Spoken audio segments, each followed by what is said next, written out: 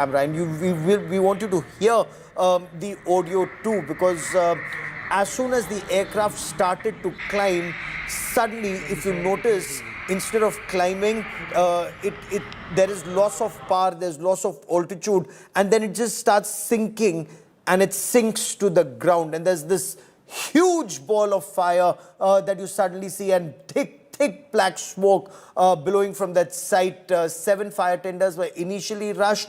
Now, according to the ATC, or the air traffic controller, the flight departed from runway 23 exactly at 13:39 hours IST. Moments later, there was a mayday call from the pilot. Mayday, mayday. The ATC tried to reach out to the pilot. There was no response. Soon, the aircraft, the ATC in technical parlance said, the aircraft became unresponsive, and a huge orange ball of fire was seen barely outside the perimeter of the airport. The pilot, Captain Sumit Sabrawal, a veteran of 8,200 hours flying experience. The first officer, Clive Kundar, 1,100 hours of flying experience. Rescue teams are on ground zero. No confirmation on any survivors is the information that is coming in from ground zero. Atul with this report. Passengers शामिल थे। मेरे पीछे की तरफ की तस्वीरें आप देख पा रहे हैं। जिस बिल्डिंग से जाके प्लेन के अलग अलग जो हिस्से हैं वो टकराए, उसके बाद बिल्डिंग की क्या हालत हुई है वो तस्वीरों में भी आप देख पा रहे हैं। इस 5 मंजिला इमारत की बात करें तो सिविल अस्पताल के जो नर्सिंग और जो मेडिकल का स्टाफ था, डॉक्टर्स खास करके जो स्टूडेंट डॉक्टर्स थे वो यहाँ पे रहा करते थे, और किस प्रकार से विमान जो क्रैश हुआ है, क्रैश होने के बाद जो बिल्डिंग से जाके टकराया है उसकी क्या हालत हुई है आप तस्वीरों में भी देख पा रहे हैं। मेरे आगे की तरफ की तस्वीर है, मैं विजय प्रितेश से कहूँगा, आगे जो प्लेन का जो टायर है वो भी यहाँ पे ज़मीन पर दिखाई भी पड़ रहा है, और ख़ास करके आपको वो टायर भी दिखाने की कोशिश करेंगे, क्योंकि जो बिल्डिंग पे सबसे पहले प्लेन क्रैश हुआ और वो मैथ्स का बिल्डिंग बताया जा रहा है, जिसमें नर्सिंग समेत जो मेडिकल के कुछ स्टूडेंट थे वो दोपहर के समय भोजन कर रहे थे, जिनमें से कुछ स्टूडेंट या नर्सिंग स्टाफ के जो कर्मी हैं उनकी मौत भी हुई है। उसके अलावा आप तस्वीरों में भी देख पा रहे हैं जो प्लेन के अलग अलग हिस्से हैं वो यहाँ पे देखे जा रहे हैं। जेसीबी मशीन्स यहाँ पे लगाए गए हैं, खास करके जो भी मलबा है उसको हटाकर रेस्क्यू ऑपरेशन तत्काल करना परिस्थितियों के मुताबिक बहुत ही ज़रूरी होने की वजह से जेसीबी मशीन का भी यहाँ पे इस्तेमाल करना पड़ा है। जो ये रहीशी इलाका है जहाँ पे मेडिकल और नर्सिंग का स्टाफ रहा करता था, खास करके यहाँ पे भी जो 1 से 2 गेट हैं, उसके अलावा जो दीवार हैं, दीवार को तोड़कर अंदर की तरफ जो रेस्क्यू के लिए जो एम्बुलेंस थी, जो अलग अलग टुकड़ियाँ थी वो यहाँ पे पहुँची हैं, और तस्वीरों से ही आप देख पा रहे हैं किस प्रकार की परिस्थितियाँ हैं। भारतीय सेना समेत BSF के जवान, SDRF, NDRF समेत फायर ब्रिगेड के जो कर्मी हैं उनकी मौजूदगी इस रेस्क्यू ऑपरेशन के दौरान देखी जा रही है। 242 जितने जो पैसेंजर हैं, ना सिर्फ उसमें भारतीय लेकिन विदेश के मुसाफिर भी उसमें शामिल थे। लंदन के लिए फ़्लाइट 1:38 को अहमदाबाद एयरपोर्ट से टेक ऑफ की थी, और 1:40 यानी कि 2 ही मिनट में ये प्लेन क्रैश हो जाता है। और प्लेन क्रैश होने के बाद सबसे पहले जो मैस बिल्डिंग जो कि मेघानी नगर इलाके में आया हुआ था, जो कि अहमदाबाद एयरपोर्ट के बिल्कुल पीछे की तरफ है, वहाँ पे सबसे पहले टकराता है। दोपहर के समय जो स्टूडेंट थे वो भोजन कर रहे थे। सबसे पहले जिनकी मौत होती है वो वही स्टूडेंट और नर्सिंग का स्टाफ है जो कि दोपहर के समय अपना भोजन कर रहे थे, और जब प्लेन वहाँ से टकराया तो छत पर आगे बढ़ते हुए, घसीटते हुए जो भी आगे की बिल्डिंग थी वहाँ पे जाके टकराया, और प्लेन के जो विंग्स होते हैं वो भी यहाँ पे जो बिल्डिंग है, जो बिल्डिंग में डैमेज है आप देख पा रहे हैं, ये डैमेज प्लेन के विंग की वजह से हुए हैं। और तस्वीरों में जब नीचे की तरफ मेरे आसपास के जो पेड़ हैं वो भी आप देख पा रहे हैं कि प्लेन के ऊपर के सारे हिस्से जो हैं वो टूट चुके हैं। और फ़िलहाल तस्वीरें आप देख रहे हैं, और पुलिस की तरफ से भी जो पुलिस के अधिकारी हैं वो भी यहाँ पे फ़िलहाल पहुँचे हुए हैं, और पूरा किस प्रकार से ये पूरी घटना हुई है उसका जायज़ा भी ले रहे हैं। खास करके अगर बात की जाए तो 5 जितने जो मेडिकल स्टूडेंट हैं उनकी मौत की जो खबर है वो भी सामने आ रही है। हालांकि यहाँ से जिन किसी को भी रेस्क्यू किया गया है, यहाँ से 200 मीटर की दूरी पर अहमदाबाद सिविल अस्पताल है, वहाँ पे सबको ले जाया गया है। कैमरा पर्सन प्रीतेश रावल के साथ अतुल तिवारी, आज तक, Ahmedabad. Information also coming in, hope, while people are hoping against hope, but information we're getting in is that there is very Little hope that there would be any survivors in this air crash on board that aircraft. Ahmedabad police are telling India today, and this is now coming in officially from the Ahmedabad Police Commissioner GIS Malik, who said given the current situation, it is very difficult to say if anyone survived. Some people were brought for treatment. It is very difficult for them to survive. Initially, we had it on sources, but now you have the Ahmedabad Police Commissioner giving out this information. Chances of any survivors, prima facie, looks very, very low at this point of time. We're also getting the first reaction from Boeing, the original equipment manufacturer or the makers of this Dreamliner 787-8 Boeing airplanes. We are in contact with Air India regarding Flight 171 and stand ready to support them. Our thoughts are with the passengers, crew, first responders and all affected. Boeing has been in the eye of a storm, but of course over different aircraft. That's the 737 MAX. It's faced a lot of controversies. All aviation experts I've spoken to and those who are talking about the 787 Dreamliner say it is amongst the safest aircraft in the world. This, in fact, is the first hull crash of the Boeing 787. Has been flying since 2009 when the first aircraft flew. It's been with us since 2011, but this is the first hull crash of a Boeing 787-8, the Dreamliner, anywhere across the world. It's considered extremely safe. Group Captain Vinod with me. For Boeing, this would be a huge setback, as it is for Air India. But it's the passengers, it's the air crew, it's the losses of life and injuries on ground that are truly heartbreaking. Group Captain Vinod, we can only hope against hope, sir.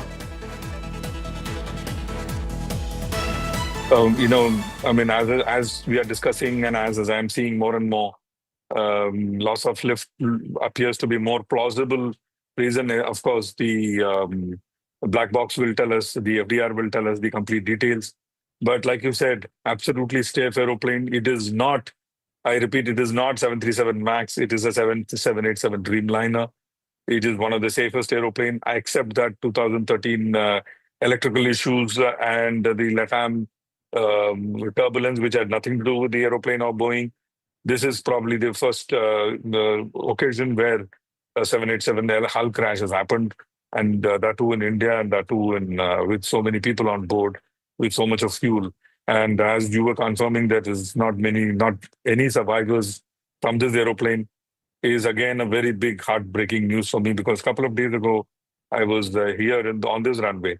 So and a lot of fondness for Gujarat and Ahmedabad. Lived a long time Moment, in sir, all because these I want to places. talk. I want to continue talking about what could have led to a loss of lift if there was no loss of thrust.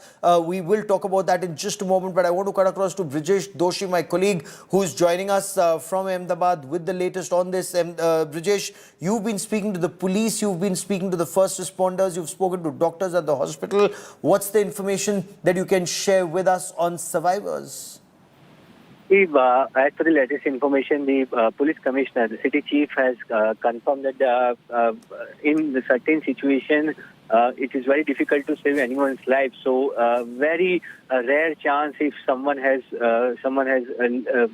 survived from this incident. So, this is the confirmation from the city police. This is the first confirmation from the officials that though he hasn't given the exact numbers, but he has said that it is very much difficult to survive in this accident. So we can say that almost all the people who have boarded on the flight were dead in this incident. But the figures will come later on. The officials will announce the figures later on. But Ahmedabad Police Commissioner has confirmed that it is difficult to save anyone in such kind of incident. Stay with me, Brijesh. We're also getting a reaction from Boeing, and I want to show our viewers the first images of Union Home Minister Amit Shah. He's currently en route Ahmedabad. He's just boarded that Embraer jet of the Border Security Force for a quick flight. We are told that the Civil Aviation Minister, members of the DGCA, Director General of Civil Aviation, Flight Safety and Inspection, they're also on board. So that's a special BSF flight that's flying the Union Home Minister Amit Shah to Ahmedabad. This is truly tragic, truly heartbreaking. As we look at these images, we'll also cut across to Jonathan Gilbert, who's standing by at the Gatwick airport for more information on this, because Jonathan, hoping against hope, people were next of kin, relatives, others were hoping that there would be survivors, but now the police commissioner in Ahmedabad saying those who are in hospital are also extremely critical. Jonathan. Yes, this is an unfolding tragedy, is it not? They will have been receiving that information more or less drip fed to them at the same time as we receive it. And you have to put yourself in the shoes of those potentially bereaved families. They are getting their information essentially in real time. They may not yet know if their loved ones are injured or deceased or have indeed survived. So I'm standing here at Gatwick Airport. You may be able to see beside me now, there's a huge throng of press that is now assembled here, all of whom are essentially performing the same job as myself, which is reporting the news as it arrives, piecemeal, if you like. A moment ago, I was in the South Terminal, which is where one would have expected the families of the arriving passengers to have been there to welcome them. There wasn't a soul that I could see that showed any signs of awaiting that flight. So one has to assume that they have already received the terrible news and are probably now sitting by the phone or possibly heading in to somewhere more appropriate than the airport itself, because there's nothing for them to find here. And obviously that plane is no longer scheduled to arrive. Sad, which is very unfortunate. Loss of thrust, loss of lift, the reason for the crash. We're also now told that the Indian Army has deputed a number of military personnel in aid of civil authority for disaster relief at the hospital.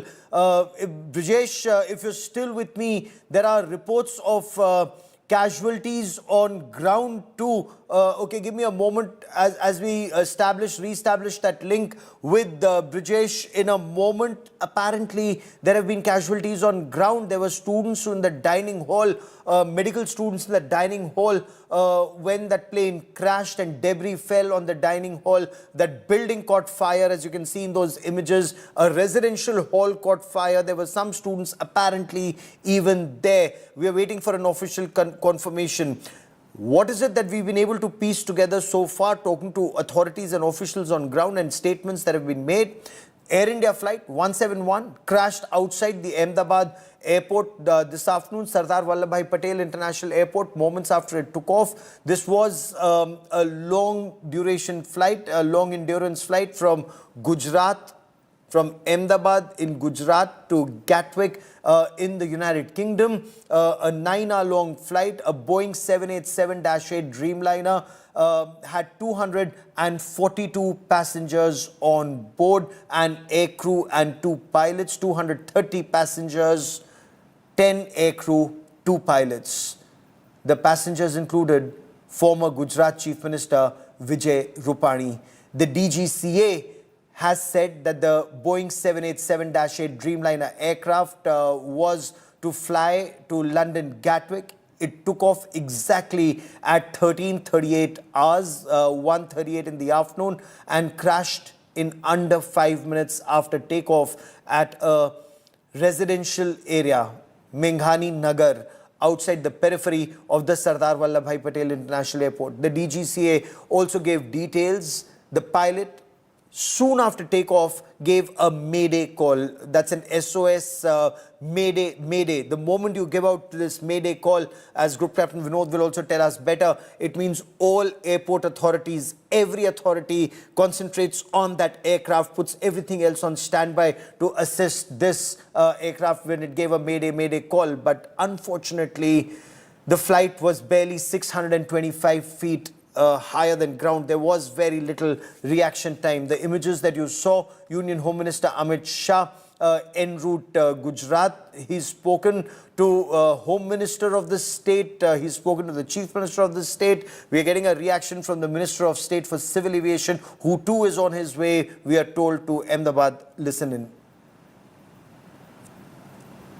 Air India का AI 171 जो अहमदाबाद से London जाने वाला जो flight था वो crash हो गया है। उसमें कुल 242 लोग थे, 230 पैसेंजर थे और 12 क्रू मेंबर्स थे। जांच तो शुरू है, वरिष्ठ लेवल पे हमारी मीटिंग भी अभी यहाँ पे हुई है, उसमें हमारे सेक्रेटरी थे, DGCA थे। तो एक्चुअली उसमें रीज़न क्या है, कितनी कैजुअलिटीज़ है, और वहाँ पे अभी इमरजेंसी में जो बचाव राहत का कार्य चल रहा है उस पर चर्चा हुई है। अभी किसी बात पर बोलना, यानी कि कितनी कैजुअलिटी हुई, क्या हुआ है, तो उस पर थोड़ा टाइम लगेगा। पहला मुझे लगता है कि प्रायोरिटी हमारी यही है कि जो वहाँ पे लोग फंसे हैं, जो लोग अभी वहाँ पे इंजर्ड है, उनको बाहर निकालना है, उनको इमरजेंसी में मदद करना है। तो इसीलिए हमारी टीम अभी जुड़ी है, हम वहाँ पे पहुँच रहे हैं। So the information is that Captain Sumit Sabrawal and the first officer, Captain Clive Kundar, were piloting this aircraft. Captain Sabrawal has 8,200 hours, 8,200 hours of flying experience, a very experienced Boeing pilot, Air India pilot. Atul, my colleague, has just sent us this latest report from Ground Zero.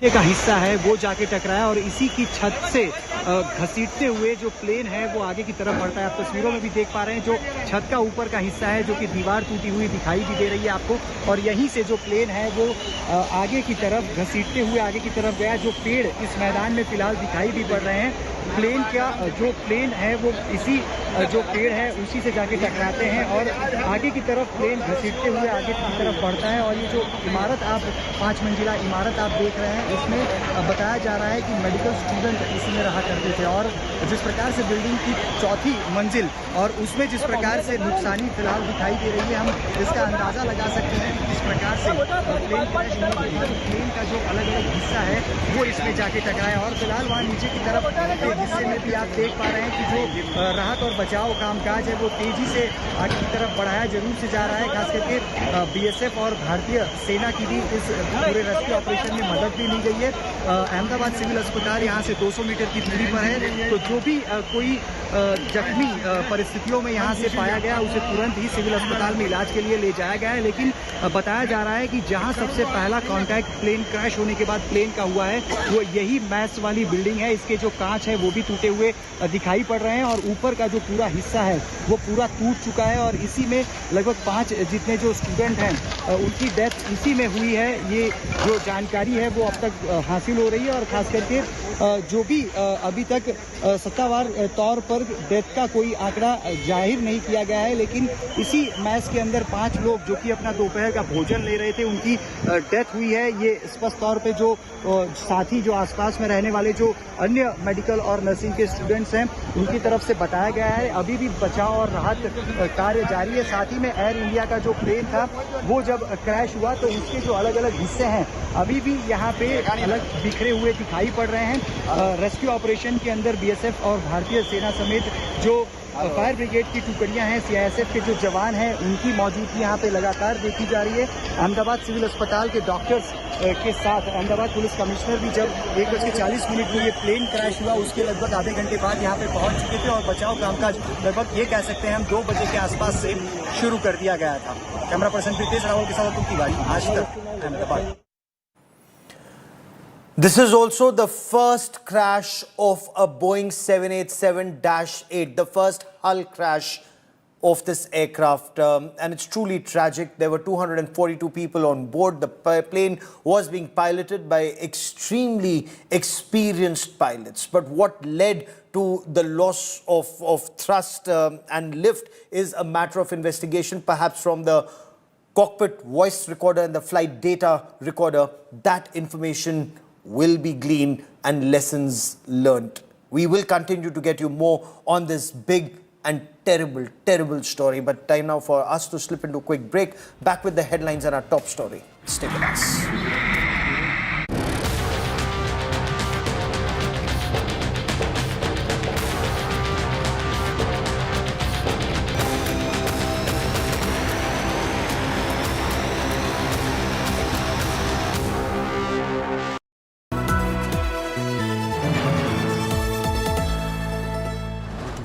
Edge 60 Pro, the edge of excellence.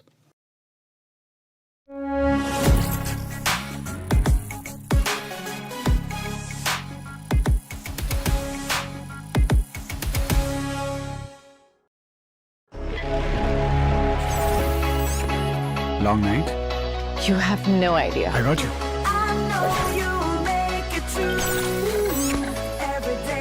Motorola Edge 60 Pro. Hello, Moto.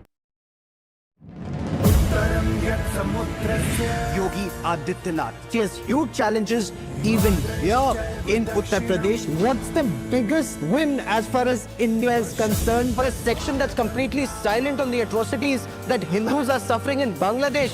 Look at how it's happening in style. Crores of devotees. That is the Divya Bhavya Ram temple where the Pran Pratishtha will take place. A shivling-like structure that has been found in the Gyanvapi premises. India Today special broadcast that comes to you from the Honi Kedarnath Shrine. Gaurav Sawant, India First, 8 p.m. on India Today Television.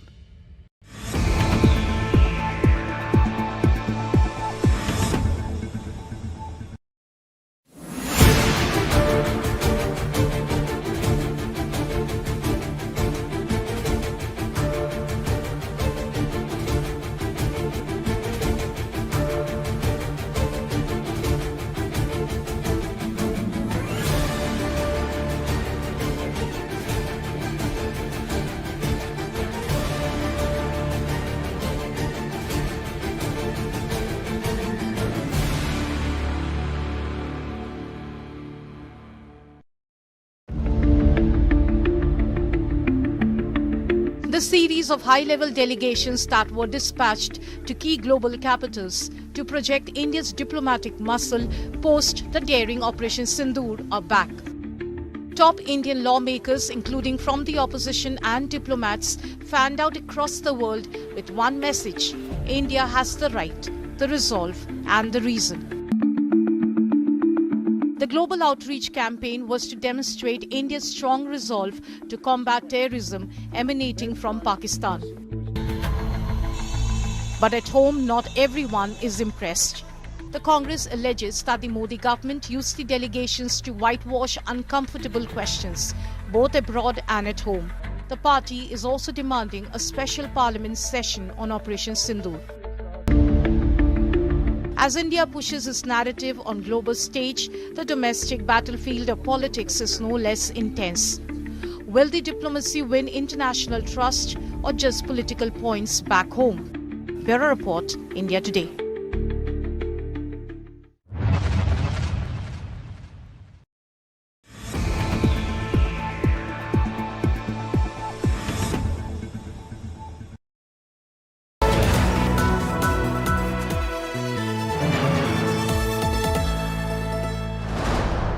Co-powered by Ramaiah University. Lead, innovate and transform the world. JioMart saves both time and money.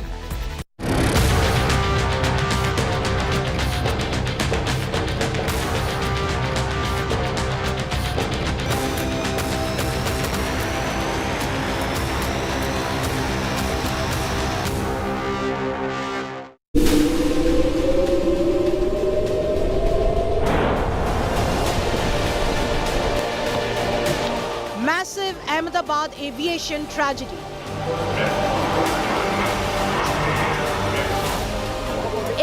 India-London flight crashes.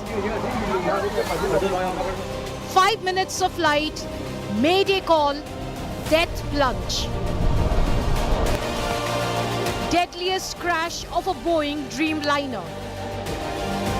Technical snag, bird hit or pilot error.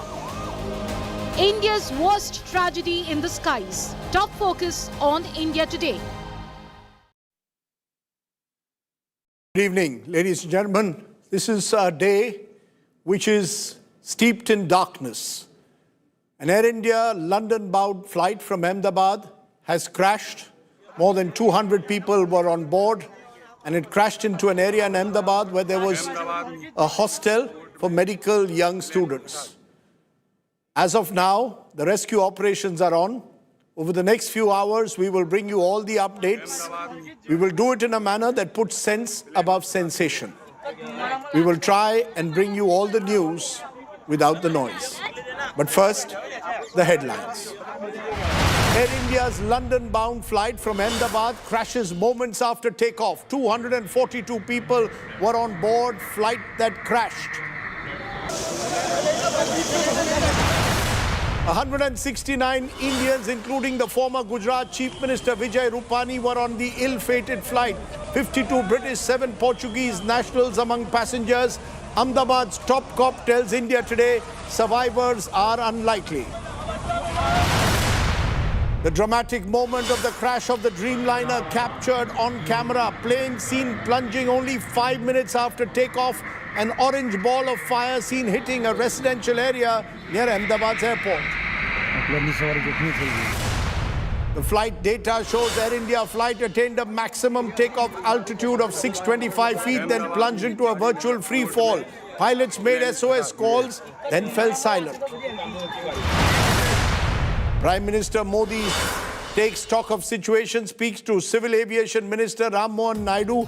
Home Minister Amit Shah rushes to Ahmedabad. All hands are on deck. It's the first ever big crash of a Boeing 787 Dreamliner. Boeing stocks get a massive beating at global markets amid speculation over what went wrong with an 11-year-old Dreamliner.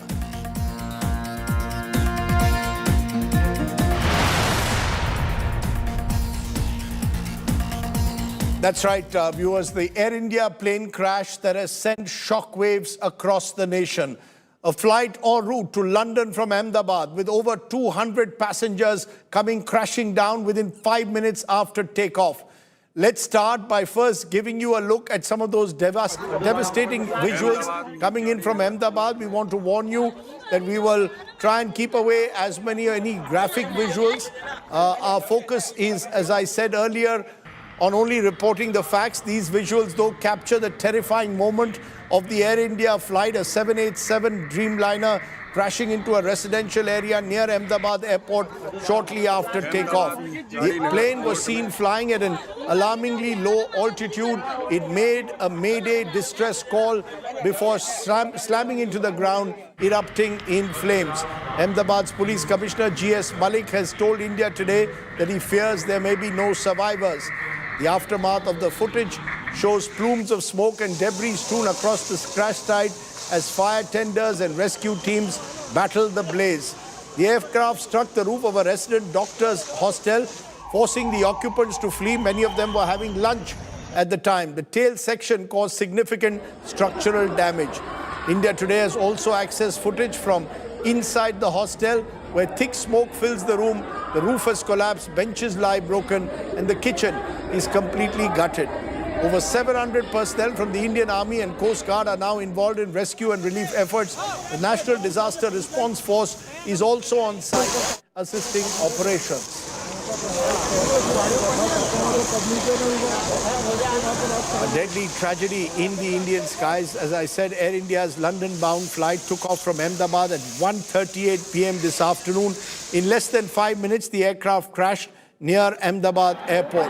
There were 242 people on board, including Indian, British and Portuguese passengers and cabin crew, including a former Gujarat Chief Minister Vijay Rupani. The plane's final moments have been captured on camera. Take a look at just what happened in those deadly moments. It began as a flight like any other. Air India Flight 171 took off at 1:38 p.m. from Ahmedabad Airport's runway number 23 as it set course for its destination of London Gatwick Airport. Within 5 minutes, that takeoff turned into tragedy as the Boeing 787 Dreamliner crashed and erupted into a ball of flame.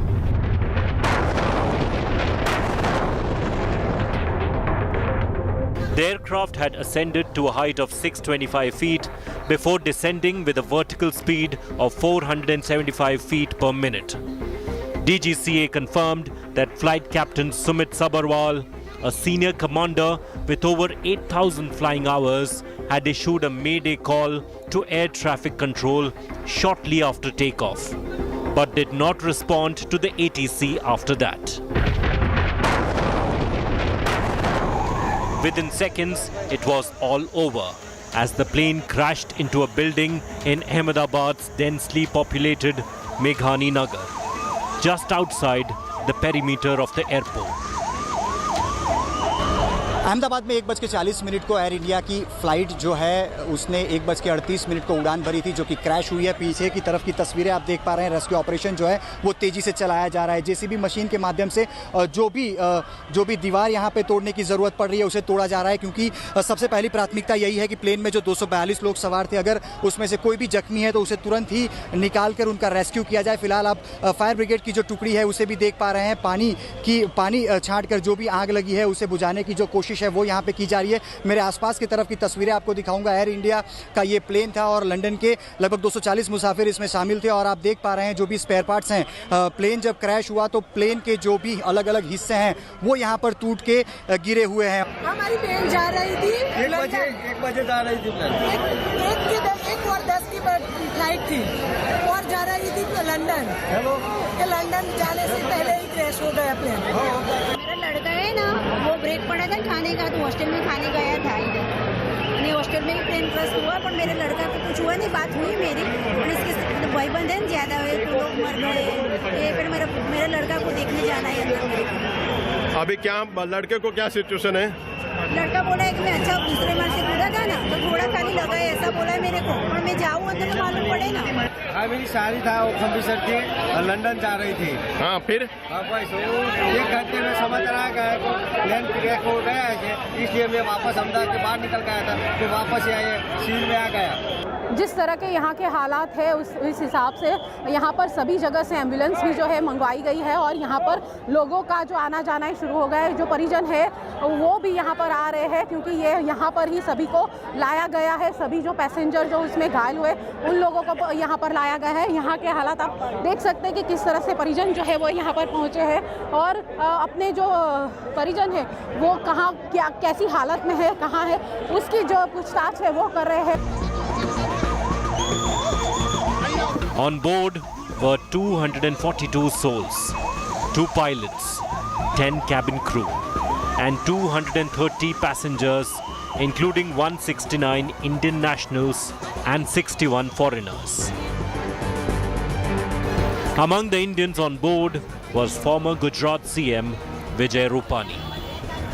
As condolences poured in from the Prime Minister to the chairman of Tata Sons, the Civil Aviation Ministry rushed to take stock of the situation. Gujarat सरकार से हमारी ministry के सभी लोग वहाँ पे संपर्क बनाए हुए हैं। वहाँ पे अभी जो राहत का कार्य है उस पे पहले काम उस पे चल रहा है। हमारी पूरी टीम वहाँ पे पहुँच रही। मेरे साथ अभी हमारे सेक्रेटरी डीजीसी है, माननीय गृह मंत्री माननीय नायडू जी वहाँ पहुँच रहे हैं। तो अभी वहाँ जाएंगे, वहाँ पे देखते हैं। हताहत को लेके कोई कॉन्फर्मेशन इस वक्त से नहीं, अभी तक कोई ऑफिशियली डिक्लेरेशन नहीं हुआ। वहाँ पे जाएंगे। पहले तो मुझे लगता है कि प्रायोरिटी यही है कि जो वहाँ पे हुआ है पहले राहत का कार्य पहले करे, उन लोगों को पहले मदद करे। AI-171 is feared to be India's worst aviation disaster, at least in the last couple of decades. The nation's prayers are with the families of those on board the flight, as we all hope for a miracle. Bureau Report, India Today. I want to go across to Brajesh Doshi, our correspondent in Ahmedabad. He's live at the crash site. Brajesh, first give us the latest updates. We are told the police commissioner has told reporters that he fears there may be no survivors. Can you give us more updates, particularly also of the people on the ground in that hostel, that medical hostel where the plane crashed or parts of the plane crashed into? As of now, there has been no official words on the deaths of the plane crash. But right now, we are at the spot where the plane was crashed. This is the college where the plane was crashed at around 1:40 p.m. So this is the site where plane was crashed. This is we have shown the pictures of this medical hostel, BJ Medical Hostel, where the Indian doctors were taking lunch at that time, and more than 30 doctors were injured during the plane crash moment. This is the site where plane was crashed after took off from the Ahmedabad airport. Brajesh, you're saying, Brajesh, 30 doctors were on the ground when the plane crashed into their hostel. Do we know the condition of those doctors? Do we have any idea where those doctors have been taken to which hospital? Yes, Radneep, this is the medical hostel of the BJ Medical Hostel, where 30 Indian doctors were taking, more than 30, were taking lunch at that time because it was a noon time, 1:40 p.m. Was the time, and the Indian doctors were taking lunch at that time, and at that time the crash was happened. These doctors who were injured were taken to these civil hospital at that time, and then as per the sources, though there is no confirmation of the deaths or the no number has been announced yet officially, but as per the sources, most of the doctors were badly injured. They were severe and very difficult to save them as the flight was landed on this building only, crashed on this building. So that's why it was very difficult for all the doctors or all the passengers who were boarded the plane. So these were the official words from the Ahmedabad Police Commissioner as well. So we have to... What is the police commissioner? What is the police commissioner saying about there were 243 passengers on board? What is the police informing you? Are there any survivors? Have any survivor been taken to the hospital, or do they fear that there are no survivors, Brajesh?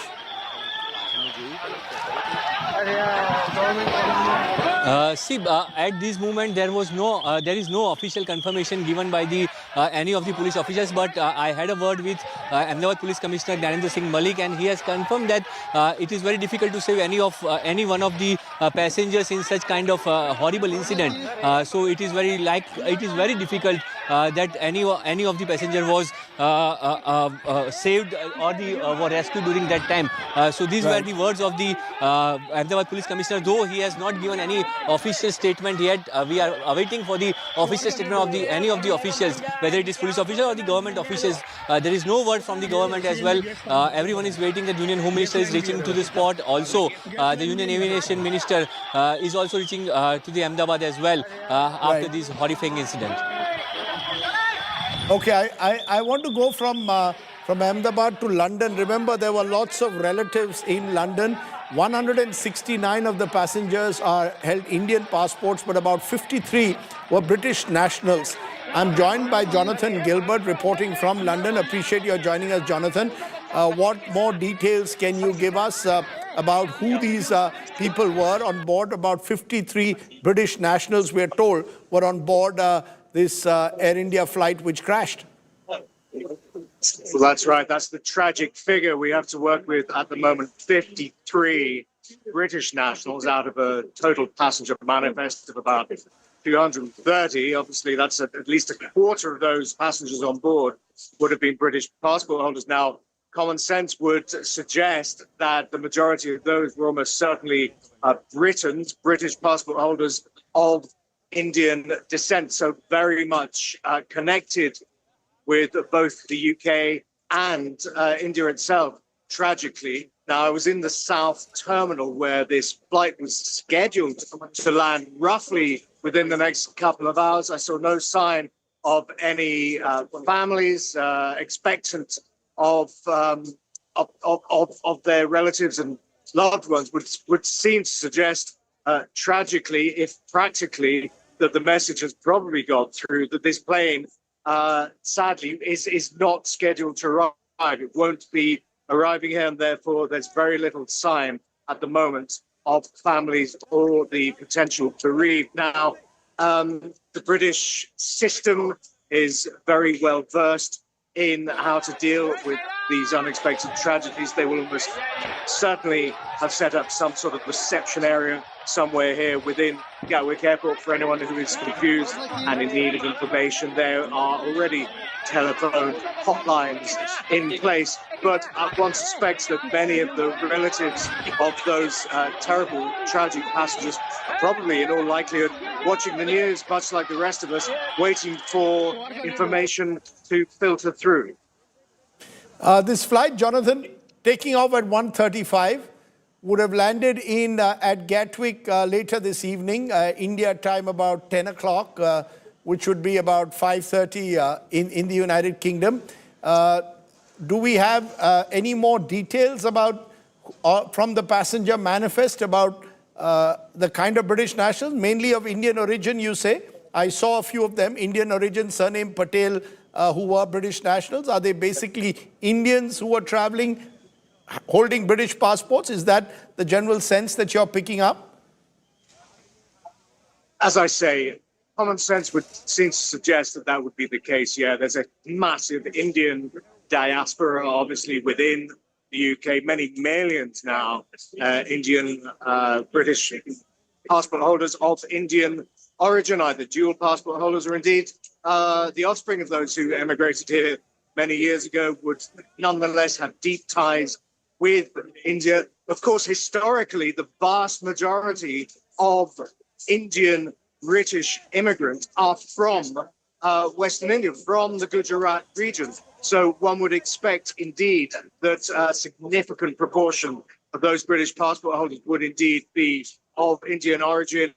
Without further clear information, it's hard to speculate further, but as you say, the passenger manifest does appear to contain a fairly high proportion of Indian surnames. So yes, one would expect that. Just a final question. You said that there is a drill that is in place. So presumably as the evening comes in England, as the details are slowly pouring in and the real possibility of no survivors, presumably many of the airline authorities, Air India authorities in London and at Gatwick will be slowly but surely informing relatives of the bad news.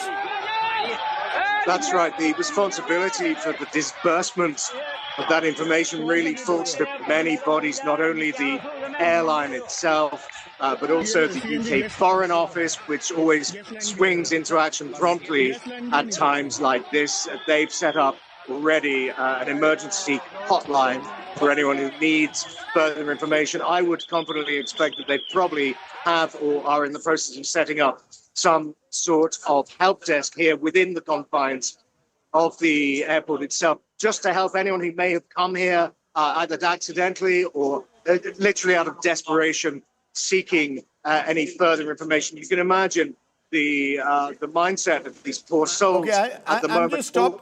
I'm stopping you, Jonathan, for a moment because the Ahmedabad Police Commissioner is speaking to us at the moment. Listen in. So there may be survivors. This has been wrongly quoted. जो कोई channel चला रहे हैं तो जी मलिक साहब, इससे हम आपकी वी स्टैंड करेक्टेड। आपने जो कहा है उसके मुताबिक 204 लोग मारे गए हैं। आप ये कह रहे हैं कि जो बच्चे उस हॉस्टल में थे उनमें से भी कुछ लोग ऐसे हो सकते हैं जिनकी मृत्यु हुई हो। घायल लगभग 40 लोग आप बता रहे हैं सर? हाँ जी, लेकिन अभी rescue relief is still continuing. The final figure will be in थोड़ा फाइनल जो वो हम बाद में बता सकते हैं, अभी नहीं। अभी तो ये मैं जस्ट 10 मिनट पहले का फिर बता रहा हूँ। अभी रिलीफ रेस्क्यू चल रहा है, तो survivors chances are there. We can not say anything on that count. बिल्कुल, मैं भी आपकी बात से इत्तेफाक रखती हूँ सर कि कोई भी ऐसी जानकारी में जल्दबाजी नहीं करनी चाहिए। दूसरी तरफ सर, जो यहाँ से कम जो मौका वारदात जहाँ पर ये घटना घटी है, वहां से क्या सब कुछ हटा लिया गया है? लोगों को हटा लिया गया है? मतलब अब रेस्क्यू ऑपरेशंस यहाँ पर तो नहीं चल रहे होंगे, अस्पतालों में ही इलाज चल रहा होगा, हम ये माने? हाँ अस्पताल में चल रहा है. Rescue relief is continuing. Thank you ji. Thank you so much. Thank you. ठीक है सर, बहुत धन्यवाद. So there you have GS Malik. He is saying that it is premature. Important news bit being given by GS Malik, Ahmedabad's Commissioner of Police, making it clear it is premature at this stage to say all passengers have died. There is no official confirmation. Remember, therefore, the hope will remain till there is official confirmation that there could be some survivors. That's the hope, of course.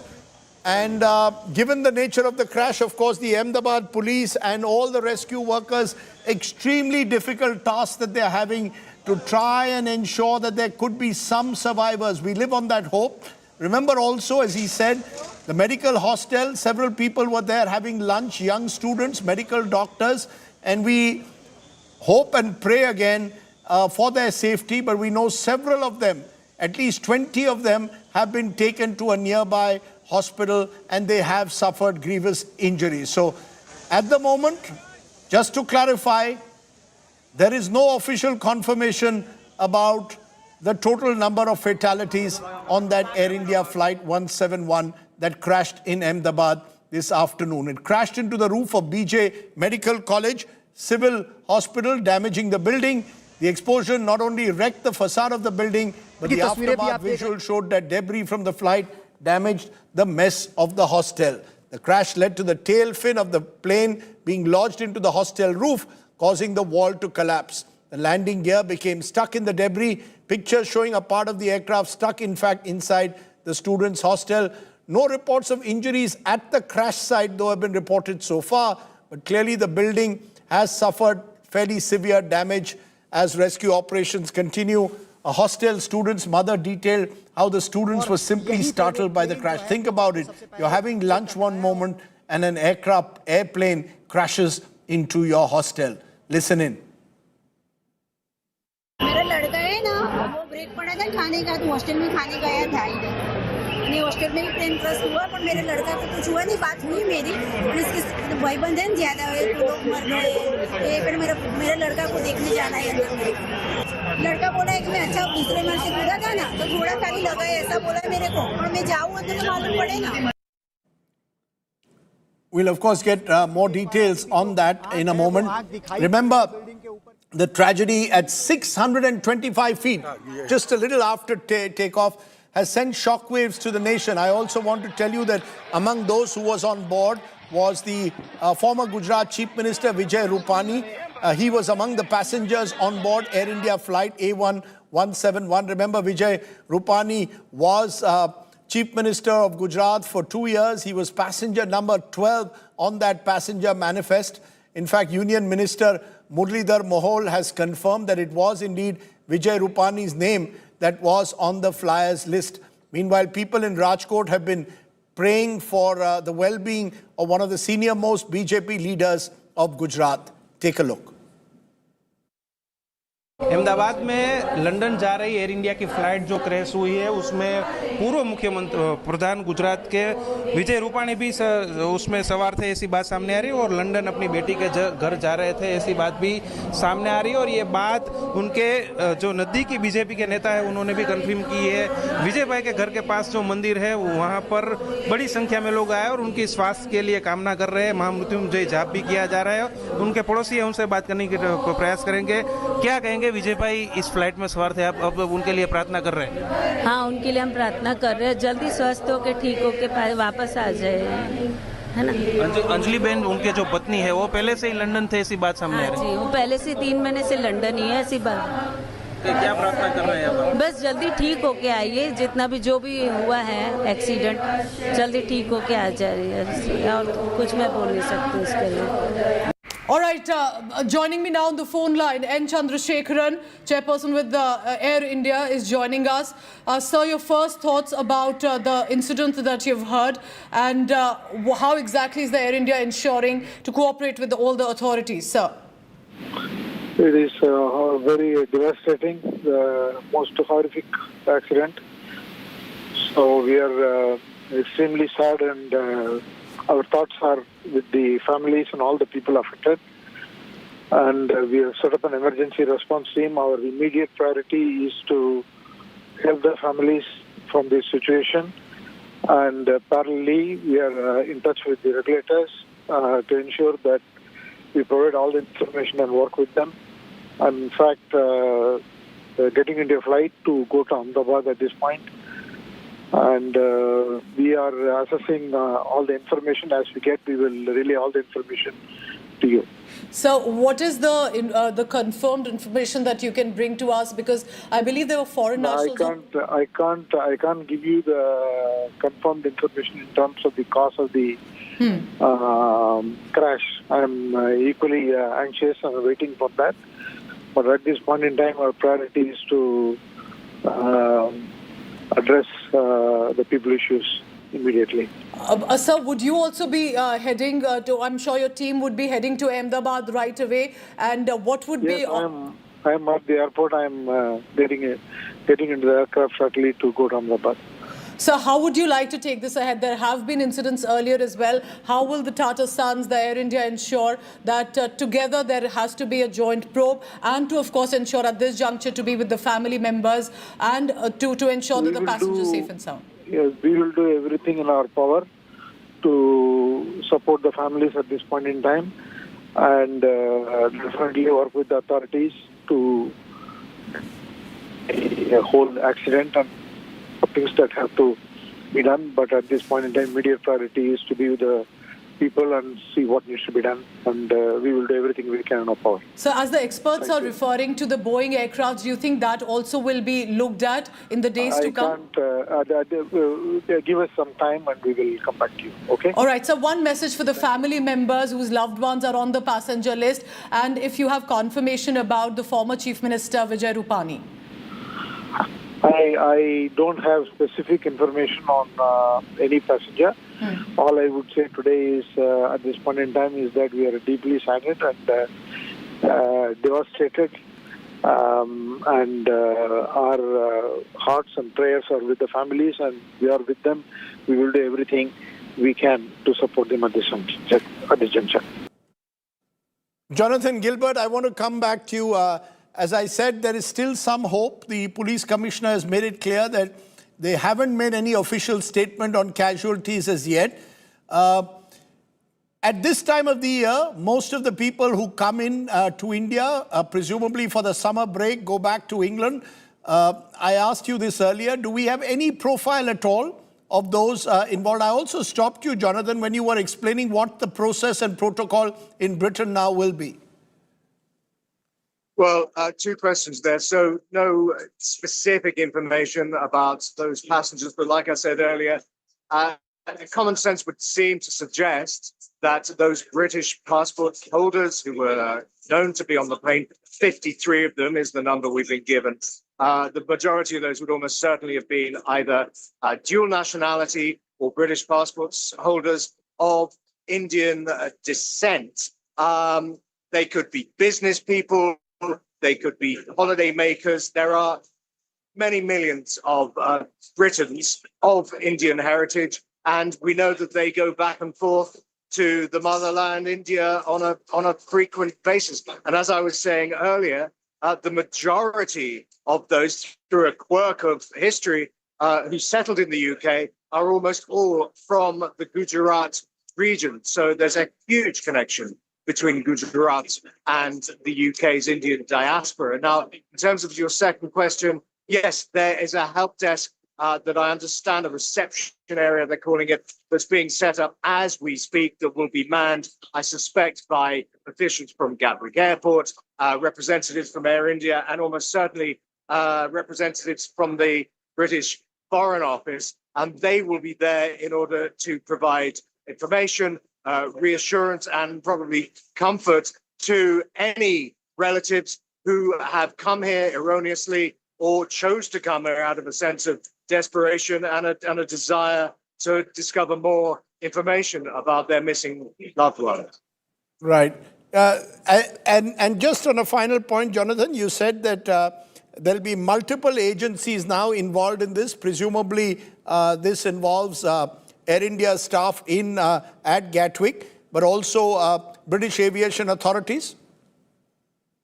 Yeah, absolutely. There are multiple organizations, commercial and public, who will now feel a responsibility for this episode. I would say, yes, definitely representatives from BAA, possibly the owners of Gatwick Airport itself, which I understand is a foreign-owned consortium, Air India, quite obviously, but taking the lead almost always at times like this, as I say, the UK Foreign Office, they have very well-established protocols in place in order to deal with tragedies and disasters like this. So they will be dealing with this as sensitively as you might imagine.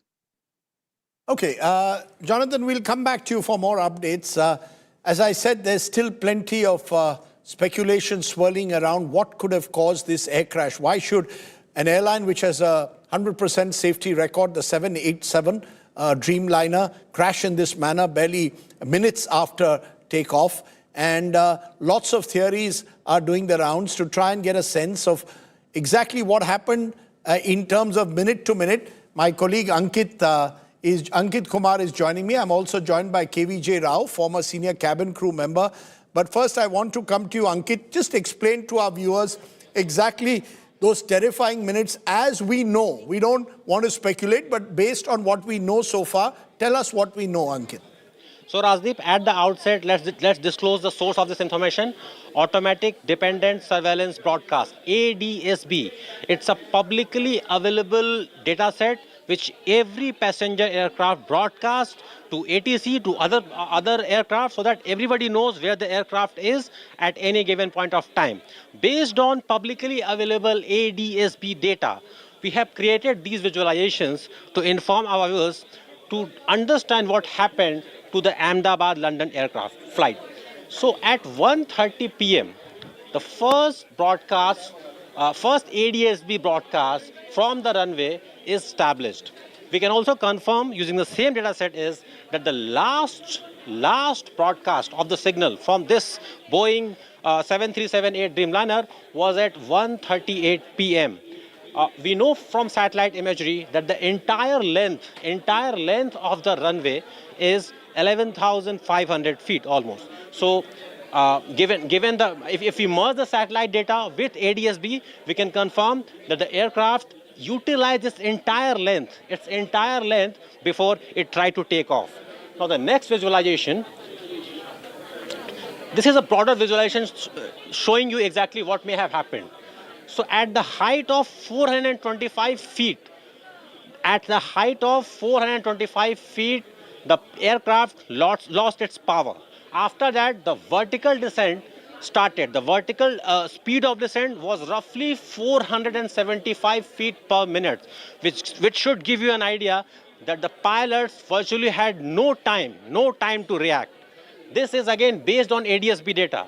The aircraft was last recorded at 425 feet above the ground level. If you measure sea level as the reference, that becomes 625 feet. But because the Ahmedabad airport itself is roughly about 200 feet above the sea level, so the height, the altitude of the aircraft from the runway should be roughly around 425 feet at the time it lost control. We have another visualization. So this is the broader picture based on preliminary information, open source ADSB information. This is what may have happened. At the height of 425 feet, the aircraft lost complete control. It started vertical descent. The speed calculated again through ADSB inputs was 475 feet per meter, giving virtually no time to the crew and the pilots to make any adjustments. Rajdeep? Very interesting, Ankit. What you're saying effectively is that the pilot at best had 1 minute, given that he was at that particular height, not more than even or barely 1 minute to try and make any attempt to control the aircraft, simply not enough. Am I correct? That's broadly what you're saying. It was such a speed. Probably less than a minute. Less than that, Rajdeep. Given the size of the aircraft, if you calculate the vertical descent speed, 475, the vertical height is just 425, so not even complete 1 minute. Right. Ankit, very useful information there. Ankit Kumar explaining to us very clearly as to why it became so difficult at that height to even manage the aircraft, and eventually it's crashed into that hostel building, medical hostel in Ahmedabad. KVJ Rao, former senior cabin crew member, this is the ultimate nightmare scenario for anyone associated with aviation. Thoughts with Air India, with all the crew, and of course all the passengers. Your first thoughts, sir?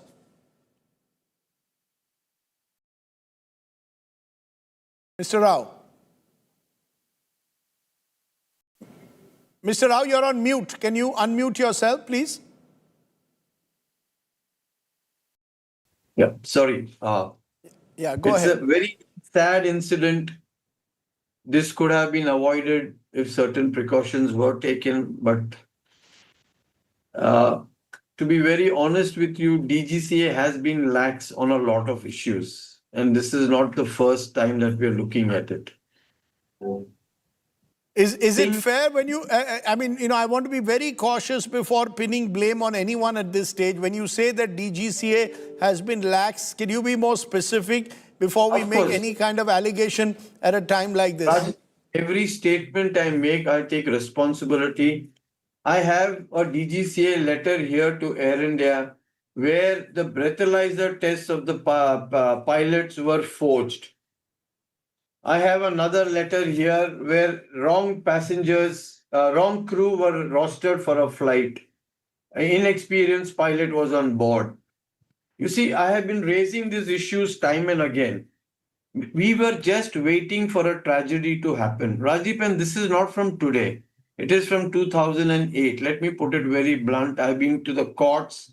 The courts are also lackadaisical, but I don't want to get into that. Yeah, but Mr. Rao, the only reason I'm slightly hesitant to allow this narrative to carry on is only because it is just hours after the crash. We have still no idea what caused it. Air India, DGCA, their role will surely be the subject of several, hopefully serious inquiries to ensure that what happened is never repeated. But you seem to be suggesting that this is a long festering problem when it comes to negligence. We don't know whether this was in any form caused by negligence or pilot error or bird hit, the various theories that are doing the rounds. As of now, there are all theories, and I totally agree with you. My only contention now, Rajdeep, to be very honest with you, is had we taken precautions at time, maybe this could have been averted. This is not only regarding flight safety, it is the area around the airport. It was a residential area where the aircraft went down. We could have avoided that if proper precautions were taken. Like in Bombay, we have the funnel effect. We had to file cases. So I am not pinning a blame on any particular one person at this point of time. Sir, just a minute, sir. Mr. Patel, can you join us? I've sent you a Zoom link. Yeah, on your two. यहाँ आ चुकी है और सभी में एक दो मुद्दे Sorry, I had a live call from the former Civil Aviation Minister Praful Patel. He'll join us in a moment. I just want to stop you, Mr. Rao, for a moment. Devesh Agarwal, aviation expert, also joining us. Mr. Agarwal, lots of speculation, but prima facie, this appears a 1 in a million kind of incident that has occurred. A flight taking off, a Dreamliner, 787, double engine, should crash in this manner within a minute or two or less than 5 minutes of takeoff. Thank you for having me, giving me the opportunity. First, let me preface, as everybody, prayers for those who are in the hospital for their recovery, and prayers for the Almighty to give strength, to the families of the bereaved. Accidents on takeoff are not rare. They have happened quite frequently.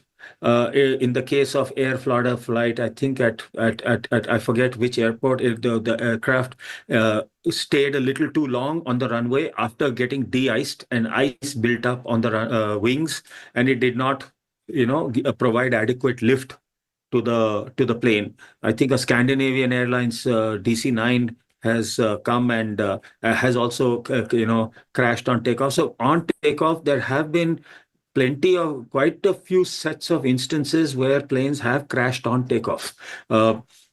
there was a situation where I think, if I remember, I'm going to Korean stop you, airplane- Devesh, for a moment. I'm again going to stop you for a moment because I'm joined by Praful Patel, former Civil Aviation Minister, someone who was in that position for a decade. Mr. Patel, your first thoughts and reactions to this terrible tragedy, sir? Well, it's a very tragic incident, and my condolences. And actually, I'm very sad and distressed because India's aviation sector, by and large, has a very good track record.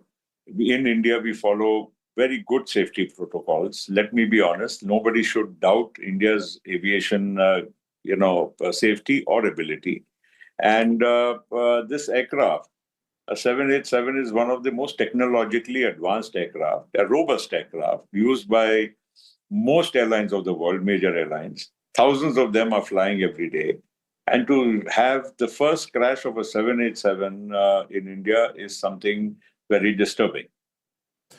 It is tragic. It is disturbing. You say that India has a very good track record. So does the 787, not so much the 737, but the 787 has a very good safety record so far. There have been questions, though, Mr. Patel, over Boeing in the past.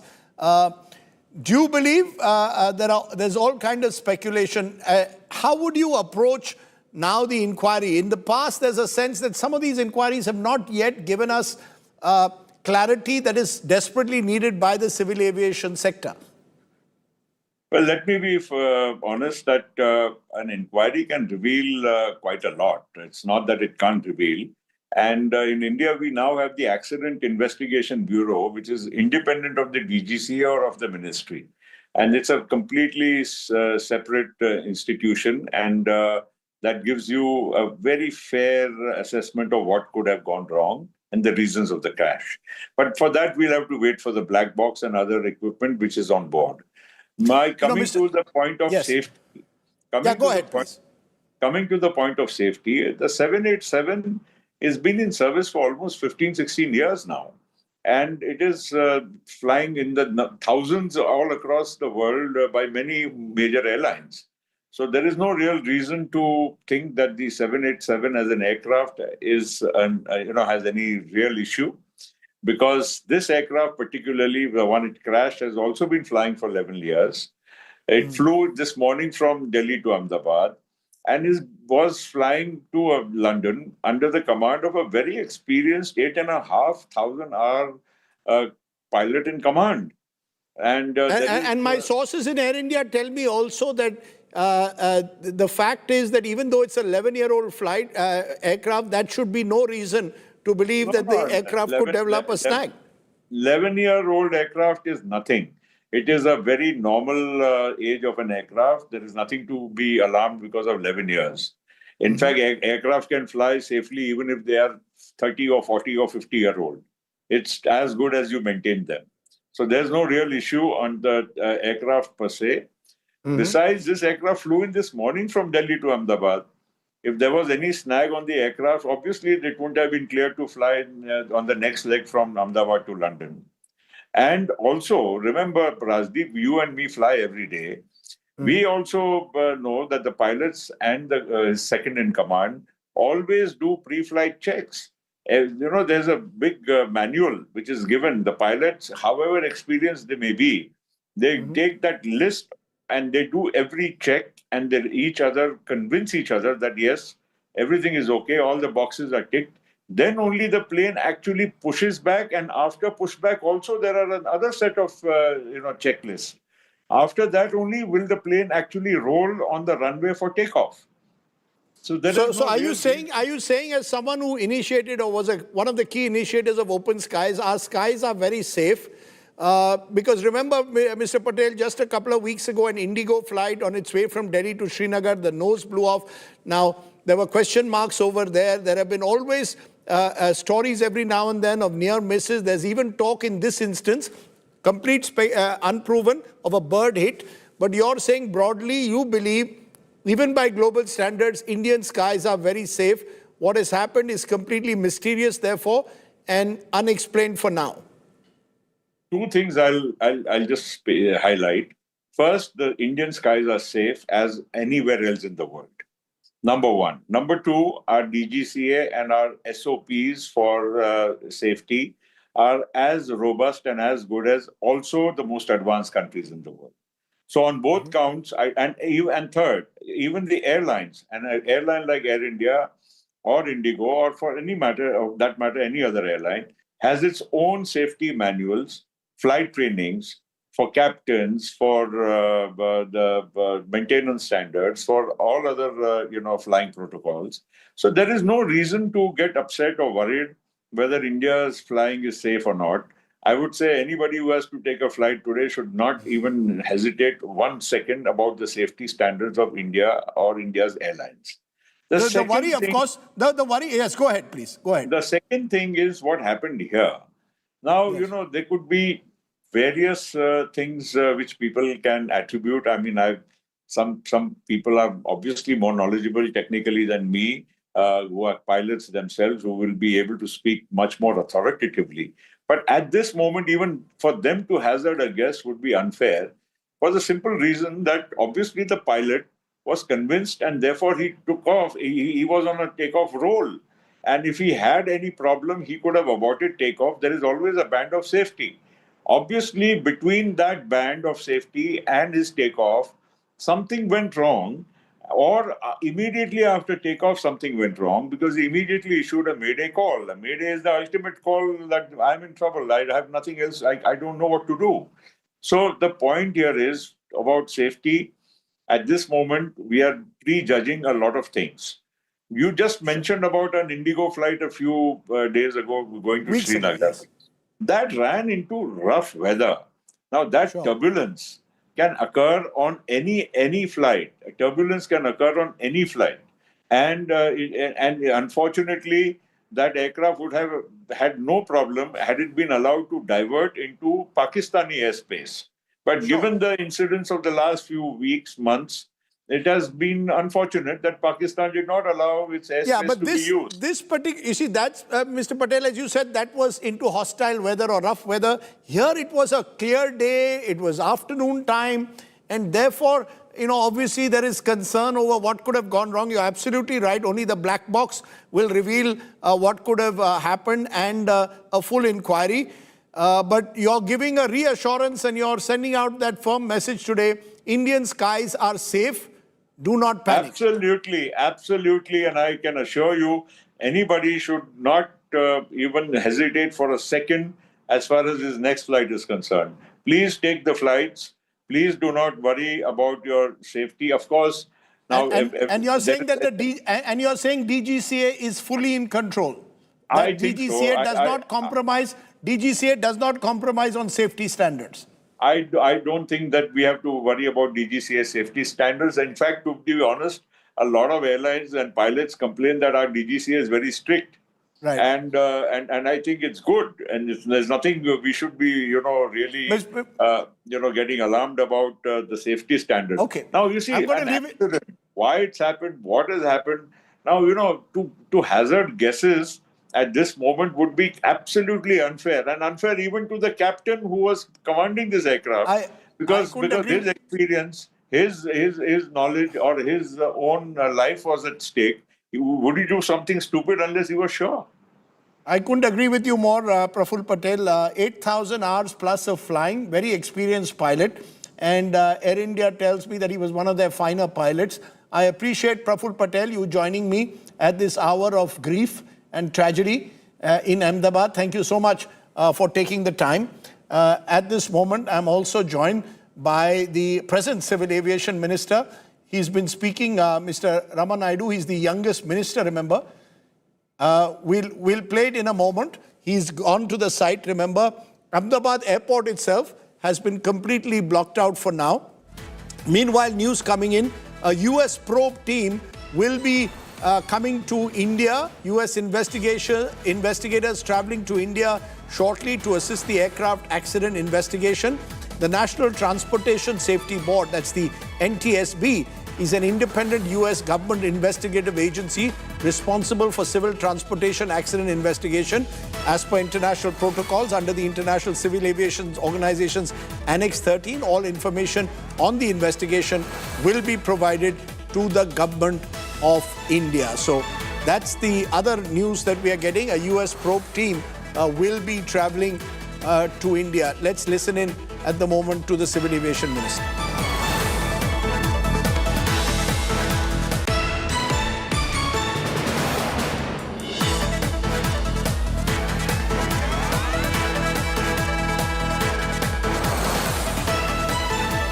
Also getting news in that at least 40 doctors have been injured in this. Remember, these were the doctors on the ground. As the US team comes to investigate the plane crash, 40 doctors are on the ground who are in their hostel, some of them having lunch, were injured.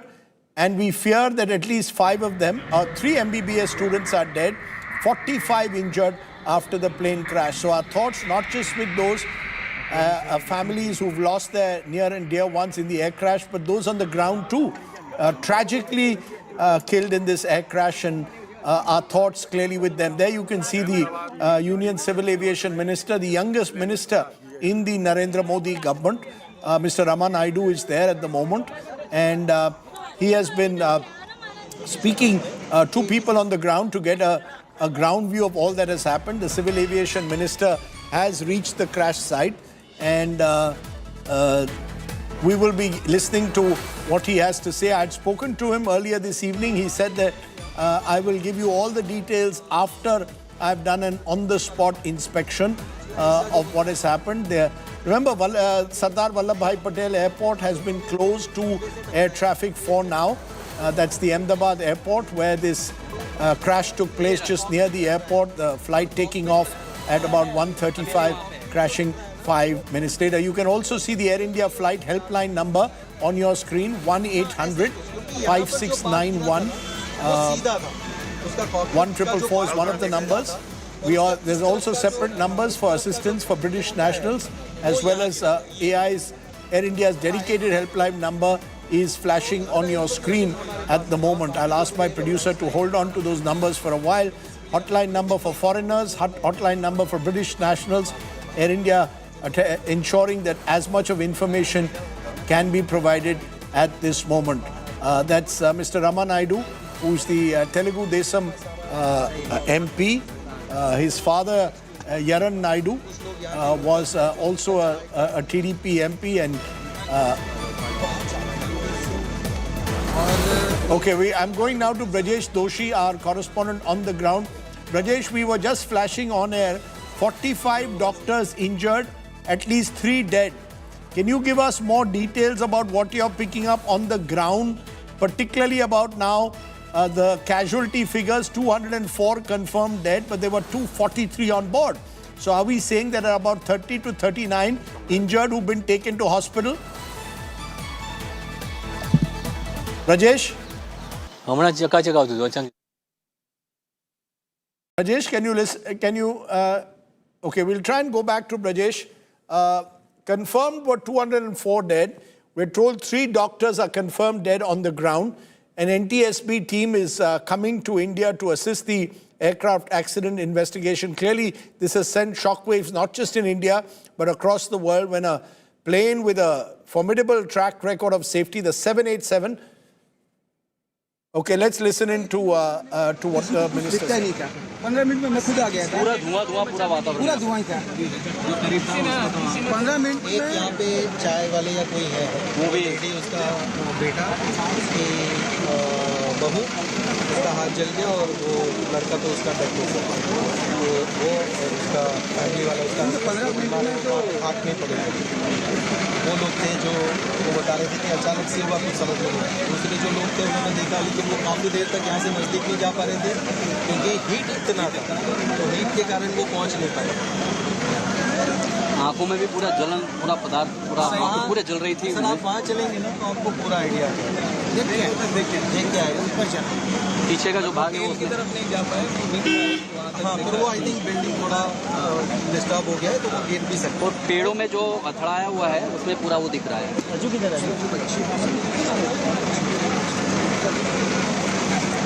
Sir एक post incident जो आप बता सके थोड़ा statement है sir only statement. हाँ एक साथ चल रो एक मिनट नहीं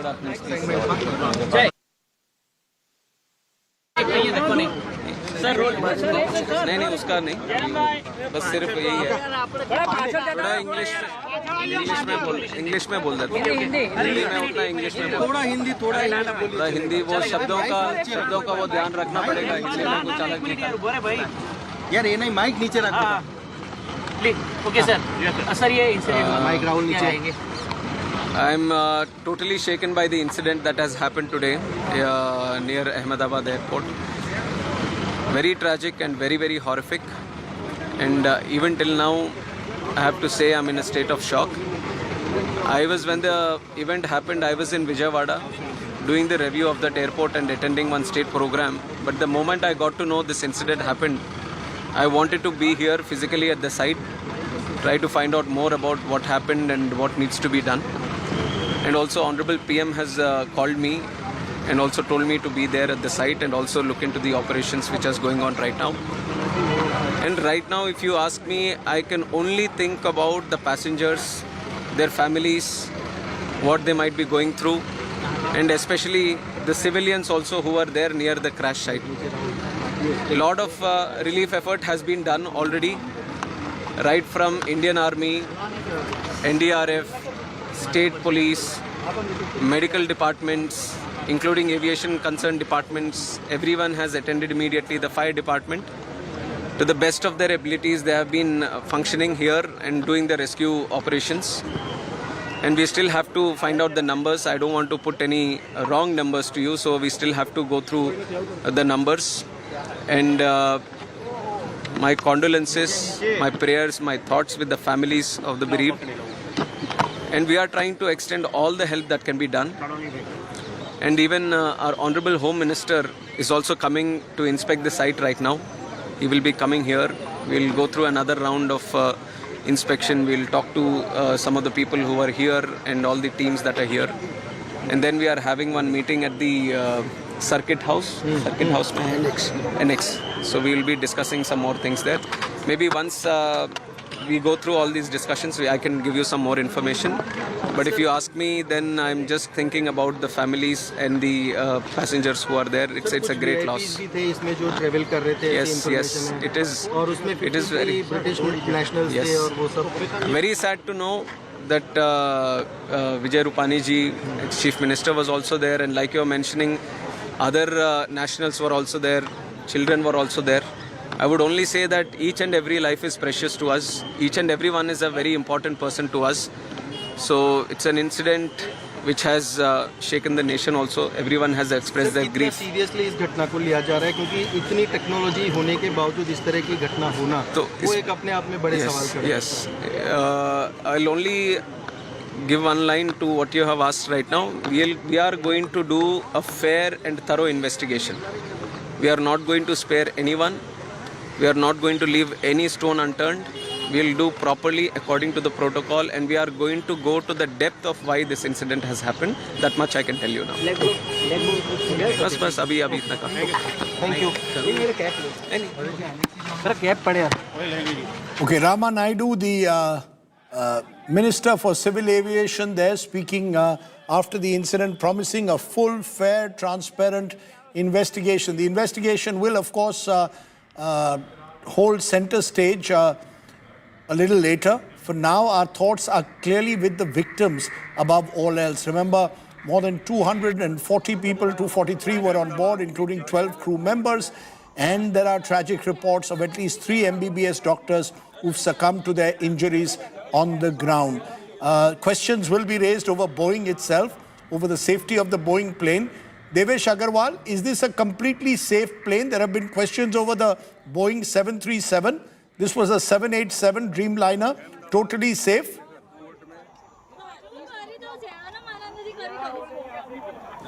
You're on mute, Devesh. Very sorry about that. I'm saying the fact that this plane in less than 12 years has already sold 1,200 aircraft, when previously the 747, which was the famous jumbo jet, sold only 1,500, and 777, the next wide body from Boeing, sold about 1,600, 1,700, and I'm including cargo aircraft, and 787, there is no cargo version yet. It just goes to show how popular this plane is. It is incredibly safe.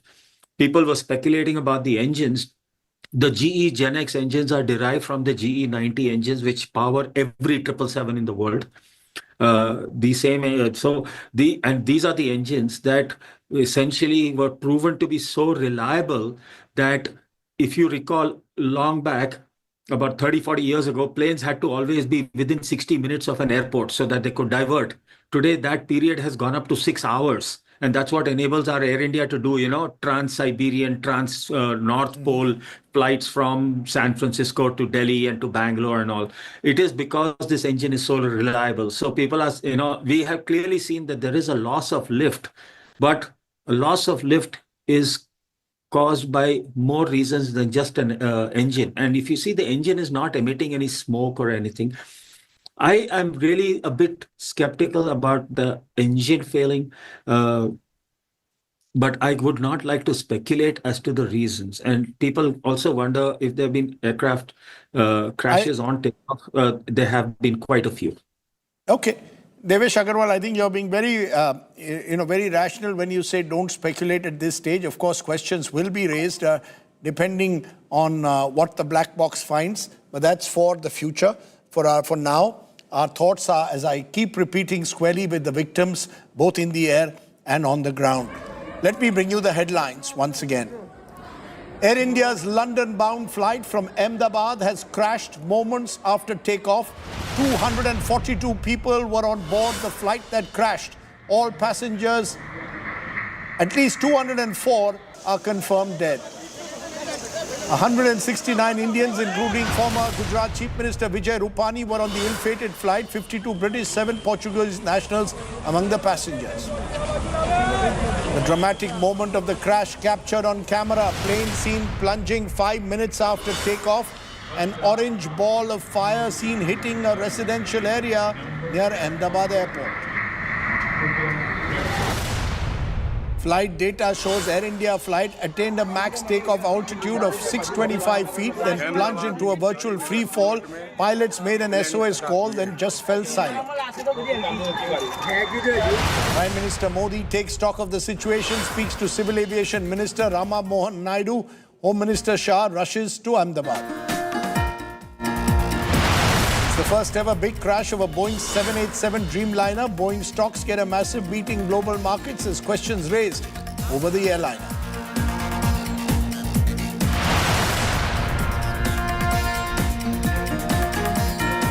Co-powered by Acha Kiya, Insurance Liya. Co-powered by Windsor EV Pro, Business Class Goes Pro. Ramaiya University, lead, innovate and transform the world.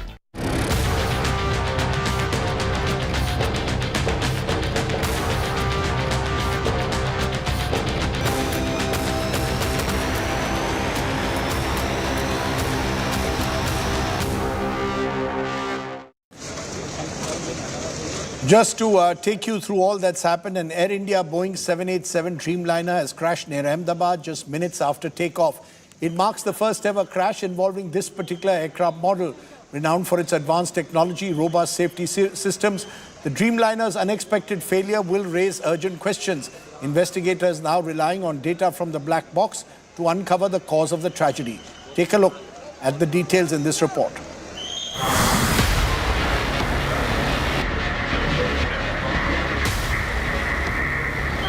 The air crash in Ahmedabad on Thursday is the first ever crash of a Boeing 787-8 Dreamliner. The Air India plane en route to London from Sardar Vallabhbhai Patel International Airport crashed just minutes after takeoff.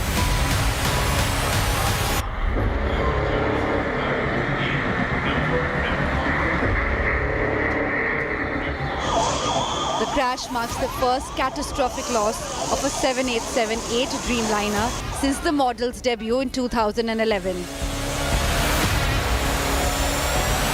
Equipped with the latest avionics, fly-by-wire controls and multiple layers of automated safety protocols, Boeing 7878 Dreamliner is globally recognized for its reliability and advanced engineering.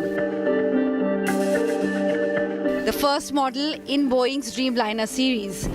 This is a state-of-the-art long-haul wide-body aircraft designed for efficiency, passenger comfort and reduced environmental impact. Widely used for intercontinental travel, this aircraft features integrated modular avionics, a centralized system that reduces component count, streamlines maintenance and boosts performance. With a seating capacity of 242 to 290 passengers, the aircraft can fly up to a range of 13,530 kilometers non-stop. Made with advanced composites, the aircraft is lighter and more fuel-efficient, making it perfect for long-haul journeys. The cause of the crash remains unknown. The incident had immediate financial repercussions. Boeing shares dropped 8% in the US, pre-market trading following the crash. The critical question now is, what went wrong? The investigators will find vital clues in the flight data recorder or the black box, which is placed at the rear end of the Dreamliner. The black box is designed to survive crashes. Bureau Report, India Today. Okay, we're getting some big breaking news at this moment. One survivor. Ahmedabad Police Commissioner now telling ANI, speaking to ANI on a phone call. Ahmedabad Police Commissioner says, GS Malik, the police have found one survivor in seat 11A. One survivor has been found in the hospital and is under treatment. Cannot say anything about the number of deaths yet. The death toll may increase as the flight crashed in a residential area. So that's the big news that we are getting at this moment. There is hope. One survivor has walked out unscathed. Lone survivor. The white t-shirt. The person you're seeing in the white t-shirt is the miracle survivor. Seat 11A, a survivor who was in seat 11A reportedly has managed to come out virtually unscathed. We're trying to get more details on that because prima facie that seems miraculous. But that's what we are being told. A miracle survivor of Air India plane crash. One survivor has walked out unscathed. I'm going to try and get from the passenger manifest his exact details because we had that passenger manifest. 11A, Ramesh Vishwakumar Buchavarda Diu, age Ramesh Vishwakumar, age 38, is safe. He jumped from the flight. That's right. That's what we are being told now, that there could be one miracle survivor from seat 11A. Speaking to ANI on a phone call, Ahmedabad Police Commissioner says the police found one survivor in seat 11A. He's been found and taken to the hospital, is under treatment. Cannot say anything more about the number of deaths. The death toll may increase as the flight crashed a residential area.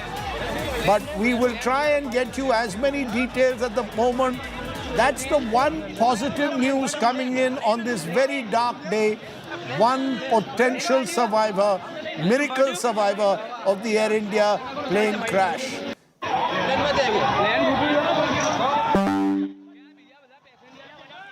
Brajesh Doshi is now joining us live from Ahmedabad. Brajesh, we're just getting this news that there could be one survivor from seat 11A.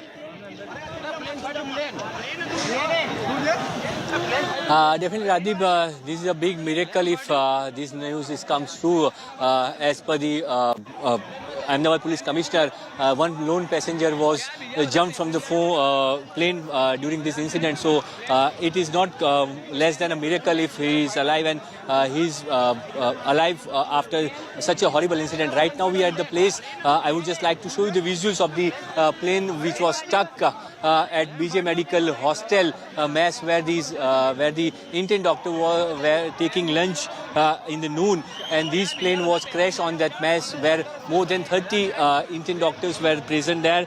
Some of them are somewhere died due to this incident, but there is no official figures given yet how many doctors are alive or how many doctors have died. But this is the wreckage of the plane which is still there. And now the Gujarat Chief Minister Bhupendra Patel has reached at the spot right now, where he is taking the stock of the situation, how the incident was occurred and how it has happened. So Gujarat Chief Minister has reached to the spot, and he is taking the stock of the situation, how this incident was occurred. The Chief of the Police, DGP, is with him. He is briefing the Chief Minister here that how it was happened and how the incident was occurred, how the rescue operation was done, how the teams reached here, be it NDRF, SDRF or the armed forces were reached on the spot after the incident. So these are the review, taking a stock of the review of the situation right now. In a short while from now, Union Home Minister Amit Shah will reach here. He will also visit the site, and he will also look the situation. But this is the site where the plane was crashed, and hostel mess. We have been told that this is a BJ Medical's hostel mess, where this plane was crashed in the noon, where more than 50 people were here with doctors and their families, and the local people were there also in this mess. But there is no confirmation yet how many people are alive or how many people are died.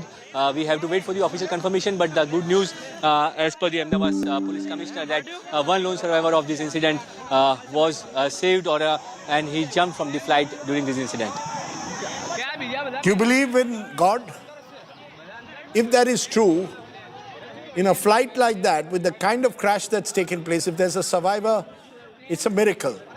Now, we're trying to get you more details of this, but this is a story that gives you some hope. Remember, officially, or at least the police commissioner told us earlier on record, that 204 people reportedly had died. There were 243 on board. But we are being told that this is the possible survivor. Now, whether the survivor, also whether given the way he's walking, he seems relatively unscathed. But we're trying to get more details of this.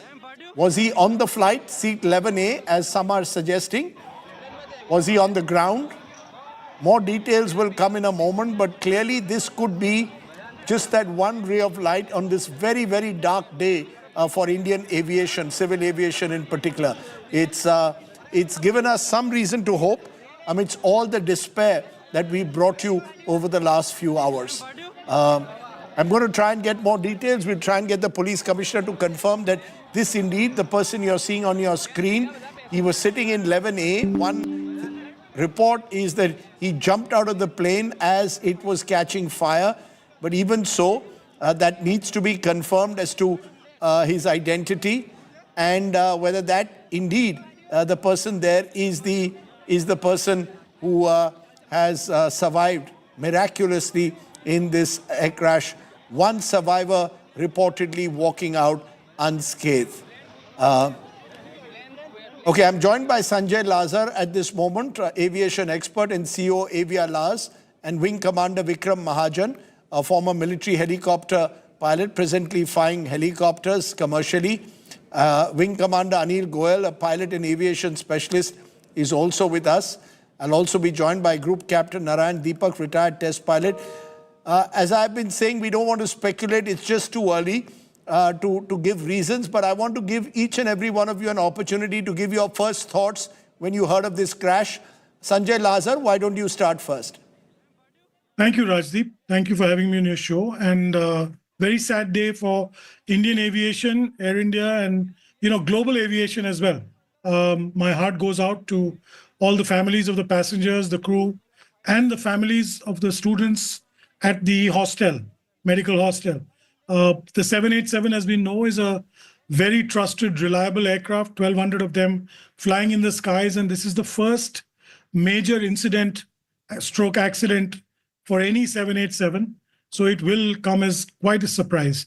The pilots had almost 10,000 hours of experience on aircrafts, and they're not new to this field.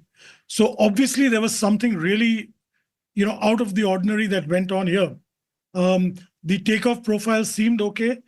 From what I can glean only from the videos and basic information was that the pilot took off, and then at 625 feet they started falling, and then they crashed. This could possibly be catastrophic loss of power in both engines, or an major ingestion of birds, or just total engine failure. That's how I can see it. Okay. Sorry. Let me, Wing Commander Vikram Mahajan, your first thoughts when you heard of this air crash, 5 minutes into takeoff, a 787 Dreamliner crashing in this manner. It's a very sad day for Indian aviation today. As I got to know, my heart goes out to all the people who've lost their lives and their families today, be it the crew, be it the passengers on the aircraft, or those on the ground there. As I went through a bit of history, it's been 40 years since any Indian airline lost a wide-body aircraft. The last crash being on the 23rd of June, 1985, which was the Kanishka crash. That was an act of terror. And prior to that, if we were to attribute it to some other reasons other than terror, then it was the 1st of January 1978. We lost Emperor Ashok flying out of Mumbai on the early morning of 1st of January. So if we go back into record, the wide-body fleet of our country has had an absolutely wonderful record. So there is no reason to believe any other way. However, as we look at the footage that we see both on TV, on social media, otherwise, something drastic has definitely gone wrong. As also it emerges from the Mayday call which has come from the pilots. No further calls have been heard from the pilots, probably because they have been busy trying to settle something that's, unnerved them, unsettle them right after takeoff. It is a very, very critical phase. The rest, I would not like to speculate. Let the inquiry happen. Let the records come out. But very, very sad day for Indian aviation. A very tragic crash. Wing Commander Anil Goyal, your first reaction, sir.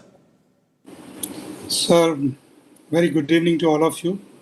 And as Wing Commander Vikram sir said, it is a tragic day, and our heart goes out to all the crew, passengers and their relatives. And one thing which has stood out, that both the airport, the Ahmedabad airport and the Air India has stood to the occasion, and they've set up the sails to give all possible information to their relatives, and they're handling the situation very well. So I hope that they continue to do so and help out all the victims and their families, because a lot of people will be asking a lot of questions. And I hope we are able to go through this tragic situation in a befitting manner of as an emerging superpower. That's all I would like to say. Let me bring in Group Captain Narayan Deepak. You're a retired test pilot. Your first reaction, sir. Thank you, Rajdeep. I suspect it's a. I'm just speculating. It could have been a bird flight leading to loss of power in both the engines, because it's a controlled flight into terrain. It's completely controlled, and the aircraft is just flying smoothly straight into the ground. In between, I got some messages regarding that there was total electrical failure at 625 feet, and the aircraft was descending at some 475 feet per minute, and the pilots had barely 2 minutes to recover. I'm personally pretty sure that total electric failure will not lead to loss of power. So in all probabilities, it could have been a bird flight leading to total loss of power. You're saying it could have been, I've heard pilots speaking about this off record over the last few hours, but I'm presuming that is pure speculation at the moment. Am I right? Yes, absolutely. It's just a speculation, because I don't see any reason why should an engine fail. Yeah, there's this question, and I think, some of you who've flown a lot of aircraft in the past, Wing Commander Vikram Mahajan, you're a former military helicopter pilot, both engines failing. Yeah, but before that, let's just hear from the survivor, the miracle man of this aviation tragedy, that's taken place. Just some piece of hope. Let's listen in to the passenger in flight 11A, in seat 11A.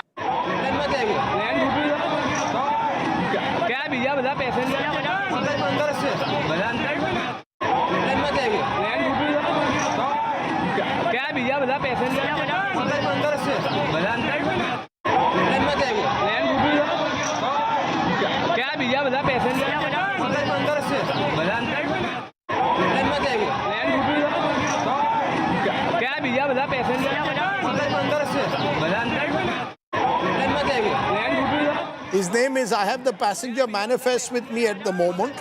And the name of the passenger that you can see on your screen at the moment, the miracle passenger of this aviation tragedy, is Vishwas Kumar Ramesh. Vishwas Kumar Ramesh was in 11A, Indian passport holder, British passport holder. Due administration is in touch with him. So, status at the moment, passenger Vishwa Kumar Ramesh is the one passenger who reportedly has survived. That's the miracle news that's coming in at the moment. The kind of story that will reinforce faith in many that there is someone above us all who's decided our time has not come. And that's the story of a survivor who's walked out unscathed in a crash of this kind, where the fear is that majority, if not all, the passengers on board and crew may have died. So we're trying to get you even more details. Listen to him. He's been asked by people about what happened, and he's just waving them away. But he doesn't seem to be too badly injured. The lone survivor, interestingly, just one seat behind him in 12A was Vijay Rupani, the Gujarat Chief Minister, former Gujarat Chief Minister. So that's the story that we'll keep tracking. The survivor reportedly jumped out of the emergency exit, is what we are being told at the moment. Okay, let's listen in again with the translations.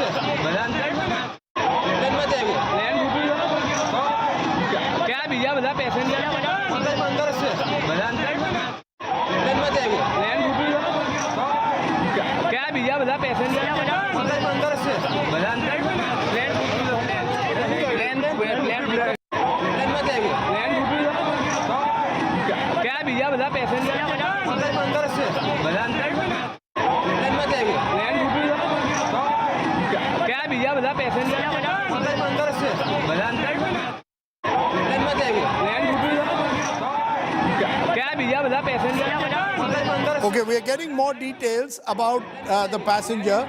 Vishwas Kumar Ramesh has told Aaj Tak, this is the passenger you can see on screen, 30 seconds after takeoff, there was a loud noise and then the plane crashed. It all happened so quickly. When I got up, there were bodies all around me. I was scared. I stood up and ran. There were pieces of the plane all around me. Someone grabbed hold of me and put me in an ambulance and brought me to the hospital. My brother Ajay was seated in a different row. We had visited Diu and were traveling together. I can't find him anymore.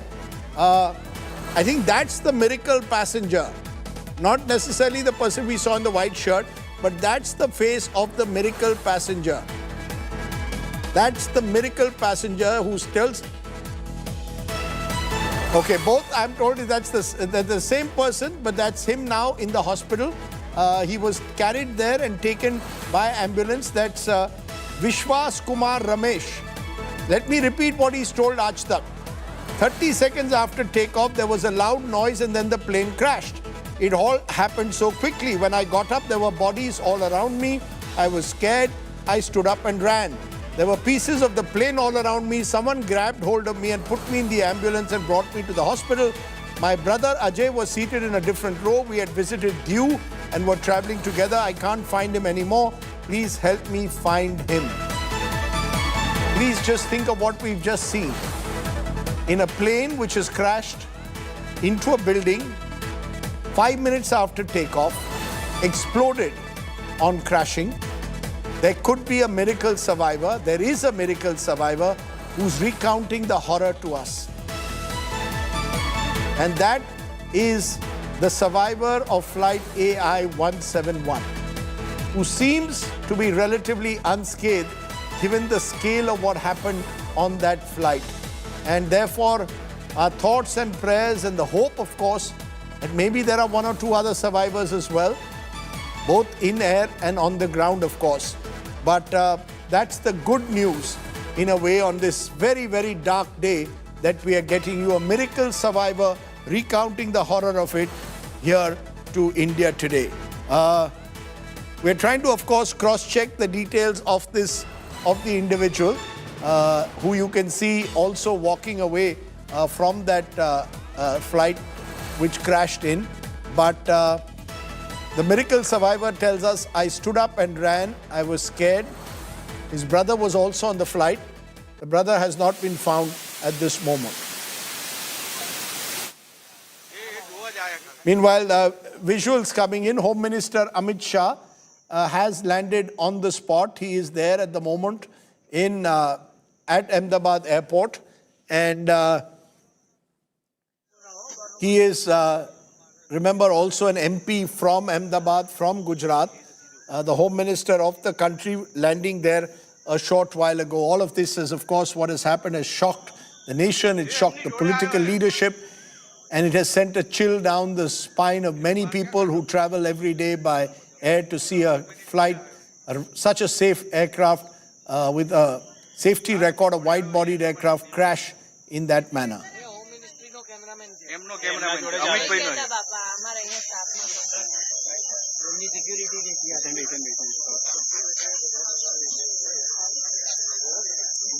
Okay, we're getting more. Those are visuals of Mr. Amit Shah. This is, of course, near the Ahmedabad airport. Remember, the plane crashed just outside the airport, just a little way away. There was a medical college, a medical hostel for MBBS students, and parts of the plane crashed into that particular area where Mr. Shah is at the moment examining what happened, being told by the officials the sequence of events that led to this horrific air crash in Ahmedabad.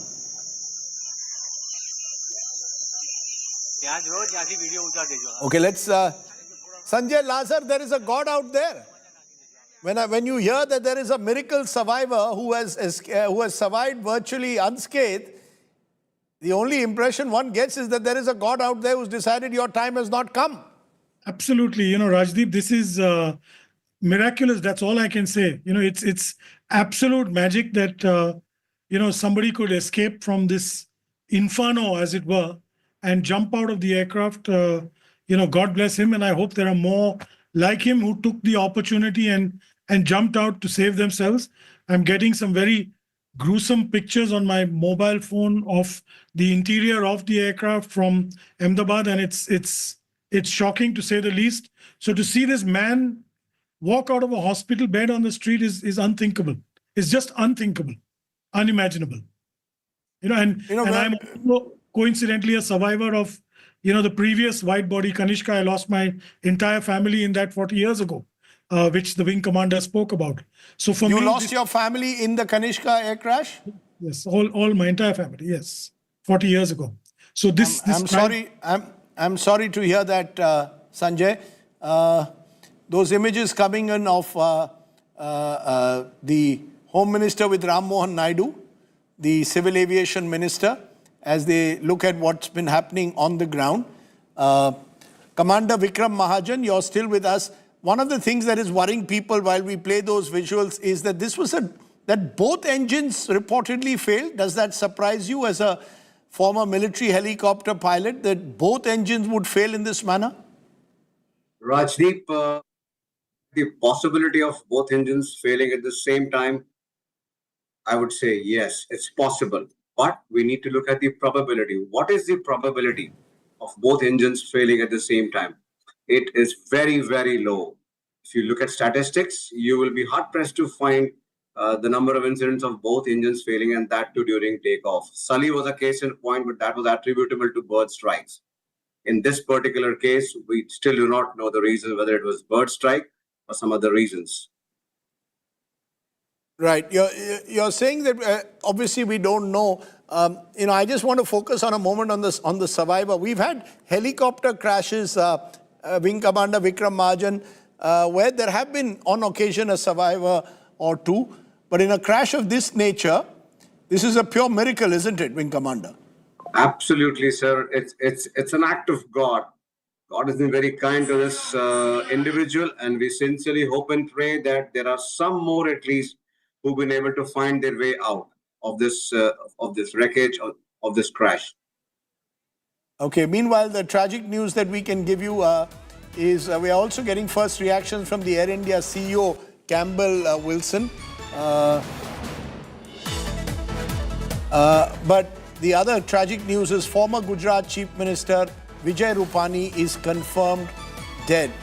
He's been confirmed by C.R. Patel, Union Minister and former Gujarat BJP Chief, has confirmed that Vijay Rupani is no more. In a moment, I'll speak to some colleagues of Vijay Rupani, including Shakti Singh Goel, who had tweeted about the Congress leader from Gujarat who'd spoken about Vijay Rupani. Remember, Vijay Rupani was Chief Minister of Gujarat after Anandiben Patel stepped down. And he remained Chief Minister of Gujarat till 2020 when he was replaced by Bhupender Patel. But he was Chief Minister of Gujarat for almost 3 years, comes from Rajkot, and therefore there is he is in a way the other side of the story. We heard of the miracle survivor in 11A, and Vijay Rupani was in seat 12A. Mr. Rupani was one of the senior most leaders of the BJP in Gujarat and let's listen into what C.R. Patil had to say about his colleague. Plane के हादसे जब होते हैं वो भयंकर होते हैं और वो गुजरात में अहमदाबाद में हो ये तो कभी गुजरात के लोगों ने कभी सोचा भी नहीं था। इतना बड़ा हादसा हुआ है, इससे पूरे गुजरात और देश की प्रजा भी हिली हुई है। इंटरनेशनल प्लेन में जाने वाले सभी लोग इसमें उनको क्षति हुई है, उनको कोई मौका ही नहीं मिला और शहर के बीच में होते हुए भी हम कुछ नहीं कर पाए। इसका बड़ा दुख है। सभी दिवंगत आत्माओं को शांति मिले उसके लिए प्रार्थना करते हैं। उनकी जो स्वजन है उनके ऊपर जो आपत्ति आ पड़ी है, भगवान उनको शक्ति दे ऐसी प्रार्थना करता हूँ। और हमारे लिए तो हमारे नेता पूर्व मुख्यमंत्री श्री विजय रूपाणी भी इसी फ्लाइट में अपने परिवार को मिलने के लिए जा रहे थे, वो भी इस हादसा का शिकार हुए हैं। भगवान उनकी भी आत्मा को शांति दे। भाजपा परिवार में ये बहुत बड़ी खोट आई है और इस हादसा इतना बड़ा है कि माननीय प्रधानमंत्री श्री नरेंद्र मोदी साहब भी और श्री अमित भाई शाह साहब भी वो तुरंत गुजरात पहुंच रहे हैं और जो भी बन सकता है, जो भी कर सकते हैं उसके लिए भी यहाँ पर आकर करेंगे। प्लेन के हादसे जब होते हैं वो भयंकर होते हैं।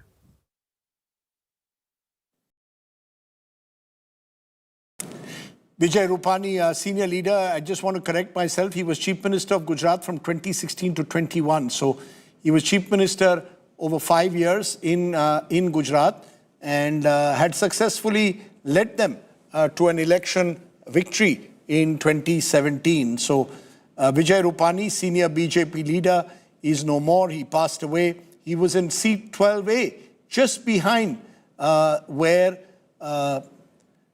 the passenger, the miracle passenger, has survived. So you've got two stories coming to you straight. one Vijay Rupani seated in 12A of AI Flight 171 and the passenger in 11A who survived. So a tale of two passengers.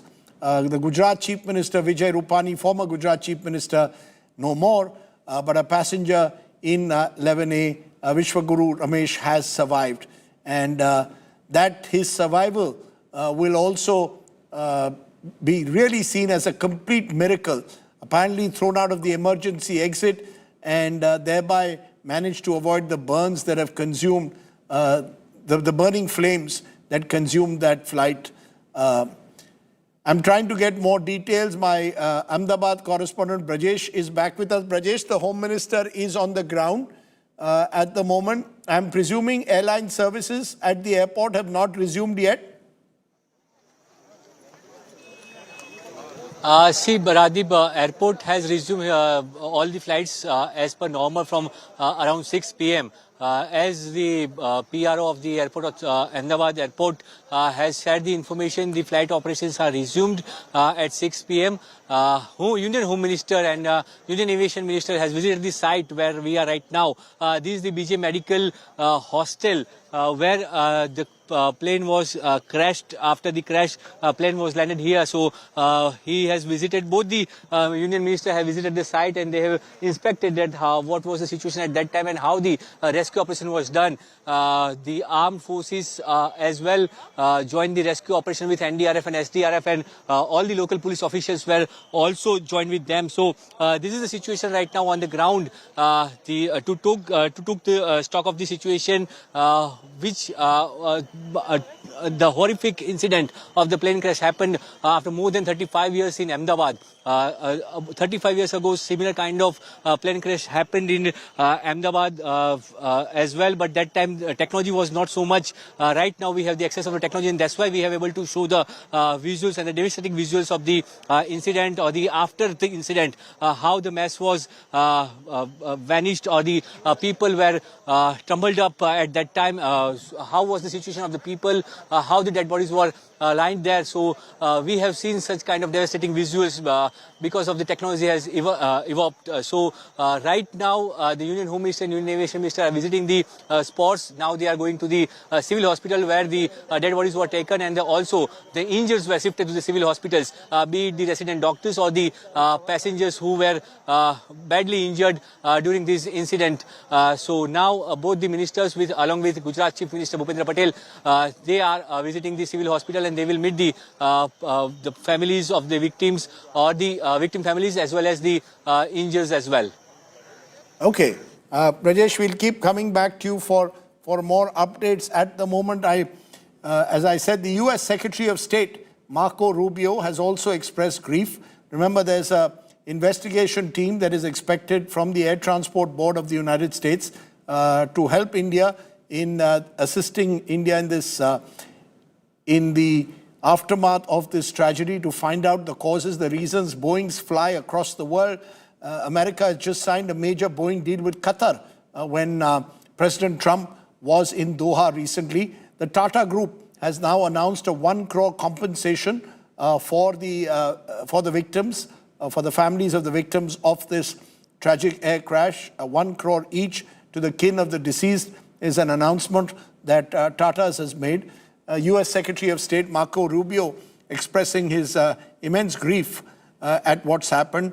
Former Gujarat Chief Minister Vijay Rupani, we've been telling you, is no more at the moment. Mr. Rubio has said, heartbroken by what's happened in Ahmedabad. We continue to monitor developments and work closely with the Indian government.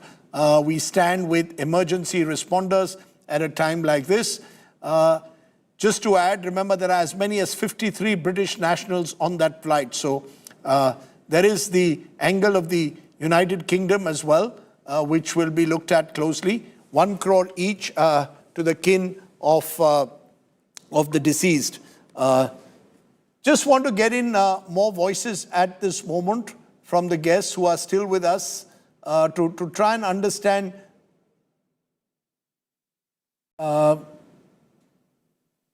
Wing Commander Anil Goyal, if you are still with us, just wanted to understand, this miracle survivor, This is truly a miracle. In a flight like this, could it just be that he managed to get out of the emergency exit?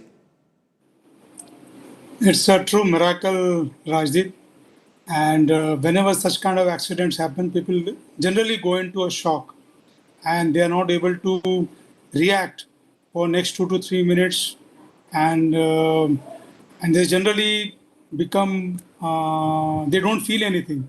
But this passenger somehow was able to react, and definitely some god of hand pulled him out of the crash site. As we can see, as the aircraft touched down on the ground, a big flames were seen and smoke was seen.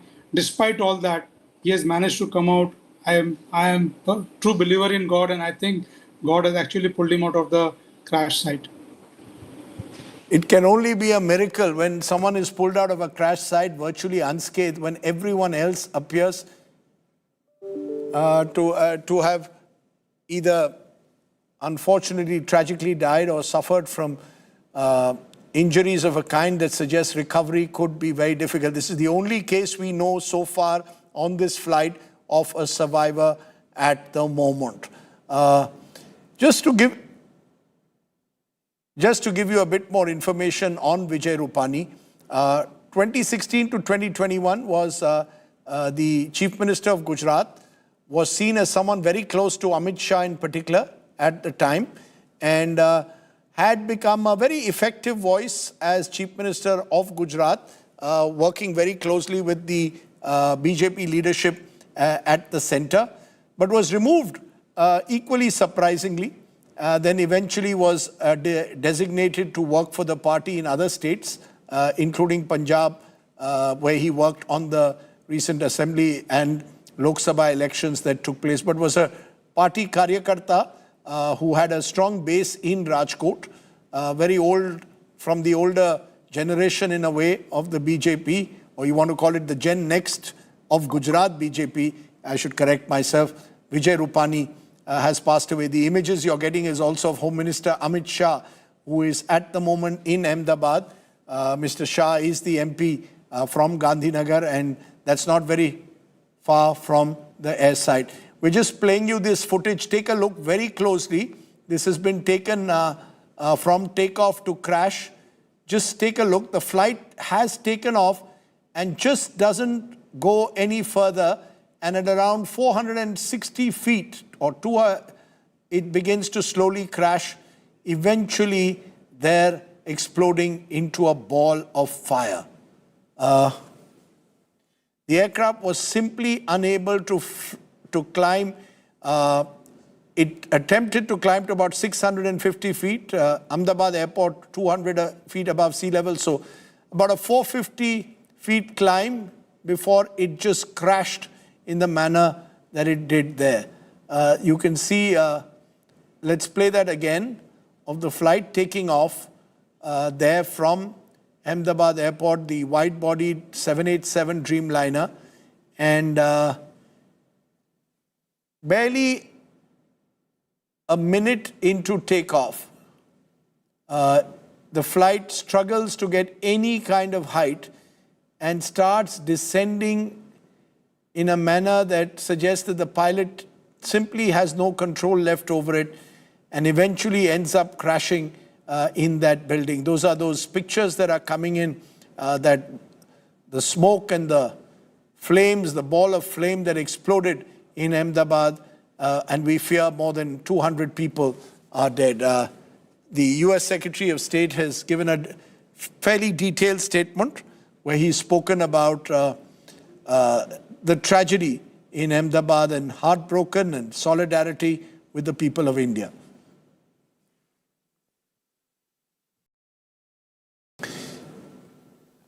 Wing Commander Anil Goel, you're looking at those pictures. Your first reaction when you see those pictures as they play out, it appears that this is something almost unprecedented, isn't it? Absolutely. When I see the aircraft descending down like a stone, actually I feel very scared. And all the viewers who must be watching this video and who travel by air very often would literally get very scared, I'm very sure. But I would once again like to tell on your channel to all the viewers here that air travel remains the safest mode of travel worldwide. And it remains like this because of the technology which keeps evolving, the training given to the pilots and the crew, and all the infrastructure which is available at the airports and the allied services. So, yeah, these visuals are very scary. And the way the aircraft is descending is very, very dangerous. I've never seen an aircraft coming down like a stone like this. And yes, This is a very unnerving. wide body double engine aircraft that was doing a long haul flight. Wing Commander Vikram Mahajan, have you seen anything quite like this? Not really, Rajdeep. These visuals, I mean, I would like to echo the sentiment of Anil here. It really is scary, but I'm sure there are definitely reasons which has led to this. And we must, look at the recovery of the flight data recorder and the cockpit voice recorder to get a better insight into what really went wrong. And I would also like to reassure the people who fly on various airlines, this is an aberration. The air travel continues to remain the safest mode of travel, and also it's a very high visibility industry. Multiple crashes happen, but the number of lives which are lost and the visibility which it gets, makes it look very, very ghastly. Just want to also, at this moment, Sanjay, have you seen any visuals ever like this? What we are seeing today is certainly unprecedented in Indian civil aviation history. I know that we've had crashes in the 78 crash when on New Year's Day a flight crashed into the sea off Mumbai airport. But this is certainly in recent times almost unprecedented. Absolutely, Rajdeep. And I must point out, I've been on quite a few channels all day. This is the first channel that I've seen this angle from. And it shows clearly the length of the runway used. It shows the takeoff. It shows V1 and the V2, the takeoff and the climb. And also syncs with the Mayday and we got information that there was an ACAS message that he had no thrust and no lift, that came from the aircraft. And this shows that, beyond a certain point, there's absolutely no lift, no thrust, and it just drops like a stone. Like Wing Commander said, it drops like a stone out of the sky, and he tries to hold it stable to pull it. You can make out that the pilot is trying to keep the aircraft stable, but it's just falling like a kite that's cut and drops to the ground. My God, very shocking. I don't believe I've seen anything like this.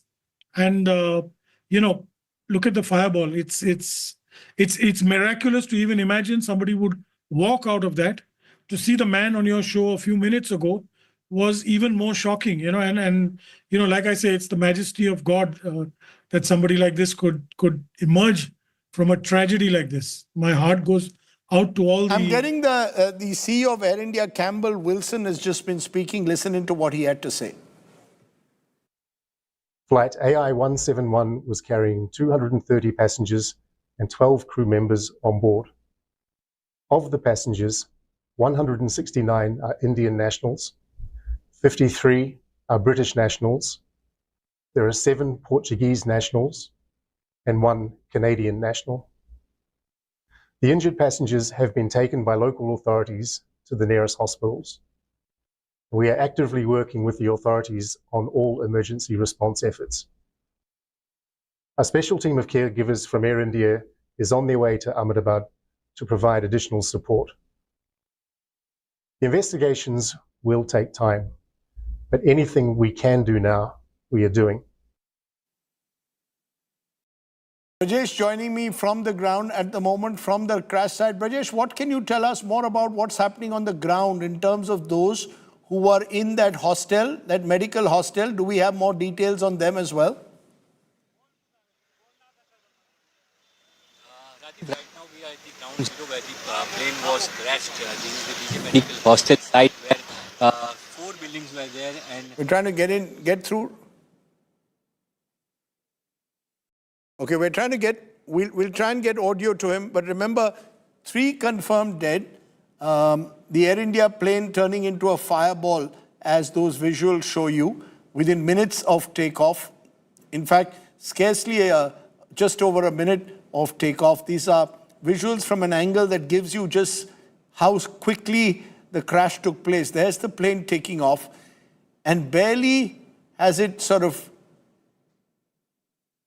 started to take off that you will see that it just doesn't get any kind of flight momentum and thrust.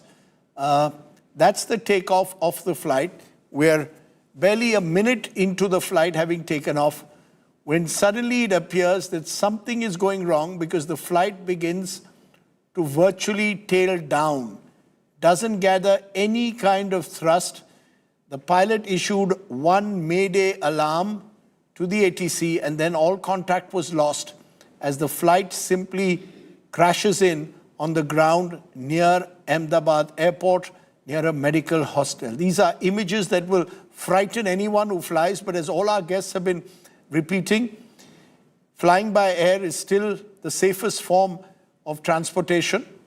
Many more people do die of road accidents than they die in the air. But when an accident of this scale and magnitude happens, it will cause for serious inquiry and concern as to just what went wrong with AI Flight 171. That's the full sequence that we are bringing you at this moment of the flight, in those moments before it crashed.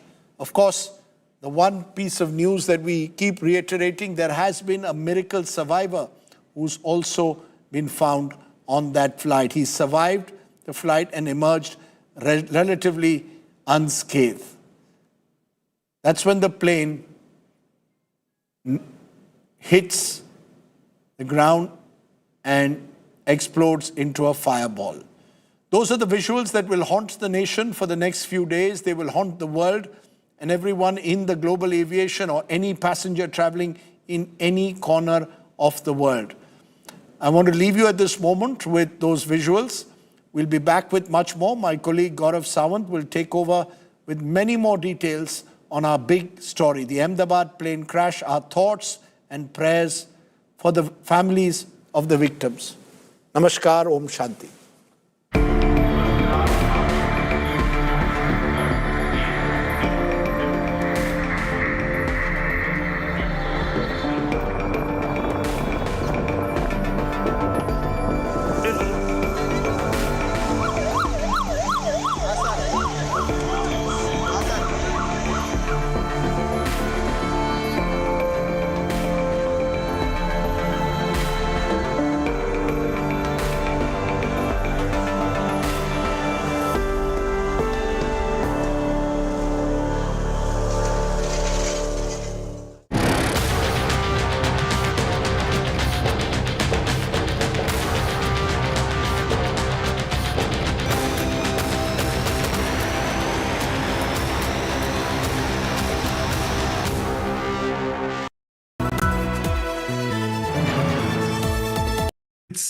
It's shocking to say the least. So to see this man walk out of a hospital bed on the street is unthinkable.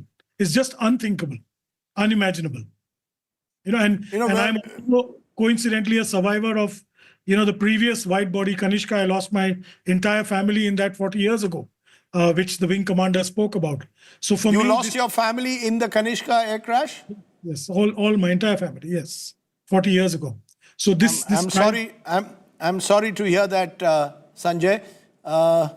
Those images coming in of the Home Minister with Ram Mohan Naidu, the Civil Aviation Minister, as they look at चलाया जा रहा है JCB machine के माध्यम से जो भी दीवार यहाँ पे तोड़ने की ज़रूरत पड़ रही है उसे तोड़ा जा रहा है, क्योंकि सबसे पहली प्राथमिकता यही है कि प्लेन में जो 242 लोग सवार थे, अगर उसमें से कोई भी जख्मी है तो उसे तुरंत ही निकाल कर उनका रेस्क्यू किया जाए। फिलहाल आप फायर ब्रिगेड की जो टुकड़ी है उसे भी देख पा रहे हैं। पानी छाँट कर जो भी आग लगी है उसे बुझाने की जो कोशिश है वो यहाँ पर की जा रही है। मेरे आसपास की तरफ की तस्वीरें आपको दिखाऊंगा। एयर इंडिया का ये प्लेन था और लंदन के लगभग 240 मुसाफिर इसमें शामिल थे। और आप देख पा रहे हैं जो भी स्पेयर पार्ट्स हैं, प्लेन जब क्रैश हुआ तो प्लेन के जो भी अलग अलग हिस्से हैं वो यहाँ पर टूट के गिरे हुए हैं। हमारी प्लेन जा रही थी 1 बजे जा रही थी प्लेन, 1:10 की फ्लाइट थी और जा रही थी लंदन। लंदन जाने से पहले ही क्रैश हो गया प्लेन। मेरा लड़का है ना, वो ब्रेक पड़ा था खाने का, तो हॉस्टल में खाने गया था इधर, अपने हॉस्टल में भी प्लेन क्रैश हुआ, पर मेरे लड़का को कुछ हुआ नहीं, बात हुई मेरी, और इसके भाईबंद हैं ज़्यादा हुए तो लोग मर गए, ये फिर मेरे लड़का को देखने जाना है अंदर। अभी क्या लड़के को क्या सिचुएशन है? लड़का बोला है कि मैं अच्छा दूसरे माल से कूदा था ना, तो घोड़ा खाली लगा है, ऐसा बोला है मेरे को, और मैं जाऊँ अंदर तो मालूम पड़े ना। हाँ, मेरी शादी था, वो कंप्यूटर थी, लंदन जा रही थी। हाँ, फिर? हाँ भाई, 1 घंटे में समझ रहा गया तो प्लेन क्रैश हो गया है, इसलिए मैं वापस अहमदाबाद के बाहर निकल गया था, तो वापस आए सील में आ गया। जिस तरह के यहाँ के हालात है उस हिसाब से यहाँ पर सभी जगह से एम्बुलेंस भी जो है मंगवाई गई है, और यहाँ पर लोगों का जो आना जाना ही शुरू हो गया है। जो परिजन है वो भी यहाँ पर आ रहे हैं, क्योंकि ये यहाँ पर ही सभी को लाया गया है। सभी जो पैसेंजर जो उसमें घायल हुए उन लोगों को यहाँ पर लाया गया है। यहाँ के हालात आप देख सकते हैं कि किस तरह से परिजन जो है वो यहाँ पर पहुँचे हैं, और अपने जो परिजन है वो कहाँ क्या कैसी हालत में है, कहाँ है, उसकी जो पूछताछ है वो कर रहे हैं। On board were 242 souls, 2 pilots, 10 cabin crew, and 230 passengers, including 169 Indian nationals and 61 foreigners. Among the Indians on board was former Gujarat CM Vijay Rupani. As condolences poured in from the Prime Minister to the chairman of Tata Sons, the Civil Aviation Ministry rushed to take stock of the situation. Gujarat सरकार से हमारी ministry के सभी लोग वहाँ पे संपर्क बनाए हुए हैं। वहाँ पे अभी जो राहत का कार्य है उस पे पहले काम उस पे चल रहा है। हमारी पूरी टीम वहाँ पे पहुँच रही है। मेरे साथ अभी हमारे सेक्रेटरी डीजीसी है, माननीय गृह मंत्री माननीय नायडू जी वहाँ पहुँच रहे हैं, तो अभी वहाँ जाएंगे, वहाँ पे देखते हैं। हताहत को लेके कोई कॉन्फर्मेशन इस वक्त से नहीं, अभी तक कोई ऑफिशियली डिक्लेरेशन नहीं हुआ। वहाँ पे जाएंगे। पहले तो मुझे लगता है कि प्रायोरिटी यही है कि जो वहाँ पे हुआ है पहले राहत का कार्य पहले करे, उन लोगों को पहले मदद करे। AI-171 is feared to be India's worst aviation disaster, at least in the last couple of decades. The nation's prayers are with the families of those on board the flight, as we all hope for a miracle. Bureau Report, India Today. I want to go across to Brajesh Doshi, our correspondent in Ahmedabad. He's live at the crash site. Brajesh, first give us the latest updates. We are told the police commissioner has told reporters that he fears there may be no survivors. Can you give us more updates, particularly also of the people on the ground in that hostel, that medical hostel where the plane crashed or parts of the plane crashed into? As of now, there has been no official words on the deaths of the plane crash. But right now, we are at the spot where the plane was crashed. This is the college where the plane was crashed at around 1:40 p.m. So this is the within seconds of liftoff, and that huge Dreamliner, the Boeing 787-8 Dreamliner aircraft, it took off from the Sardar Vallabhbhai Patel International Airport in Ahmedabad, bound for Gatwick in London.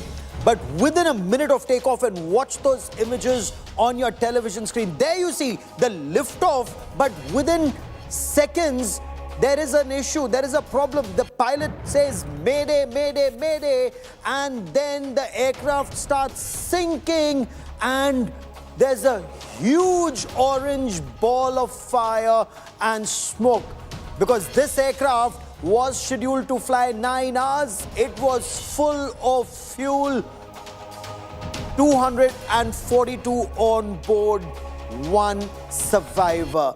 Air India Flight 171 took off from the Ahmedabad airport at 1:38. You can look at the timestamp on your screen, 1:38. Headed to Gatwick Airport, London. Within seconds, the pilot set out a mayday. The video on your screen shows the 787-8 Dreamliner struggle to gain height, and within 59 seconds, it plunges, it sinks to the ground, blowing up in a huge fireball. And there are many, many, many unanswered questions. What caused this catastrophic crash, which led to loss of so many lives? That's our top focus story on this broadcast. That's the Sardar Vallabhbhai Patel International Airport from takeoff to crash in under 59 seconds. Former Chief Minister of Gujarat, Vijay Rupani, was also on board. The BJP just moments ago has announced he too sadly passed away. But there was a miracle survivor. The miracle survivor recounts that plane crash horror, and you will listen to him on this broadcast. Incidentally, he was just on that seat, one seat ahead of Vijay Rupani. Vishwas Kumar, that's the survivor. Even he doesn't know how he survived. Everybody else perished in that aircraft that went up in that huge orange ball of fire. He says he managed to come out of the plane. He said, go look inside. Other passengers may be inside. We are told he had siblings who were traveling with him, but within minutes, there was this huge ball of fire. We are told there have been no other survivors. And then people rushed him to hospital. He is in ICU.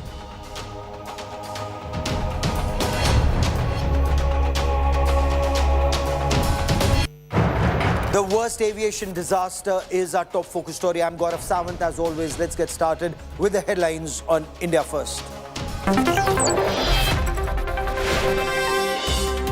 Air India's London-bound flight from Ahmedabad crashes seconds after takeoff. All passengers except one feared dead. 204 deaths have now been confirmed. 52 are British nationals, 7 Portuguese nationals among the passengers. Union Home Minister Amit Shah reaches the crash site.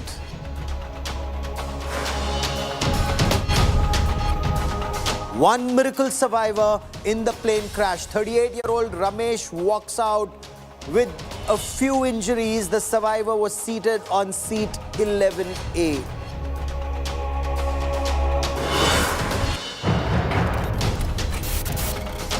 That horrifying moment of crash captured on camera.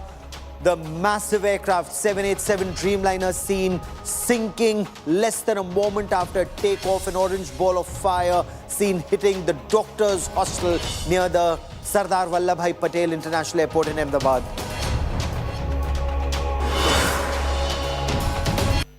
Former Gujarat Chief Minister Vijay Rupani is no more. Rupani was on board the Air India flight. The former Chief Minister was on seat 2D.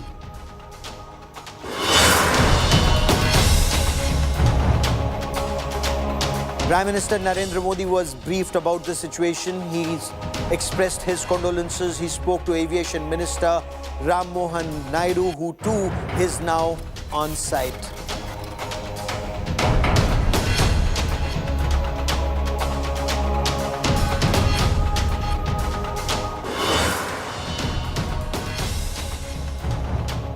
It was a crash that was caught on camera, and this is the first crash of the Boeing 787-8 Dreamliner. Now, this is a long-endurance aircraft.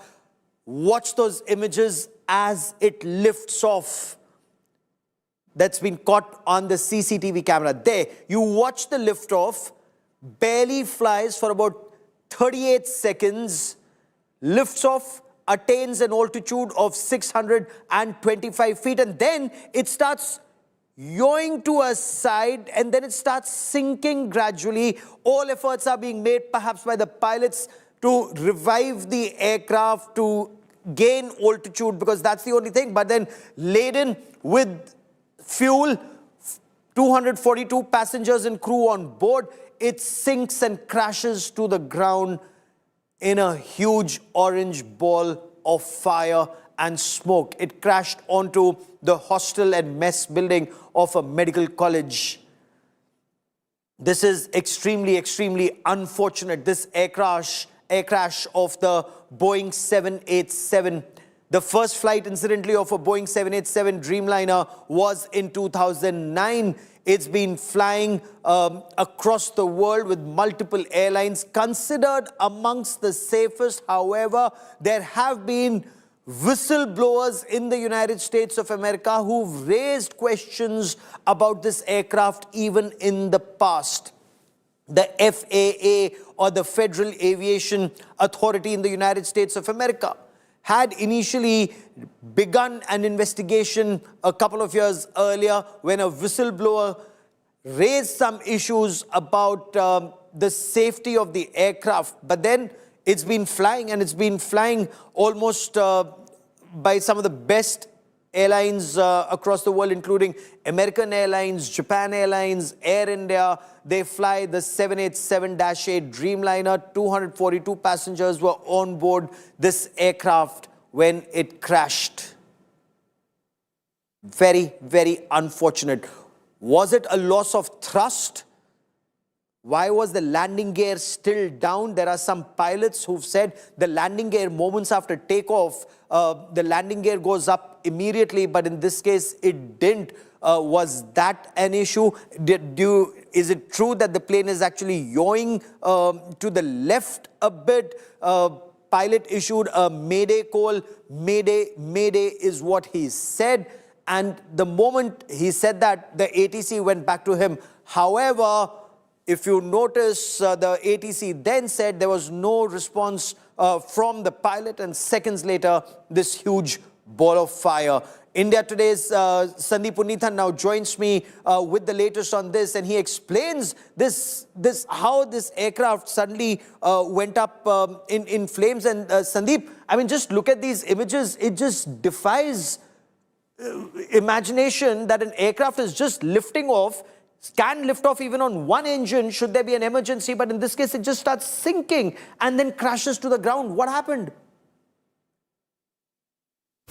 Air India flight 171 was headed from Ahmedabad to London Gatwick Airport on the 12th of June when it crashed shortly after takeoff. It's one of India's worst aviation incidents. What do we know about this tragedy so far? Well, the aircraft was taking off from Sardar Patel Airport in Ahmedabad. This airport has a runway with a length of 3.5 meters. The Boeing 787 took off. It hit an altitude of about 190 meters, and suddenly there was a mayday call from the cockpit with the pilots desperately radioed an SOS, and then the plane descended and crashed in a fireball here, just 2 kilometers away from the runway. There were 242 passengers and crew on board. Now there's a video that's emerged of this tragic accident just a few minutes after the aircraft took off, and that video has something very unusual. The aircraft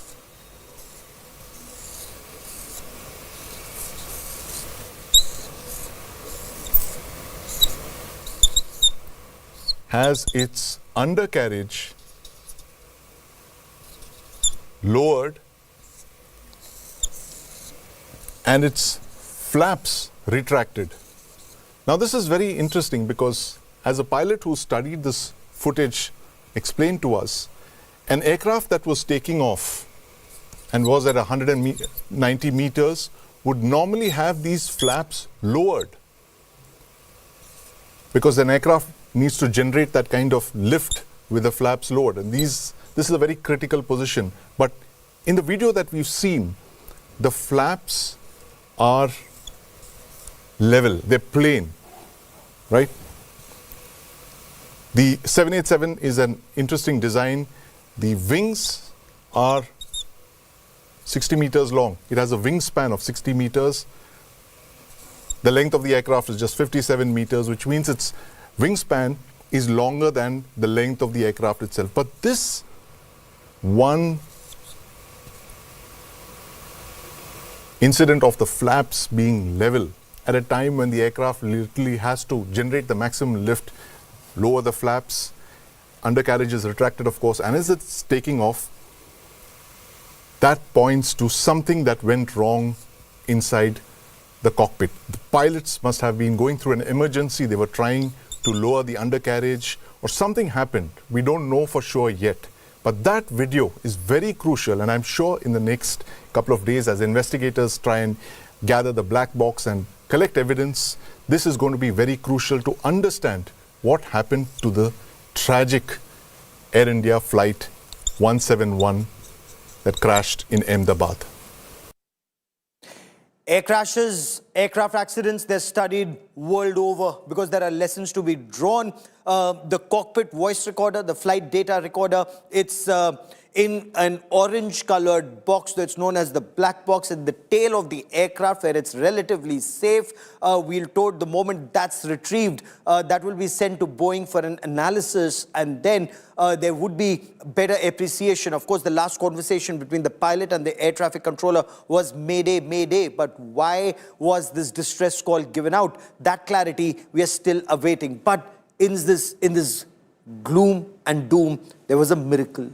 One man of the 242 on board walked out of the aircraft on his feet. Watch that image. The police have now confirmed they found the lone survivor after this plane crash in Ahmedabad. The survivor has minor injuries, but as you can see, the man identified as Vishwas Kumar Ramesh. He was seated on seat number 11A. He was returning to the UK with his brother, who incidentally is still unaccounted for. India Today has spoken to this miracle survivor. He recalled that horror. The man said there was a loud noise within 30 seconds of the takeoff. And after that, everything happened very, very quickly. He told India Today when he stood up, he was surrounded by bodies and debris all around. And then he just got up and started running away from that fire, from that fear. And Vishwas was later put in an ambulance. He was taken to hospital. He was in ICU. But listen in to what he had to say.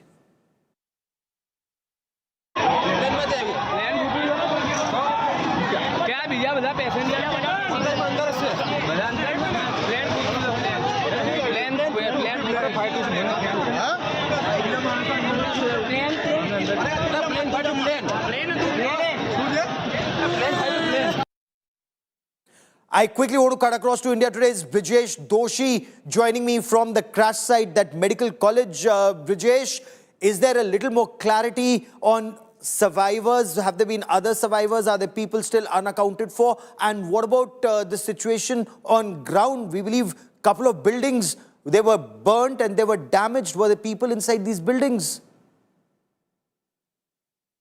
यहाँ पे लोग खाना खा रहे थे, कुछ में कुछ ऐसे इंटर्न डॉक्टर्स थे, कुछ परिवार के साथ थे जिनके ऊपर ये कहर बन के टूटा। यहाँ पे जो हालत है, देखिए थालियों में खाना अभी भी पड़ा हुआ है, खाना खा रहे लोगों के ऊपर प्लेन गिरा, उसके बाद की क्या स्थिति हुई होगी कल्पना करना जो है वो बेहद ही मुश्किल है। यहाँ पे कांच जो है वो टूटे हुए हैं, शीशे टूटे हुए हैं, दीवार जो है यहाँ पे देखिए प्लेन का ये जो पार्ट है वो किस तरह मैस में आके गिरा और यहाँ की दीवार टूट गई है, पूरी तरह से ये मलबे में परिवर्तित हो गया है। प्लेन का मलबा था और इसने हॉस्टल के मैस को मलबे में परिवर्तित कर दिया है। किस तरह की स्थिति यहाँ पे है, जो मैस की स्थिति थी यहाँ पे ये डॉक्टर्स खाना खा रहे थे, ये ऐसे डॉक्टर हैं कि जो इंटर्न डॉक्टर्स हैं अभी यहाँ पढ़ाई कर रहे हैं और उसके बाद वो जो हैं आगे बढ़ने वाले हैं। उनसे पहले उनकी जो है इनमें से कहा जा रहा है कि कुछ डॉक्टर्स की जान भी चली गई है। हालांकि आधिकारिक आंकड़ा नहीं दिया गया कि कितने डॉक्टर्स यहाँ पे थे और कितने जो है जिनकी मृत्यु हो चुकी है, पर 30 से ज़्यादा डॉक्टर्स ऐसे थे जिनको यहाँ से जो है तत्काल सारवार के लिए ले जाया गया, इलाज के लिए ले जाया गया और उनके साथ उनके परिवार के भी कुछ लोग थे। ये स्थिति दिखाती है कि क्या हुआ होगा उस हादसे के वक्त, किस तरह की स्थिति रही होगी, लोग कैसे भागे होंगे और जो जिनके हाथ में खाना था वो खाने के टेबल पे ही जो है उन्होंने अपनी आखिरी सांस ली होगी। भयावह दृश्य होंगे वो और वहाँ पे हम अभी आज पहुँचे हैं। कितने लोग इनमें से जिंदा है, जब वो बाहर आएंगे तब वो इस बयां करेंगे कि क्या हादसा हुआ था। पर अभी किसी देख के ये अंदाज़ा लगाना कि उस वक्त क्या हुआ होगा ज़रा भी मुश्किल नहीं है। समझ सकते हैं कि आप खाना खा रहे हैं और ऊपर से कोई बम का गोला गिरे तो क्या हालत होगी, वैसी हालत यहाँ पे लोगों की हुई होगी। अहमदाबाद से cameraman Gemini Vyas. So Brijesh there reporting from ground zero at that medical college and hostel where some doctors and interns are feared injured, some very critical. We will have a medical assessment, a medical bulletin shortly. Joining me now on this India Today special broadcast is Air Marshal V.K. Bhatia, former Director General Inspections and Flight Safety of the Indian Air Force. Angad Singh is an aerospace analyst who joins me on this broadcast. Group Captain Amitabh Ranjan is also an aviation and air safety expert and a commercial pilot who joins me on this special broadcast. Air Marshal Bhatia, to you first. You've been DG Flight Safety and Inspections in the Indian Air Force. When you look at the trajectory of this aircraft, when you look at the liftoff, the takeoff and crash within 38 seconds, are you in a position to form an opinion? What could have gone wrong? There was just a mayday call from the pilot? Gaurav, first of all, I would like to convey my deepest condolences to the travelers and other people on the ground who have lost their lives, and to their families. And I must tell you that it's a very tragic and I think one of the most serious air accidents that India has witnessed for a long time. But looking at this, the way the aircraft has gone down, I'm sure that from the black box, which must have been recovered, that we will come to know actually as to what happened. But to me, it looks like that the aircraft has, after liftoff, immediately after liftoff, has lost power on both the engines. And that could have happened in all probability because of bird ingestion of big size bird injection, which would have caused for the engines to wind down. And they did gain some height with the power that was available till the engines ceased. They were able to climb to a few hundred feet, but that was not enough for them to take any correct action except to go straight ahead and just do the best they could do. And it's quite evident from the mayday call which the captain has given. I am not sure. The black box will tell us whether he lost both the engines or he lost single engine. But to me, it appears that he could have lost both engines because the aircraft went straight ahead and kept losing height thereafter till it crashed against the building on the ground. And then there was nothing, Angad, there's nothing that can save the aircraft or the passengers at that time except a miracle, which in this case saved one life because it's full of fuel ahead of a long-haul flight. But if both engines, lose thrust and propulsion, is propulsion the issue prima facie? That's right, Gaurav. That's what it looks like. The Air Marshal summed it up already. But it looks like a dual engine loss because normally if you lose one engine, the aircraft will roll or yaw in the direction of the failed engine. This aircraft carried on straight ahead, suggesting it had lost both. And that's the worst time at which to lose both engines at takeoff. There's really nothing the pilots could have done at that point to recover that. There have been almost no instances of safe outcomes when things like this happen in the past. Yeah, because not everybody is lucky like that pilot who lost both engines and was able to land on the Hudson.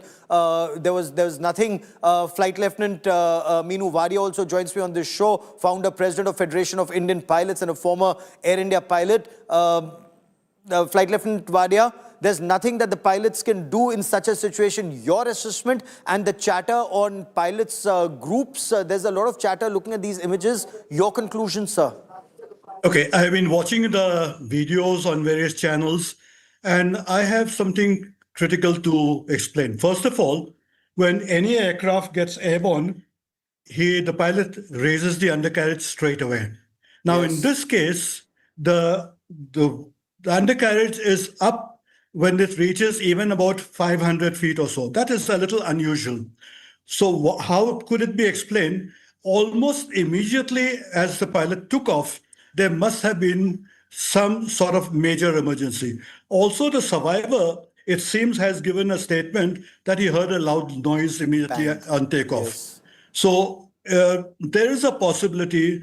Yes, the power must have been available to the pilots. And if you see the time factor, I've been watching and timing the pictures that have been shown. It takes just about 12 seconds for the aircraft after rotation to reach the altitude that is about 600 feet.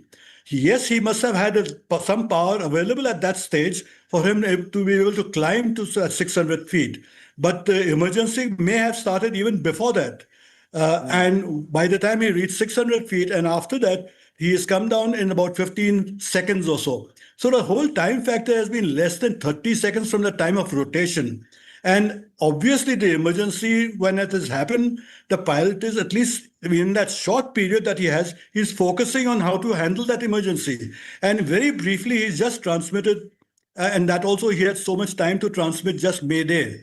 He couldn't have that time because the most important thing for him to do is to maintain direction and to sort out the emergency that he is facing. So in spite of the problems that he has had on board, he's kept the aircraft straight. And if you see the way it has come down to land, it seems as if there was a runway ahead of him is coming to do a normal landing. So it's not a major, if the aircraft had reached about 600 feet and dropped from the sky, there could have been no survivors at all. So in this case, the pilot has tried to make this aircraft as safe as possible, but unfortunately there were buildings there, hotels. So he's gone and crashed into a crowded area, and that's where, and that's why it has caught a bowl of flame and fire. But maybe if there were no buildings, maybe more survivors could have been expected from this crash. And I wouldn't have called it a crash only. What I would call it a pilot assisted crash, because he's tried to and put the aircraft down as smoothly as possible. He's tried to put the aircraft down, but in that situation, I know we're only speculating, Group Captain Amitabh Ranjan, if the problem arose just as he lifted off, could it have been possible to abort the takeoff at that stage? Sir, I would, first of all, I would convey my heartfelt condolences to all the families of the people who have suffered in this tragedy. Coming to your question, the aircraft could not have aborted takeoff after it obtained its V1, that it's rotated and it's airborne. Now there is no way that it can abort its takeoff. The best action the pilot did is evident in all the videos which have come out. Like my panelist before me has covered very nicely, that it is not a crash. It is a pilot-assisted touchdown. Unfortunately, the area where it had to touch down was populated. There were obstructions, and that's why the aircraft could not be recovered safely. Had it been in an open area, we wouldn't have seen a tragedy to this scale. So the takeoff could not have been aborted once the aircraft was airborne. Okay, Air Marshal Bhatia, so it was a pilot-assisted attempt at a pilot-assisted touchdown. But when you've run out of runway, you've crossed the perimeter wall of the airport and you're out in the city, and cities keep expanding and eating into that open area closer to airports. I don't know if it was even possible to continue and try and make a loop. That clearly wasn't possible in this scenario, Air Marshal Bhatia, because the lone survivor, the sole survivor, says the moment there was a liftoff, there was a loud bang. What would explain a loud bang? A bird hit? Well, I mean, you're absolutely right. What has happened is that immediately after the aircraft got airborne, it has actually experienced that emergency. And soon after that, he gave a mayday call as well. I am only assuming, but of course, the black box will actually tell us what exactly happened. But there is a possibility that if there were a large flock of birds, and I'm talking about big birds, which might have got ingested in both the engines and caused a double engine failure. And with the residual power that he had, he was able to climb up to some height. And in that melee and in that emergency, they could have forgotten even to raise the undercarriage. But the fact is that this actually caused for the engine loss. I remember in my younger days, I had a similar case in a fighter aircraft where I had a bird head immediately after takeoff. And my engine, I was in a single engine fighter where it had actually started to wind down. And the only thing I could do in a split-second thinking was to do a teardrop turn and bring the aircraft back on the opposite runway to be able to land safely. That was just lucky, I can say. But there was no possibility at all of my coming back doing a normal thing. But in this particular case, I feel, and I'm saying it is only my assumption, that there's a possibility that he lost power on both engines. And you can see that he gained height initially, but thereafter he had to resort to gliding the aircraft down and trying to put it down at a safe place. Obviously, he could not find any safe place where he could touch down on the ground safely. If there was a clear ground, there was a possibility, as my colleague is saying, that he would have been able to touch down and maybe able to save many more lives. Yeah, but 57 meters length, 60 meters the wingspan in a crowded city like Ahmedabad, clearly that wasn't possible. Angad, you remember that report in the New York Times, perhaps, a whistleblower who said that when Boeing was putting the Dreamliner together, there were some shortcuts that were used, there were some issues with it. The FAA that time had claimed there would be an investigation. Is it too soon to draw a parallel there? It's definitely too soon to be linking this crash with any production issues at Boeing. This plane has been in service for years.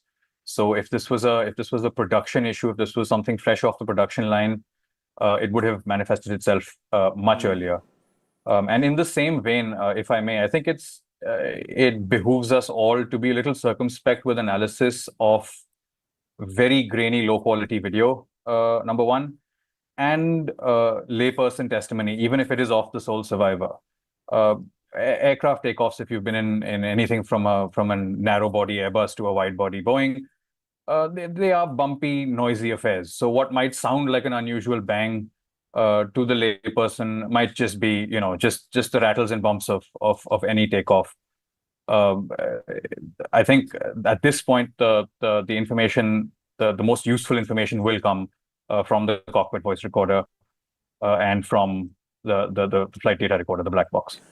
How long does it take to retrieve and analyze that information is the point we'll come to on in just a moment. But I want our viewers to take a look at reports that are coming in from ground zero. So as the analysts and pilots here have argued that this was an attempt at a pilot-assisted touchdown when there was an issue with the aircraft and within 30 to 40 seconds of takeoff.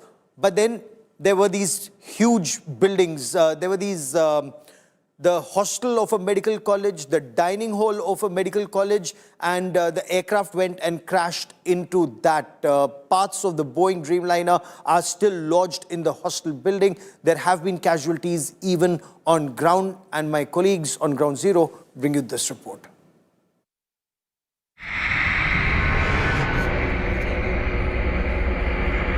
Air India Flight 171 from Ahmedabad to London crashed into a medical college hostel in Meghani Nagar.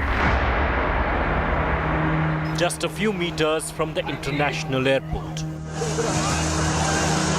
The Boeing 787 Dreamliner burst into flames as it first hit the junior wing of the hostel and then crashed into the senior student wing.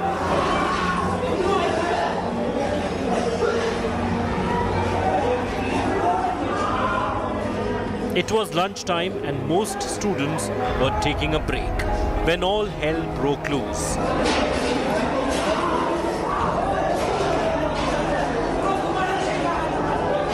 The crash charred the entire building complex. बताया जा रहा है कि जहां सबसे पहला contact plane crash होने के बाद प्लेन का हुआ है वो यही मैस वाली बिल्डिंग है। इसके जो कांच है वो भी टूटे हुए दिखाई पड़ रहे हैं और ऊपर का जो पूरा हिस्सा है वो पूरा टूट चुका है और इसी में लगभग 5 जितने जो स्टूडेंट हैं उनकी डेथ इसी में हुई है। ये जो जानकारी है वो अब तक हासिल हो रही है और खास करके जो भी अभी तक सत्तावार तौर पर डेथ का कोई आंकड़ा जाहिर नहीं किया गया है। एयर इंडिया का जो प्लेन था वो जब क्रैश हुआ तो उसके जो अलग अलग हिस्से हैं अभी भी यहाँ पे अलग बिखरे हुए दिखाई पड़ रहे हैं। The aftermath is shattering. The plane's tail fin hit the hostel roof. Landing gear and tires lodged into one of the rooms. And other plane parts still stuck in the building.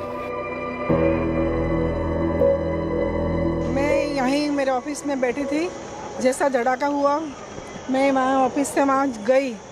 जो doctors के flat थे उनको बहुत damage हुए हैं और उसमें से कितने डॉक्टरों को हमने निकाला है।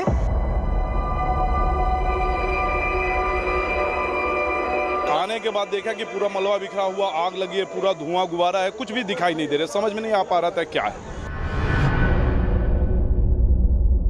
The hostel building now looks like a post-apocalyptic scene.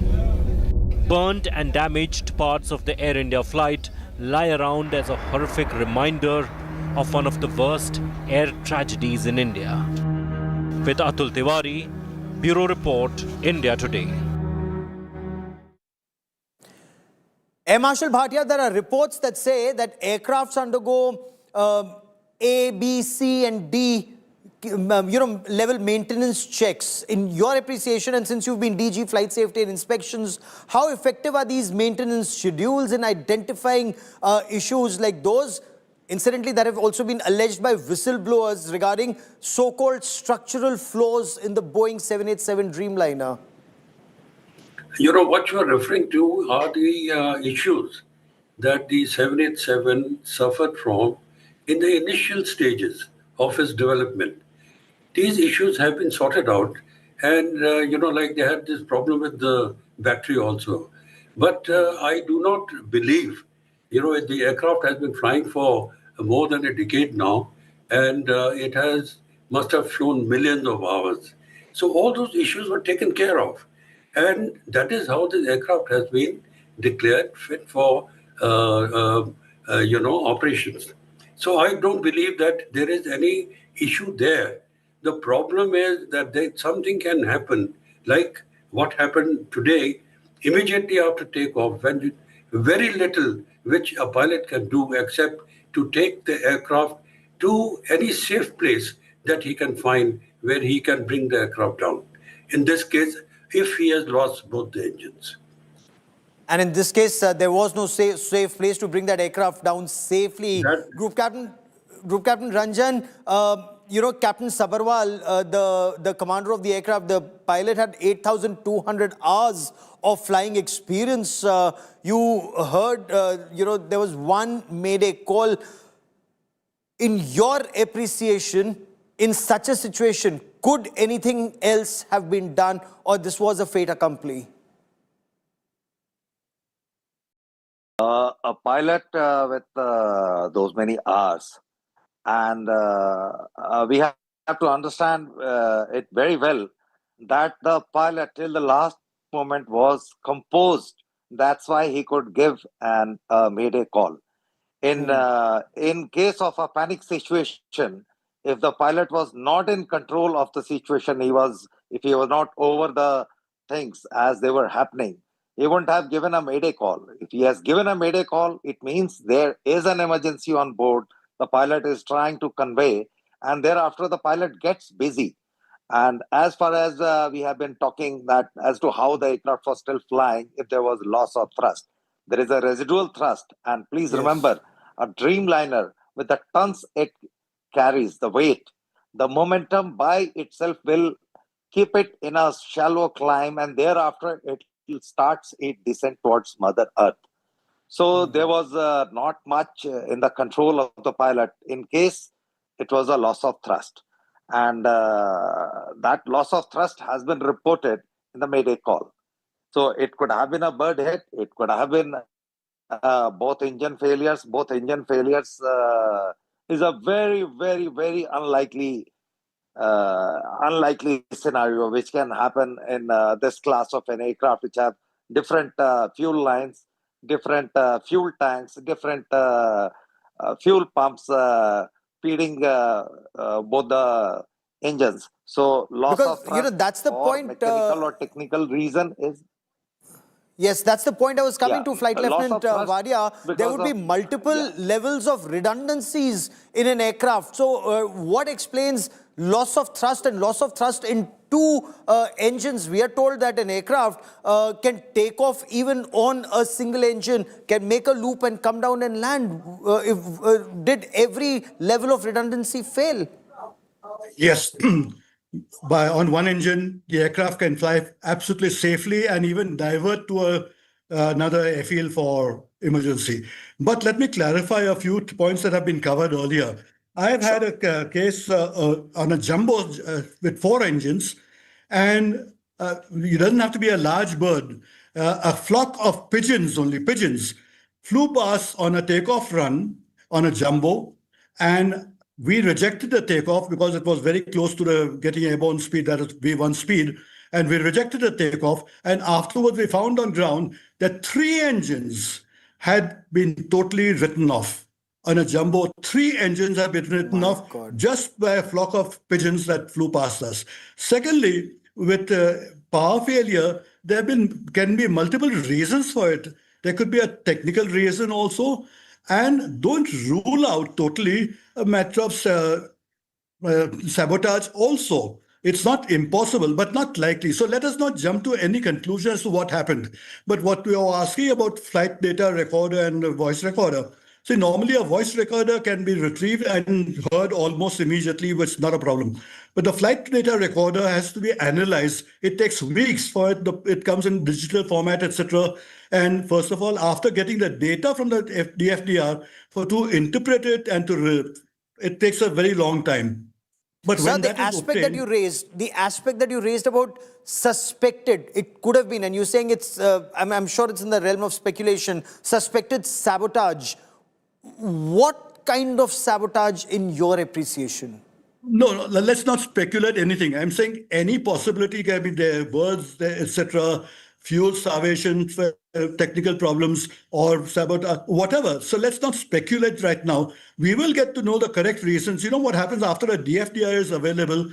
They put this on a simulator and let the simulators do what the aircraft would have done on takeoff at this thing. And then you will see exactly what has happened in the simulator, but that will take a long time. Let the specialists go and inquire into all these details. And I'm sure you'll have teams from Boeing also, from the engine manufacturers and FAA all coming, and you will get some solution and you will get some answers in the soon in the near future. But what is good to appreciate, the very fact that the aircraft was kept straight. And as mentioned earlier, it is possible that the pilot may not have forgotten to raise the undercarriage. He may have purposely kept it down, because if you're doing a crash landing, it is advisable to keep your gear down. So it is possible that he couldn't have forgotten about it. So let's not speculate anything. Let's get more details and go along. I'm sure everyone wants to know what happened overnight, but we'll have to hold our horses till the more details come out. Oh, absolutely. And analyzing the data, because Air Marshal Bhatia, Boeing 787-8 is described as amongst the safest aircraft. It's flying world over. It has advanced safety features. Now, the automated systems that assist the pilot in handling a critical situation, even if it was engine failure, does the pilot override them? Do these systems then take over and try and prevent an air crash like the one that happened in Ahmedabad today?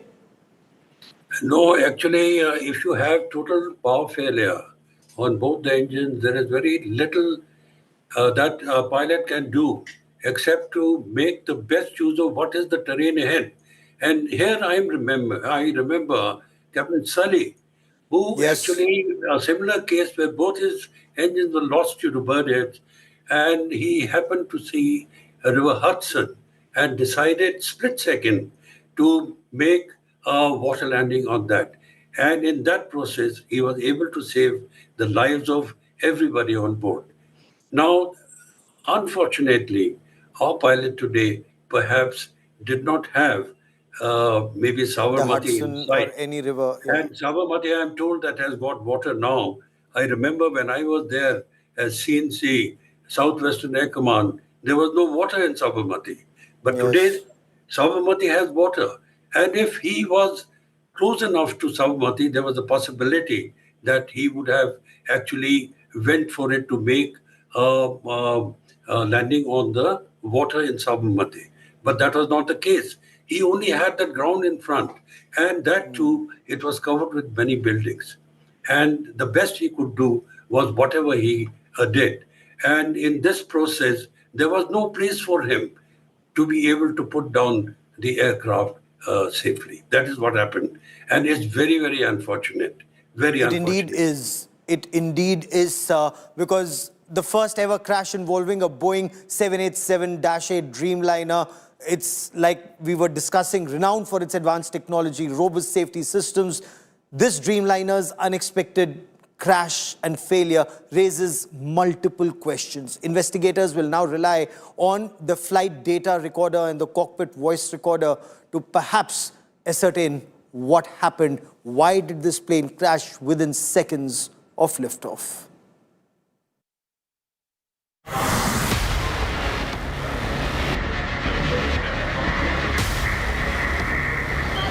The air crash in Ahmedabad on Thursday is the first ever crash of a Boeing 787-8 Dreamliner. The Air India plane en route to London from Sardar Vallabhbhai Patel International Airport crashed just minutes after takeoff.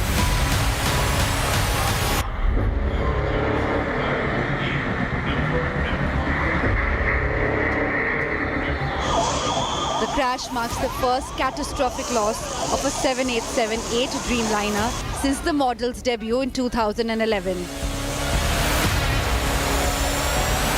Equipped with the latest avionics, fly-by-wire controls and multiple layers of automated safety protocols, Boeing 787-8 Dreamliner is globally recognized for its reliability and advanced engineering.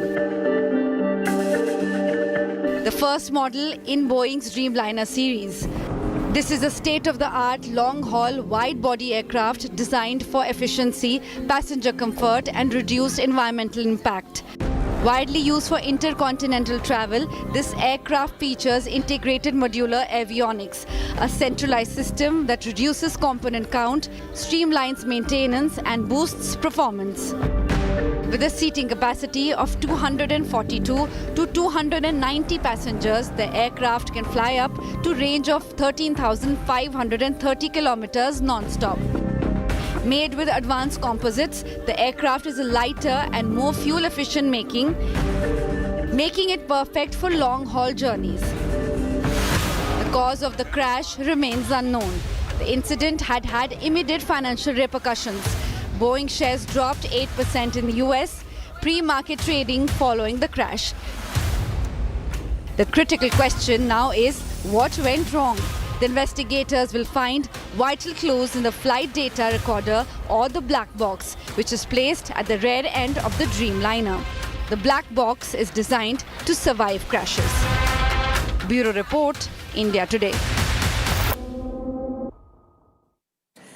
Air Marshal Bhatia, there are questions that are already being asked about Boeing's track record. As you saw in that report, their shares are plunging. But what's your take? Of course, the issues that were raised about the Boeing, the 737, the MAX, that had several issues. Cases were settled out of court. There was an instance of a plane door opening mid-air. Has safety been given a short trip in Boeing? Well, there was a report, as far as 737 MAX is concerned, that because of perhaps the requirement of increasing the output, there is a possibility of what you're suggesting. But I will not say that Boeing would have that kind of a culture.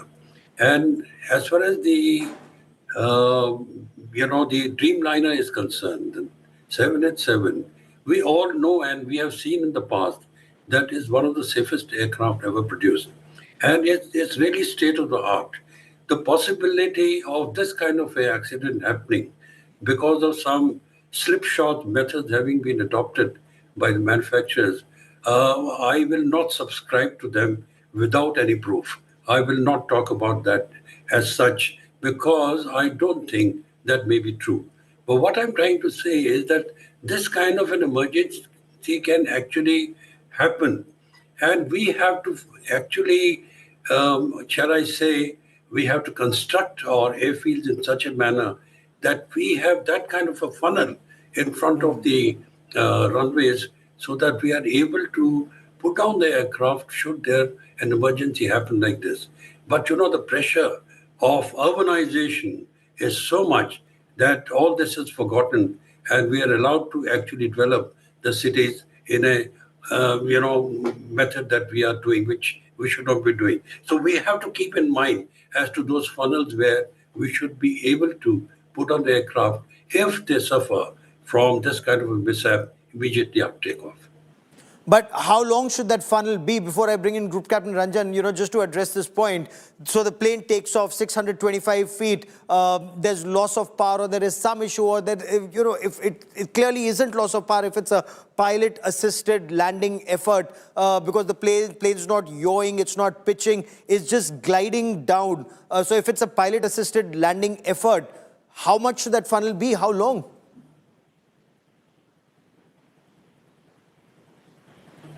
Marshal Bhatia. Are you talking to me? What I'm saying is that we should be looking at something like, say, 1 to 2 kilometers ahead of the... I am only talking about a small funnel, which we should think in terms of having this. I'm saying this, that it's a wishful thinking, because, urbanization pressures are such that it may not actually happen. But this kind of a thing where you lose both engines or your power as such are very, very rare, very, very rare. And one has to take a calculated risk. So it is left for us to decide whether we want to create that funnel or we want to leave it, because this is 1 in a million case.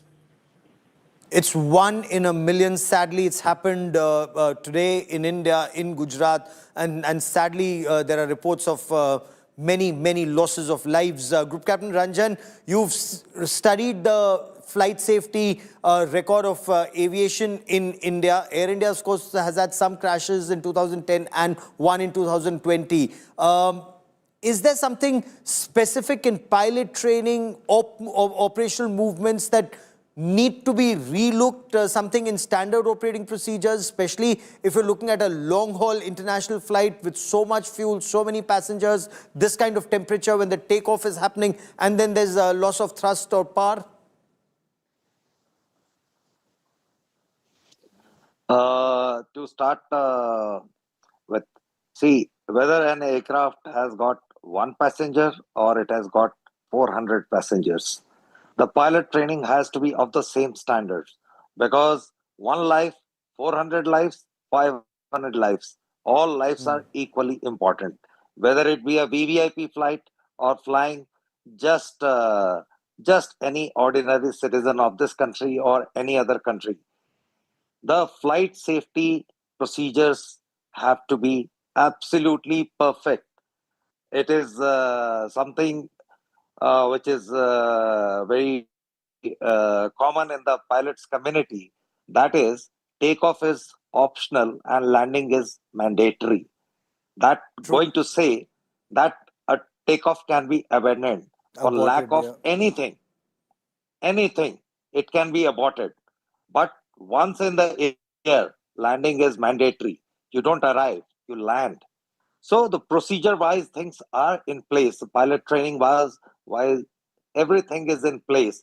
It is just that 1 in a million, like Air Marshal Bhatia put it very aptly. It's 1 in a million case. And for that, we cannot start making runways. But yes, in case of a new runway, we can always plan ecological that there should be a funnel before, and yes, it can be easily planned that there should be ecological park where it's just a green belt. It's a park. It can be used by the public at any given time.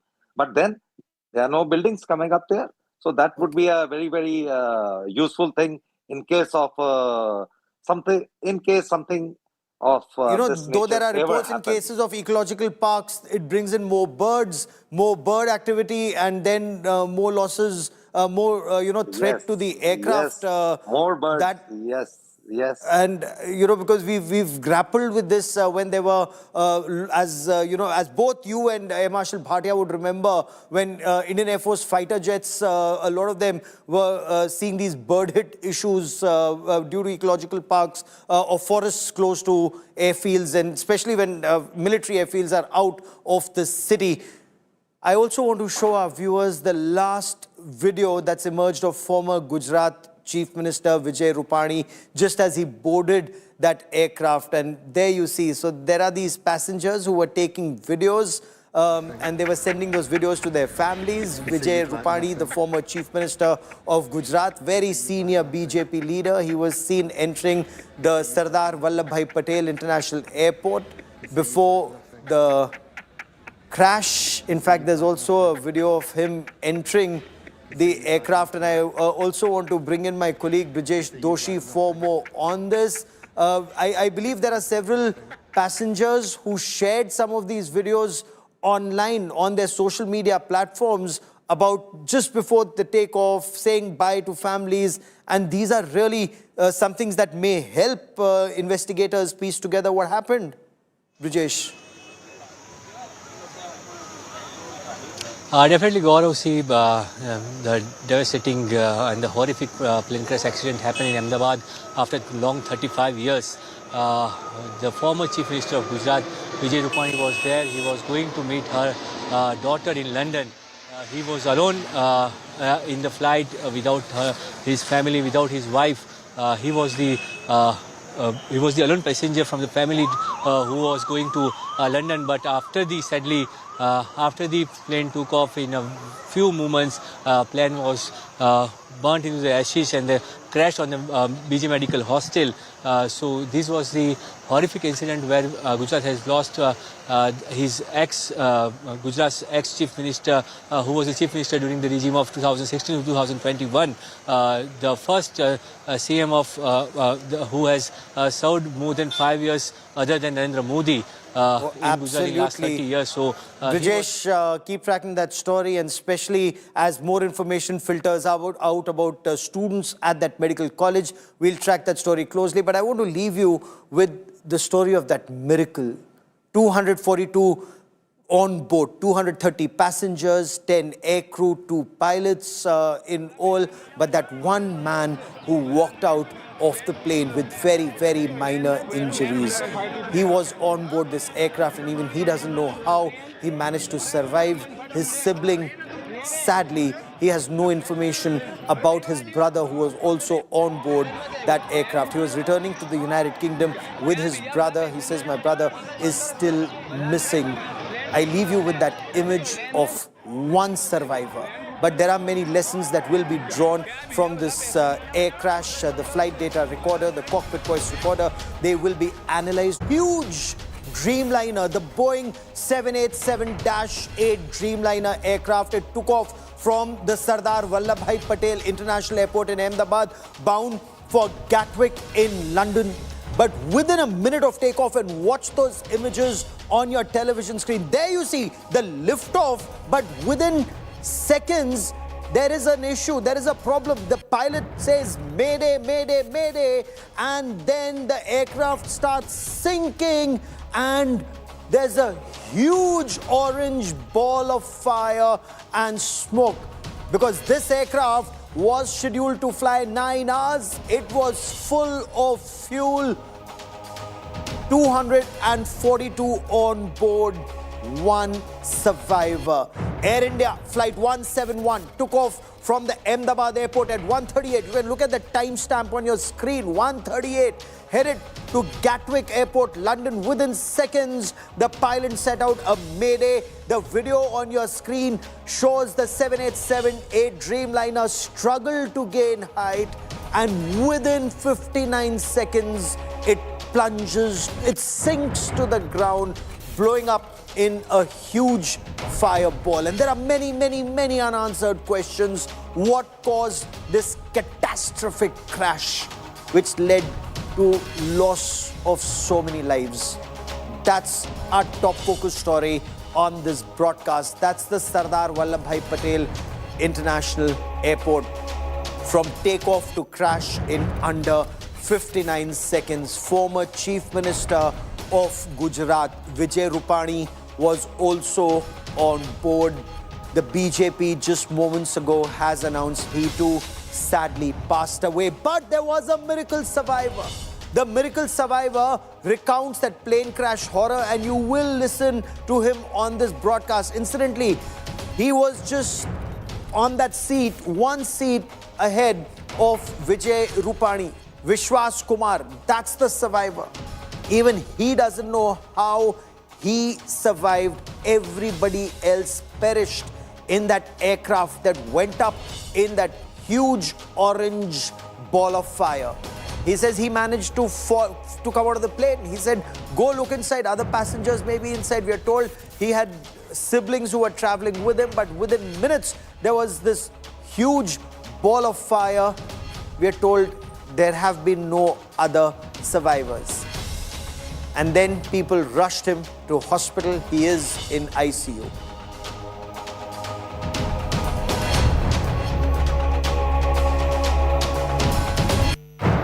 The worst aviation disaster is our top focus story. I'm Gaurav Sawant. As always, let's get started with the headlines on India First.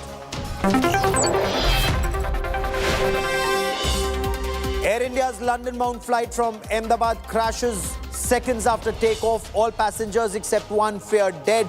204 deaths have now been confirmed. 52 are British nationals, 7 Portuguese nationals among the passengers. Union Home Minister Amit Shah reaches the crash site.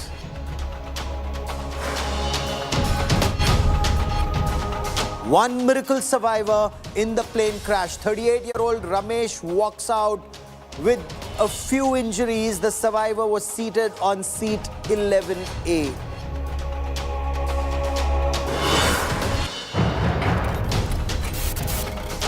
That horrifying moment of crash captured on camera.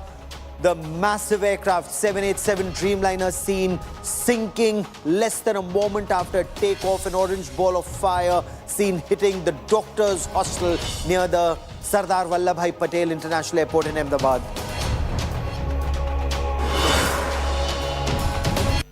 Former Gujarat Chief Minister Vijay Rupani is no more. Rupani was on board the Air India flight. The former Chief Minister was on seat 2D.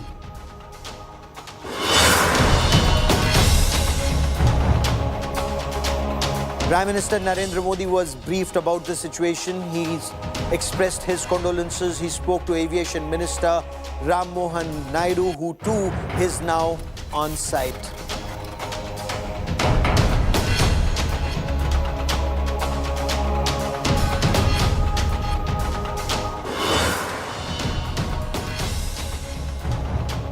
It was a crash that was caught on camera, and this is the first crash of the Boeing 787-8 Dreamliner. Now, this is a long-endurance aircraft. Watch those images as it lifts off. That's been caught on the CCTV camera. There, you watch the lift-off, barely flies for about 38 seconds, lifts off, attains an altitude of 625 feet, and then it starts yawing to a side, and then it starts sinking gradually. All efforts are being made, perhaps by the pilots, to revive the aircraft, to gain altitude, because that's the only thing. But then, laden with fuel, 242 passengers and crew on board, it sinks and crashes to the ground in a huge orange ball of fire and smoke. It crashed onto the hostel and mess building of a medical college. This is extremely, extremely unfortunate. This air crash of the Boeing 787. The first flight, incidentally, of a Boeing 787 Dreamliner was in 2009. It's been flying across the world with multiple airlines, considered amongst the safest. However, there have been whistleblowers in the United States of America who've raised questions about this aircraft even in the past. The FAA, or the Federal Aviation Authority in the United States of America, had initially begun an investigation a couple of years earlier when a whistleblower raised some issues about the safety of the aircraft, but then it's been flying, and it's been flying almost by some of the best airlines across the world, including American Airlines, Japan Airlines, Air India. They fly the 787-8 Dreamliner. 242 passengers were on board this aircraft when it crashed. Very, very unfortunate. Was it a loss of thrust? Why was the landing gear still down? There are some pilots who've said the landing gear, moments after takeoff, the landing gear goes up immediately, but in this case, it didn't. Was that an issue? Is it true that the plane is actually yawing?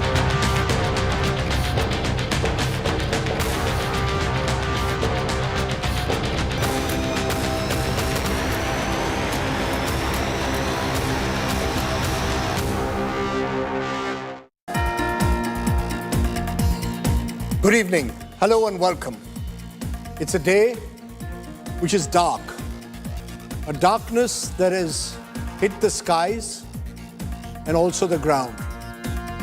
Our worst civil aviation tragedy. A tragedy of the likes which has not been seen in Indian skies for over 3 decades. Air India's Flight 171 crashing at a residential area near Ahmedabad airport shortly after takeoff. More than 240 people were on board. There's only one survivor as of now. It's a day when we grieve, when we pray, when we tell you the news without the noise, sense without sensation. That's all we can promise in the next couple of hours, as we'll bring you all the updates on this big story, this tragic accident. Let's bring you the headlines. Air India's Flight 171 carrying 242 passengers to London Gatwick crashes less than a minute after taking off. The aircraft reached an altitude of 625 feet before descending at a speed of 475 feet per minute. The Boeing 787 Dreamliner jet, which departed from Ahmedabad runway number 23 at around 1:28 p.m., had 169 Indian nationals, 53 British nationals, 1 Canadian national, 7 Portuguese nationals on board.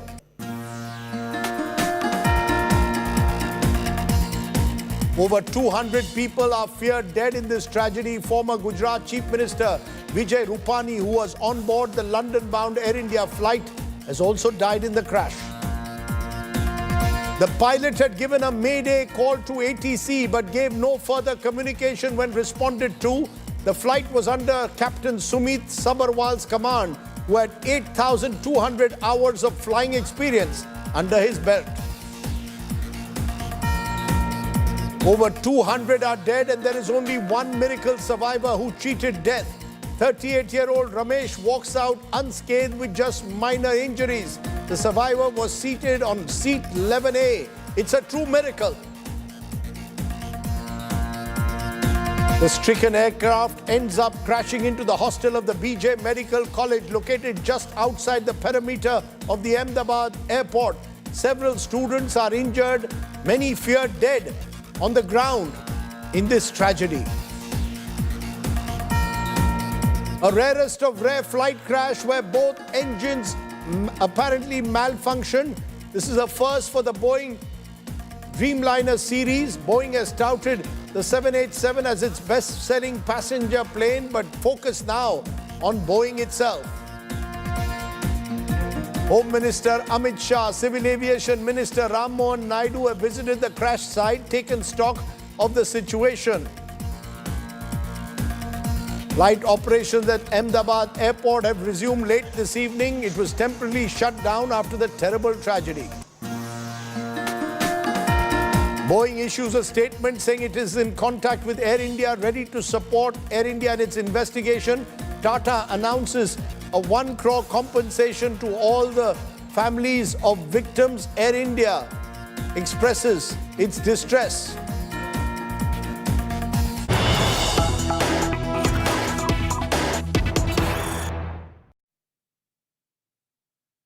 But amidst this dark, dire, grey day in Indian civil aviation history, one miracle survivor in the Ahmedabad crash.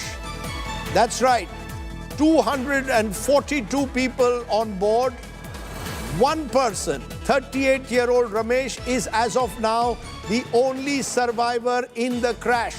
The lone survivor has walked out unscathed. He claims and told India Today that he heard a loud noise 30 seconds after takeoff.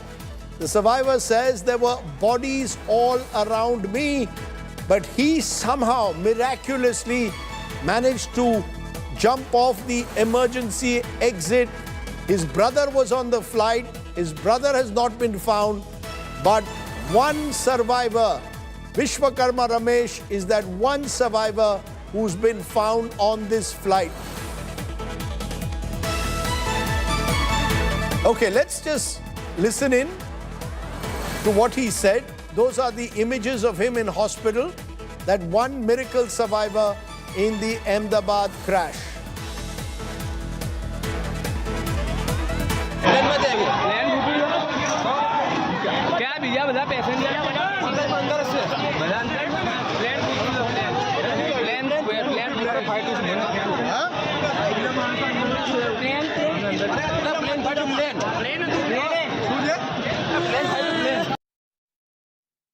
Okay, let's go straight across first to Ahmedabad, where I'm joined by my colleague Preeti Chaudhary. She's at the crash site, and Atul Tiwari, who's at the civil hospital there.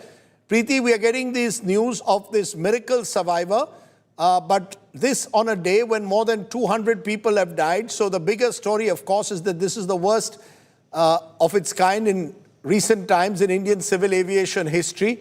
What are you hearing, particularly about survivors? We are told there's been just one survivor as of now, and we've also been told that many people on the ground are feared dead, especially the young doctors.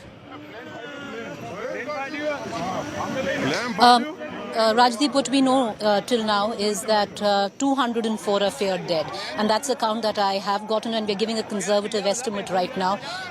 The rest, there were 242 on board. There were many of these resident doctors at this hostel, some of them still studying. I want to just give you a sense, Rajdeep. Ours was my camera person and Sanjay and my flight was the first one to land at the Ahmedabad airport. There was a desk there, a help desk, which was set up. There's a sense of disbelief at the Ahmedabad airport right now, and flight operations were stalled, and like I said, ours was the first flight to land. Help desk set up. There was completely a pall of gloom, and I think most people are still stunned. They can't quite believe it. It's taken us a bit of a walk to come here, because this, Rajdeep, and I will through the course of this evening try and show you and our viewers if catastrophe had a picture, it would be this. As I have walked in over the last 1 kilometer, all I have seen, and I will show you, in time, there are fires which are still being put out, and this is the tail end of the aircraft, of what you can see on the crash landing of AI 171 London bound. I want to immediately try and get, our viewers a sense in terms of what really happened. I have a nurse, because this was a hostel for medical students. I have a staff nurse who works at the, at the Ashram quarters. She lives at the Ashram quarters, which is right next to this particular hostel. And ma'am, सबसे पहले अपना नाम बताएं. मेरा नाम है आरती साधु. मैं यहाँ सिविल हॉस्पिटल में काम करती हूँ. आई डिपार्टमेंट में हूँ. मैं नाइट करके आई और सब रेस्ट कर रही थी दोपहर. कहाँ पे है आपका घर? हमारा यहाँ पीछे के साइड है. आश्रय मिथिला क्वार्टर से हमारा बिल्कुल सामने है. जो आश्रय मिथिला क्वार्टर है ना, यहाँ ये पीछे का रास्ता है, वो पहले आता है. हाँ, तो हम सो रहे तो एक धड़ाका हुआ, तो हमने देखा तो बाहर निकले तो सब धुआं और आग फैली हुई थी चारों तरफ. सब आग, कुछ दिखता ही नहीं था, बस धुआं ही धुआं दिखता था. आपके सामने? हाँ, बिल्कुल सामने. हमें देखने आए थे, फिर बाद में एम्बुलेंस, फायर ब्रिगेड सब आई थी और सब काम चल. यहाँ तो आना ही मुमकिन नहीं था, इतनी तेज धुआं और आग थी. बाहर निकले आपने? हाँ, देखा. फिर हम तो डर गए थे, क्योंकि हमने तो पहली बार देखा कि इतना जोर से जो धड़ाका हुआ ना, तो हमको पहले तो ऐसा लगा कि बॉम्ब ब्लास्ट हुआ, ऐसा लगा. लेकिन बाहर निकले तो पता चला कि प्लेन क्रैश हुआ है. बाद में हम देखने आए तो हमने दिखा कि ये प्लेन का वो सब तो हमने दोपहर को नहीं दिखा था, क्योंकि दोपहर को तो यहाँ आना ही मना था। यहाँ तो सब आग ही आग थी। दोपहर को तो यहाँ आना मना ही था। अभी आए तो सब दिखेगा, बाकी तो नहीं। दोपहर तो सब आग आग थी। रेस्क्यू ऑपरेशन यहाँ पर हो रहा था, वो देखा था? देखा। सब 108 वाले, फायर ब्रिगेड्स वाले, पुलिस वाले, सब मिलिट्री वाले सब आए थे। या वो क्या वो खुद काम करते हैं ना, वो सब जो पैसेंजर्स यहाँ पर थे वो तो हम सब ने, कुछ दिखता ही नहीं था। वो धुआं ही था, आग और धुआं, सिर्फ आग और धुआं था, कुछ दिखता नहीं था। कुछ नहीं दिखा? कुछ नहीं दिखता था। आप अभी आए हैं देखने? नहीं, दोपहर को हम आए थे ना, जब हुआ ना तब हम वहाँ आए थे, लेकिन यहाँ आ ही नहीं सकते थे। धुआं इतना था, कुछ दिखता ही नहीं था। Rajdeep, I just want to tell you, so certain eyewitness accounts there that are coming in. I also want to tell you that investigative agencies are already there. What is crucial right now, of course, there is the emotional side of all of it, and that's all too overbearing, especially at the civil hospital where bodies have been taken. But there's also a tactical side to it and what exactly happened. And this is the tail end of the aircraft, and this is where right now, we were speaking to some of the investigative, agencies that are here. This is where the black box is, because it's at the tail end assembly of the aircraft and one at the front end. And that possibly, Rajdeep, will hold, the answer to what really went down, that two engines of this Dreamliner simultaneously completely went out, and the plane lost power and thrust as it was trying to take off. I want to, give you a sense also. I'll ask Sanjay to show you. I have to say, Rajdeep, if there is a standard operating procedure after a tragedy, I have to say, I know we are 7 hours in, but even now, it took us absolutely no time to reach the crash site, because there is a green corridor right from the airport that has been made. I was walking out of the airport. I didn't have the time, but I did speak at the help desk. No one from, the families have actually come in yet, because everyone is rushed either to the civil hospital or they have, come right here.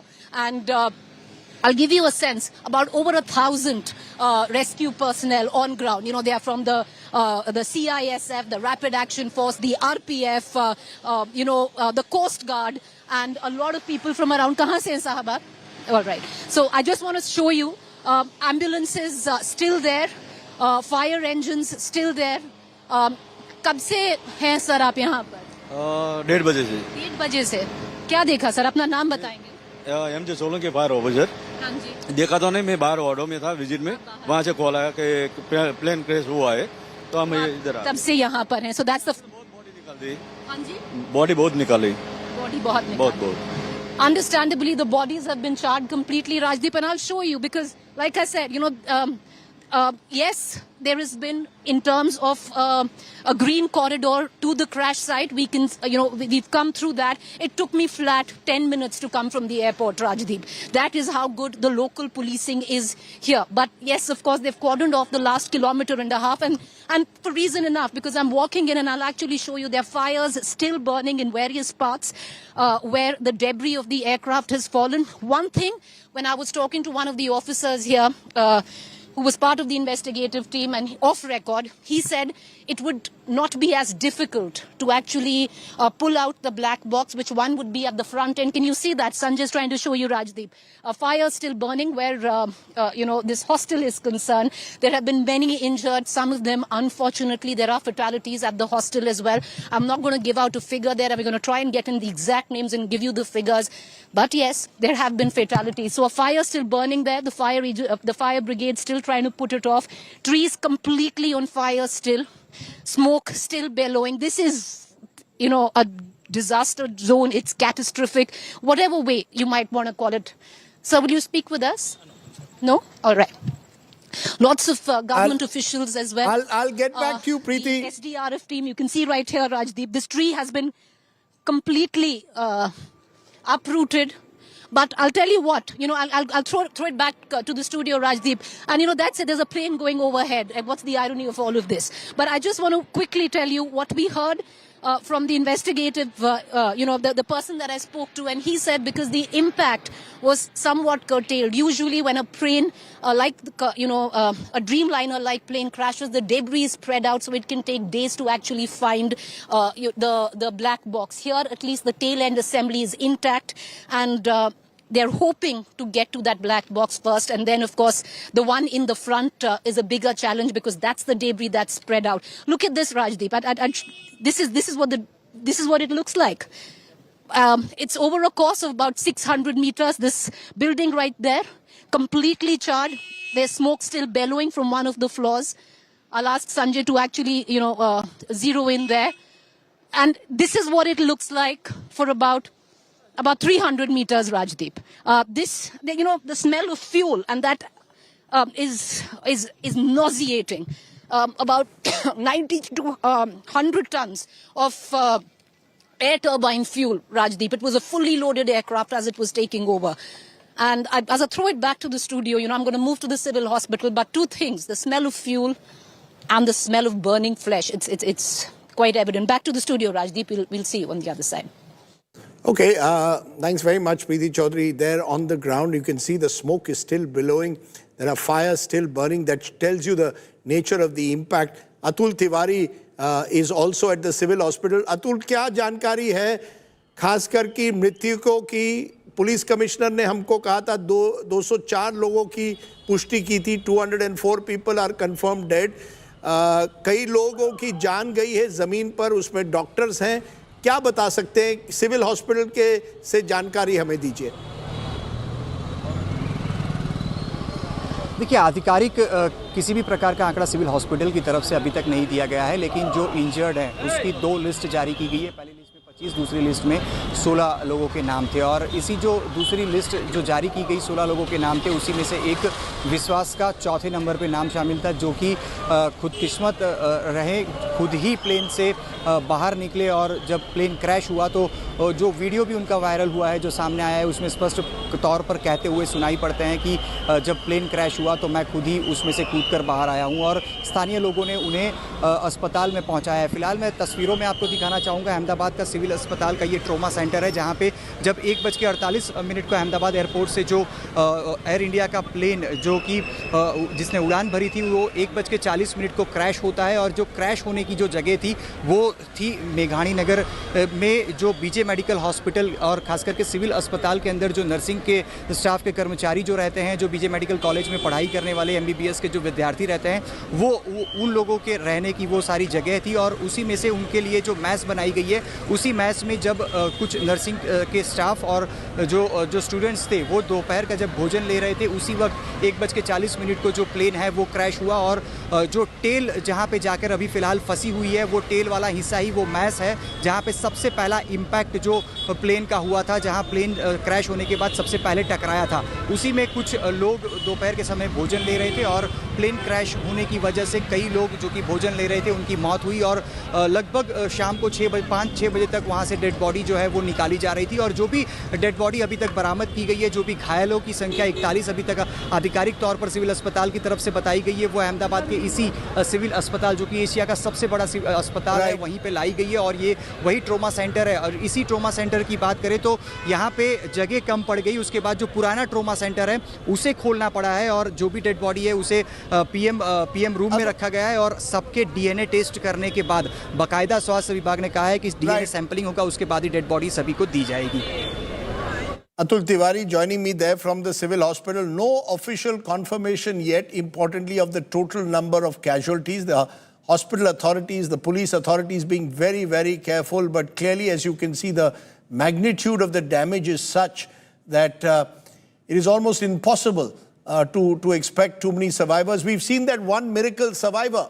And I want to play his visual again, because that miracle survivor is one of the stories of this AI 171 flight crash. Think about it. 243 people on board. As of now, just one survivor emerges out unscathed. And that, to my mind, is quite a story which will tell you that there is still hope, even in times of despair. He's spoken to India today, told us that the pieces of plane were around me 30 seconds, he was too scared, stood up and just ran. And somehow, through the emergency exit, someone put him in an ambulance and he seems to have emerged relatively unscathed. I want to bring you at this moment the other breaking part of the story, which is the actual crash. The second video now has come of the Ahmedabad Air India flight crash, and take a look at it very carefully, because this video will show that the crash actually takes place not even 5 minutes but less than 30 seconds after takeoff. This is the video of the flight takeoff from the airport runway. The flight trying to take off when it simply loses all power and slowly nosedives. The pilot is trying to land the flight, it appears, but just doesn't have enough time. It crashes and there's a snowball of fire. As you can see, it just explodes there in front of you on your TV screen. So I'm going to play that again because I think it's important to recognize that the pilot simply had no time. Within seconds, less than a minute of takeoff, the flight tries to get airborne, loses speed, loses any attempt being made to take it up. It just doesn't get airborne. The wheels are still on, which suggests that the pilot was trying to land the flight. He's not able to, the engine seems to have completely failed him. No power, no thrust.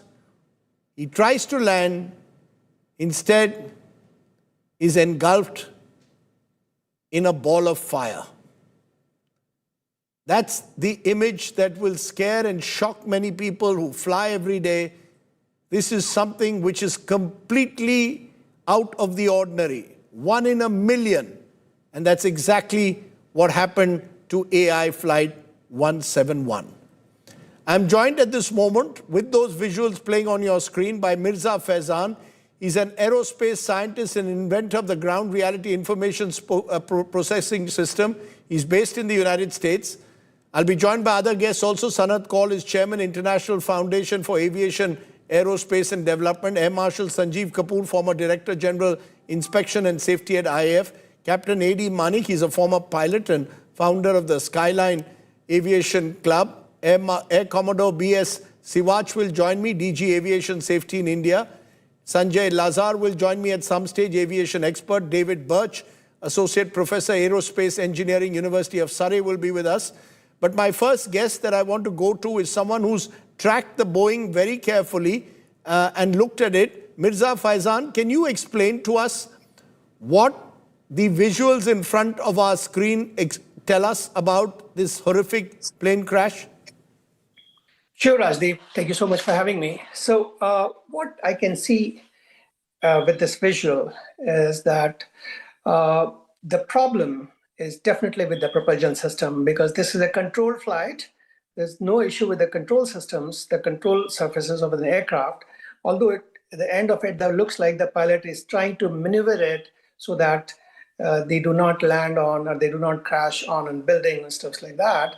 But this looks like a complete failure of both the engines from providing the enough thrust for the aircraft to take off.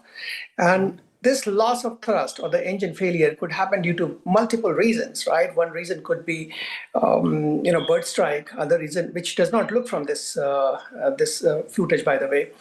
Second could be foreign object and debris getting sucked into the engine. There has been a plane, Concorde, very famous Concorde crashed when the foreign object and debris got stuck in the plane. But that too is a very remote possibility. But doesn't...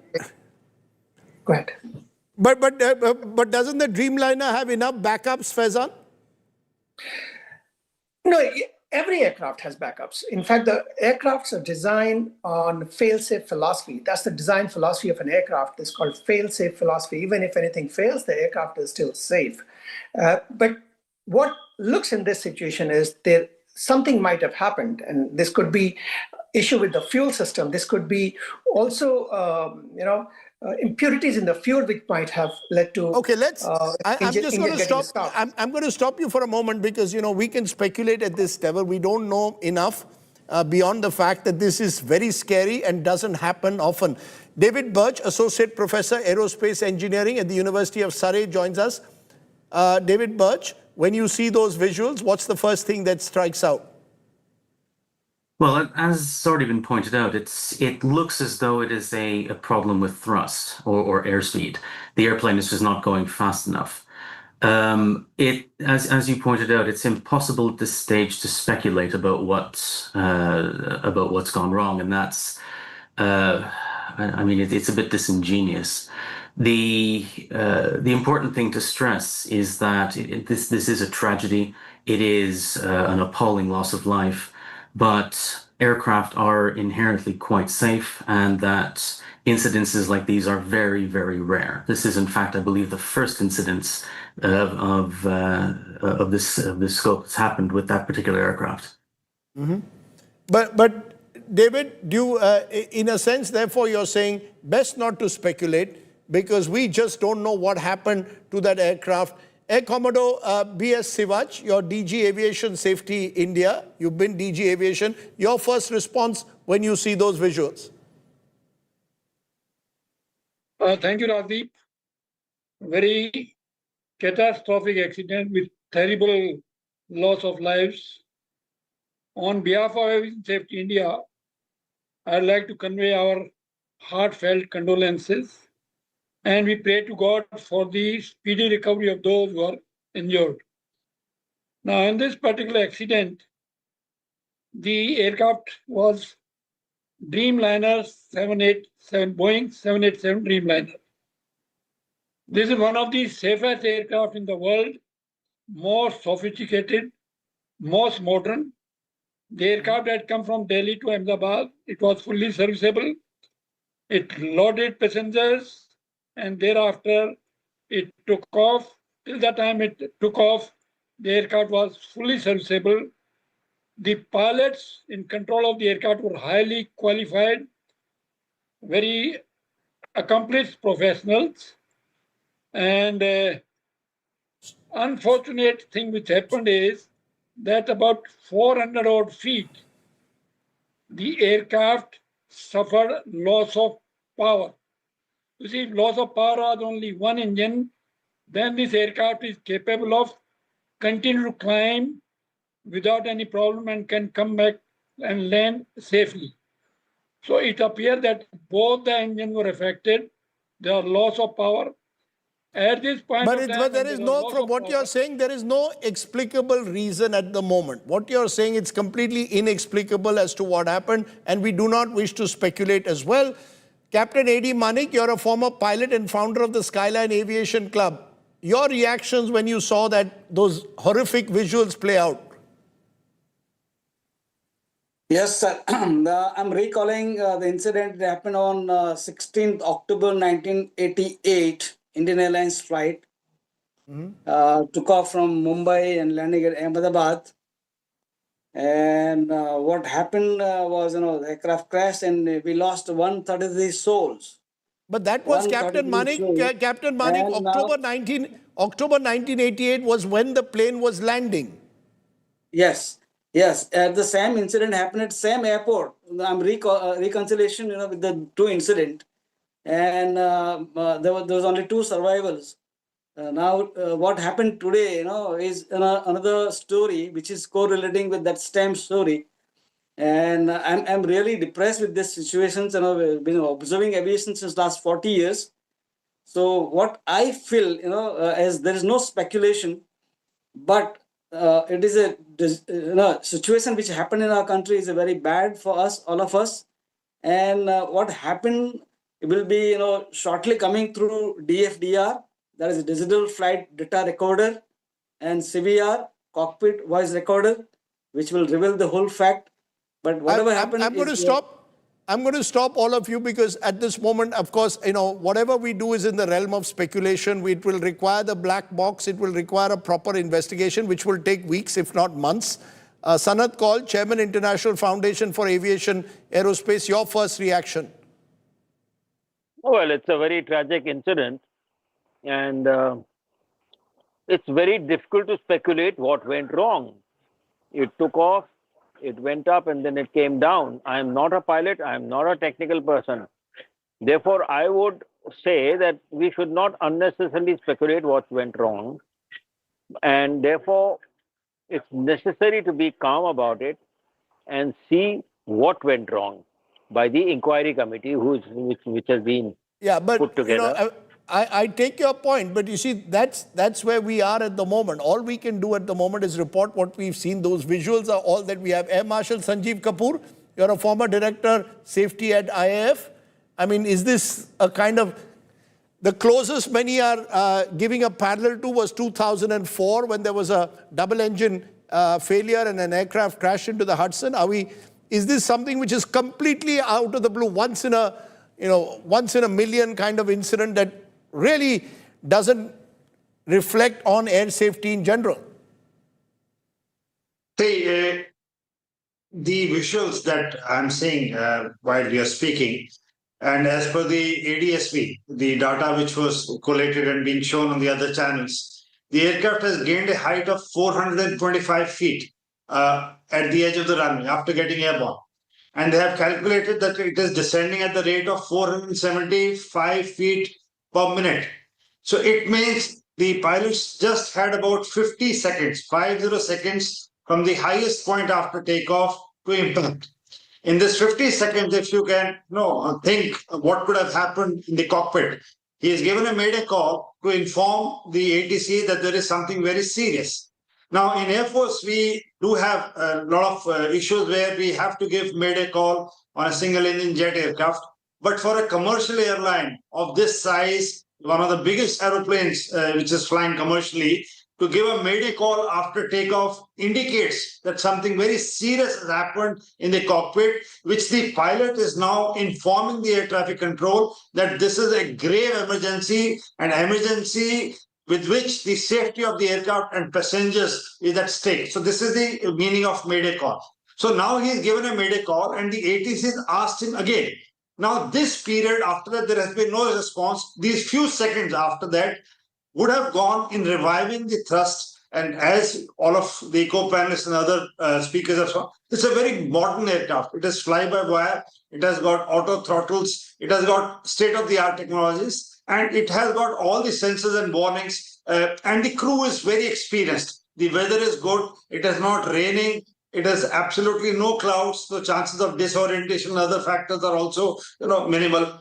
So it is, very unique thing, in my opinion, that what has happened to the most powerful two engines which any aeroplane which is flying today has happened. So that in no time, and the attitude of the air. Can I just for a moment piece together, what happened through our OSINT unit that actually looks at visual satellite imagery? Ankit Kumar brings you what I think is a very important timeline to this Ahmedabad plane crash. Just see how Ankit has pieced it together. Take a look. Automatic dependent broadcast surveillance. It's a system that is placed in every passenger aircraft which broadcasts signals letting ATC and other aircrafts know where exactly the aircraft position is, what is the speed, what is the altitude. India today is now using the same ADSB data to analyze the final moments of Ahmedabad-London Air India flight. Using ADSB data, we can confirm that the same aircraft, the same Boeing 787 aircraft, flew from New Delhi to Ahmedabad as Air India 423. It departed around 9:50 a.m. from New Delhi and landed at Ahmedabad at 11:20 a.m. In the next picture, using the same ADSB data, we can confirm that the aircraft utilized entire 11,500 strip of the runway. ADSB data places the aircraft at the runway at 1:30 p.m. At around 1:38 p.m., the aircraft broadcasted its last ADSB data. Now, the most important picture is this. At around 1:38 p.m., when the aircraft was at 425 feet above the ground, 425 feet above the ground, it lost complete control. It started descending at a speed of 475 feet per meter. Now that should give you some idea why the crew or the pilot had no chance to control the aircraft. And that is why the aircraft ended up hitting this side, the BJ Medical College hostel, which is right in front of this runway, roughly 1.64 kilometers away from the airstrip. So based on publicly available ADSB data, we can confirm that the crew member, the pilots, had little to no time to control or steer this aircraft away from this crash site. Meanwhile, of course, remember, amidst all the details we're getting, you do not forget the miracle survivor. I mean, this is quite a story. It was just mentioned there was an air crash in Ahmedabad when the plane from Mumbai, an Indian Airlines flight, was coming in 1988 October. And then out of the 135 passengers, 2 survived. Today, as of now, we know of 1 survivor. And this is clearly a miracle survivor. Almost impossible to believe that someone would have survived a crash of this nature. But the emergency exit, according to some reports, may have saved him. That's not clear yet. He claims that he was scared. He stood up and ran. Now, how he managed to emerge out of that flaming plane will remain one of the stories of our times, with all the other passengers seemingly either dead or suffering grievous injuries. Mirza Faizan, there are stories and stories then. This is one of the miracle stories of this Ahmedabad plane crash. Yes, definitely. I mean, whenever there are plane crashes, sometimes we get miracles like this.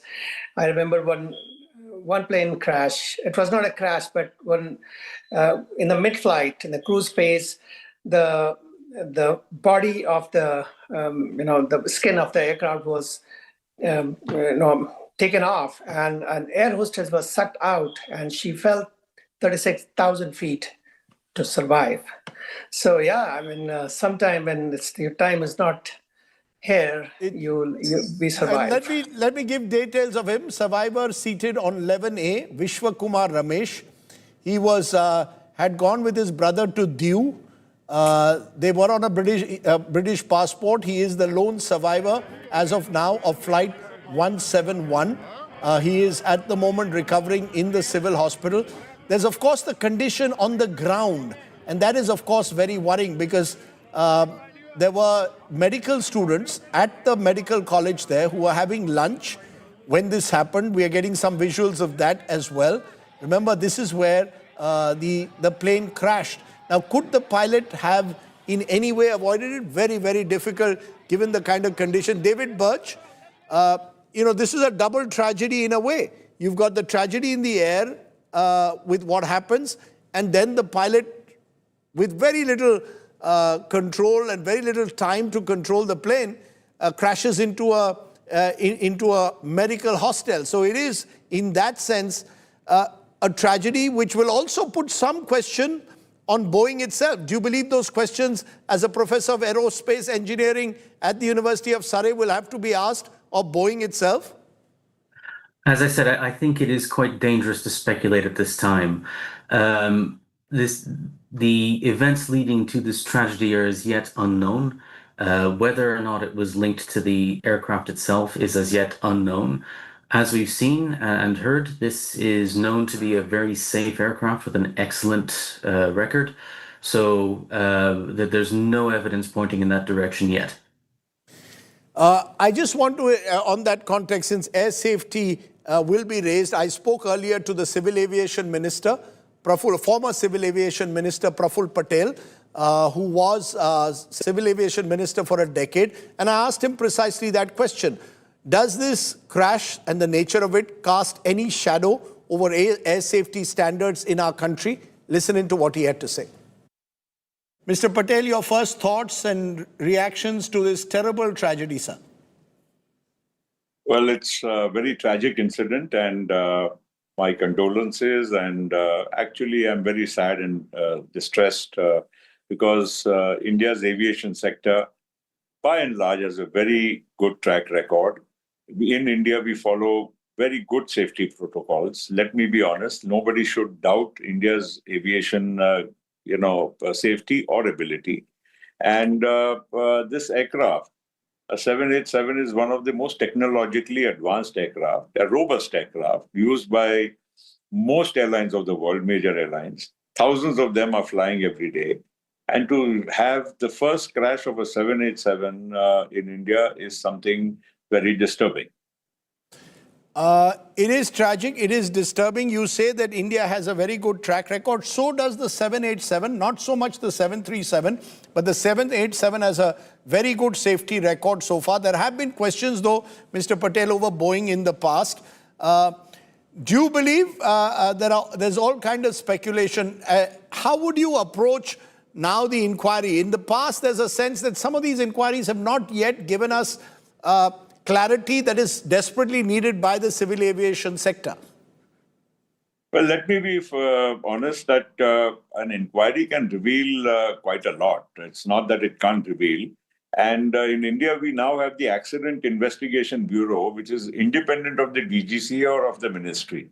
And it's a completely separate institution. And that gives you a very fair assessment of what could have gone wrong and the reasons of the crash. But for that, we'll have to wait for the black box and other equipment which is on board. One of the key initiatives of Open Skies, our skies are very safe. Because remember, Mr. Patel, just a couple of weeks ago, an Indigo flight on its way from Delhi to Srinagar, the nose blew off. Now, there were question marks over there. There have been always stories every now and then of near misses. There's even talk in this instance, complete unproven, of a bird hit. But you're saying broadly, you believe, even by global standards, Indian skies are very safe. What has happened is completely mysterious, therefore, and unexplained.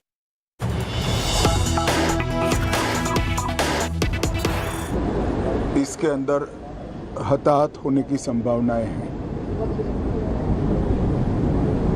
इस घटना से पूरा देश क्षुब्ध है और पूरा देश एक साथ पूर्ण संवेदनाओं के साथ ये जो दुर्भाग्यपूर्ण हादसे में पैसेंजर हताहत हुए हैं, इनके परिजनों के साथ खड़ा है। सबसे पहले मैं भारत सरकार, गुजरात सरकार, भारत सरकार के प्रधानमंत्री जी और गुजरात सरकार की ओर से भी जो लोग हताहत हुए हैं, इनके परिजनों के प्रति गहरी संवेदना व्यक्त करता हूं। 10 ही मिनटों में हादसे के भारत सरकार के पास सूचना पहुंची। तुरंत ही मैंने मुख्यमंत्री जी, यहाँ के गृह मंत्री, होम डिपार्टमेंट के control room, civil aviation department, civil aviation मंत्री, सभी से संपर्क किया। प्रधानमंत्री जी का भी तुरंत ही फोन आ गया और भारत सरकार और गुजरात सरकार के सभी डिपार्टमेंट एक साथ होकर राहत और बचाव कार्य में लगे। इस विमान में कुल मिलाकर 230 यात्री देश के और विदेश के और 12 क्रू मेंबर सवार थे। इसमें से एक यात्री का बचने का अच्छा समाचार मिला है, मैं उनको मिलकर आया हूं।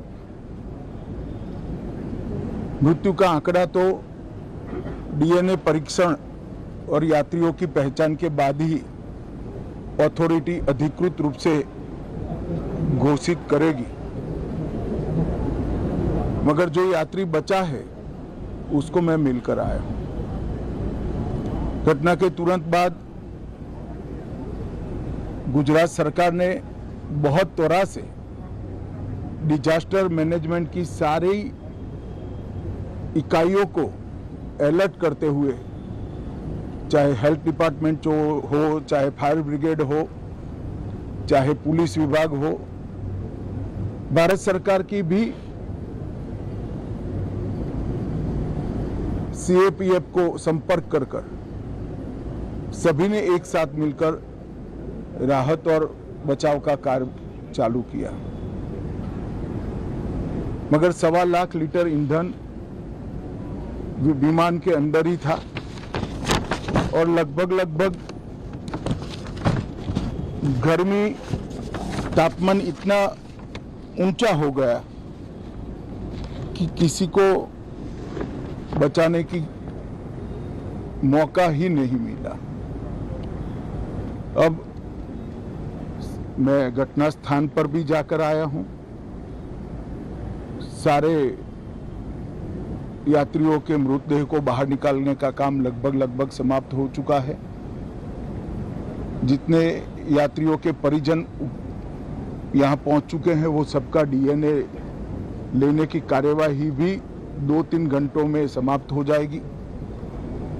विदेश में जिनके परिजन हैं उनको सूचना देने की कार्यवाही समाप्त हो चुकी है और जैसे ही पहुंचते हैं उनके भी डीएनए सैंपल लिए जाएंगे और मृतदेहों की पहचान के लिए जितने मृतदेह मिले हैं इनके भी डीएनए सैंपल लेने की कार्यवाही समाप्त हो चुकी है। गुजरात में ही लगभग 1000 के आसपास डीएनए टेस्ट करने पड़ेंगे।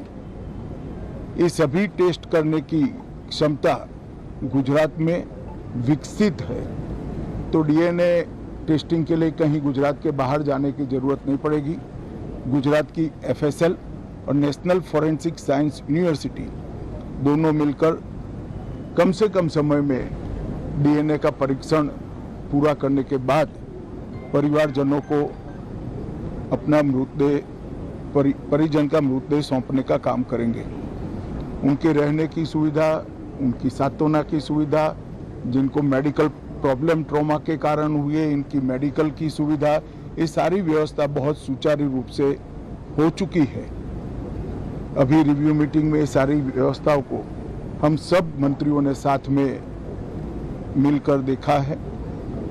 एविएशन डिपार्टमेंट ने अपनी जांच शुरू कर दी है और जांच तेजी से आगे बढ़े इसके लिए भी एविएशन मंत्री जी ने सूचनाएं दी है। मैं फिर से एक बार राहत काम में जिन जिन एजेंसियों ने त्वरा के साथ बचाव और राहत का काम किया वो सभी का धन्यवाद करना चाहता हूं और फिर से एक बार जिन्होंने अपने परिजनों को गंवाया है, हताहत हुए हैं, वो सभी को मनपूर्वक संवेदनाएं व्यक्त करता हूं। मैं एक बात जरूर कहना चाहता हूं कि ये एक्सीडेंट है, एक्सीडेंट को कोई रोक नहीं सकता, परंतु 365 दिन 24 घंटा इस तरह की घटना के लिए प्रशासन का जो अलर्टनेस है उसकी कसौटी उसी वक्त होती है जब ऐसी घटनाएं होती है। और आज गुजरात के डिजास्टर मैनेजमेंट की तैयारियों का एक प्रकार से दुर्भाग्यपूर्ण तरीके से मगर कसौटी हुआ और बहुत त्वरा के साथ यहाँ पर काम किया गया, वो पूरे देश के मीडिया के सामने और परिजनों के सामने भी आया है। अंत में मैं फिर से एक बार सम्माननीय प्रधानमंत्री नरेंद्र मोदी जी की ओर से, भारत सरकार और गुजरात सरकार की ओर से सभी हताहत लोगों के परिजनों के प्रति गहरी संवेदना व्यक्त करता हूं। धन्यवाद। Okay, Home Minister Amit Shah, who landed in Ahmedabad a couple of hours ago. Remember, he's also an MP from Gandhinagar in the crash site not too far away from his Lok Sabha constituency. Says he's monitored the situation, expressed his condolences to the families and also praised the efforts of the local administration in trying to bring the situation under control, but claimed that the nature of the crash was such that it was extremely difficult to carry out any rescue operations. That was the Home Minister. And remember, there's an element of personal tragedy for him as well, because Vijay Rupani, the former Chief Minister of Gujarat, seemed to be very close to Mr. Amit Shah, is among those who has tragically died in this accident. Remember, in this air crash, Vijay Rupani was Chief Minister of Gujarat from 2016 to 2021. And those are some of the last visuals that we have of Vijay Rupani as he was boarding the flight to Ahmedabad, from Ahmedabad to Gatwick. Vijay Rupani was on seat 2B, we are told, and he is tragically among those who's passed away today. There have been prayers that were conducted in Rajkot, his hometown, hoping that he might have survived. But the Gujarat BJP leader and Union Minister C.R. Patel confirmed that Vijay Rupani had indeed passed away. So condolences to his family and his friends and associates politically. There is a political angle in a sense there with Vijay Rupani's passing away. But remember, he's just one of 240 plus people who've passed away. I just want to give you also, let's just look for a moment at air crashes that have taken place over the years and where this air crash, for a long time, Indian aviation has been seen to be among the safest, but that doesn't mean that air crashes haven't taken place. This is the worst aviation disaster in terms of over 200 dead since 1978, when 213 people died, 21 dead in Kozhikode, but 1978 New Year's Day, 213 died. Air India plane crashed near Mumbai into the Arabian Sea. There have been Air Express flights that have overshot runways. 158 died in 2010 in Mangaluru. The weather was very bad at the time. An Alliance Air flight crashed while landing in 2000 in Patna. 60 people died in that crash. 1996, this was the worst aviation disaster in India in terms of international flights colliding mid-air. Charkhi Dadri in Haryana, 349 people died in that mid-air collision that took place between two international airlines. In Aurangabad in 1993, an Indian airline flight crashed while taking off. Some are looking at similarities in this crash as well, because that too happened within a minute of takeoff. In 1991, in Imphal, an Indian Airlines flight crashed on descent. Again, weather was seen as one of the factors. In this particular instance, there was no weather problem. 1990, Bengaluru, an Indian Airlines flight crashed while landing. 92 people died in that. 1988, Indian Airlines flight crashed on descent at the same Ahmedabad airport. 130 people died in that air crash. 1985, Air India flight, the Kanishka airline that was bombed by Khalistani terrorists on its way from Toronto to India.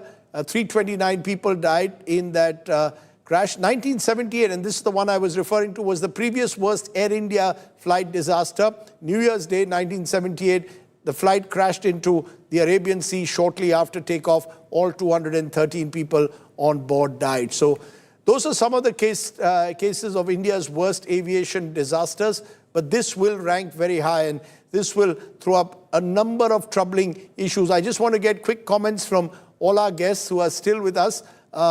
I want to go to Mr. Lazarus. You want to tell us, you've been on, Sanjay Lazar, you actually lost family members in that tragic air crash off Kanishka, so this must bring back horrific memories.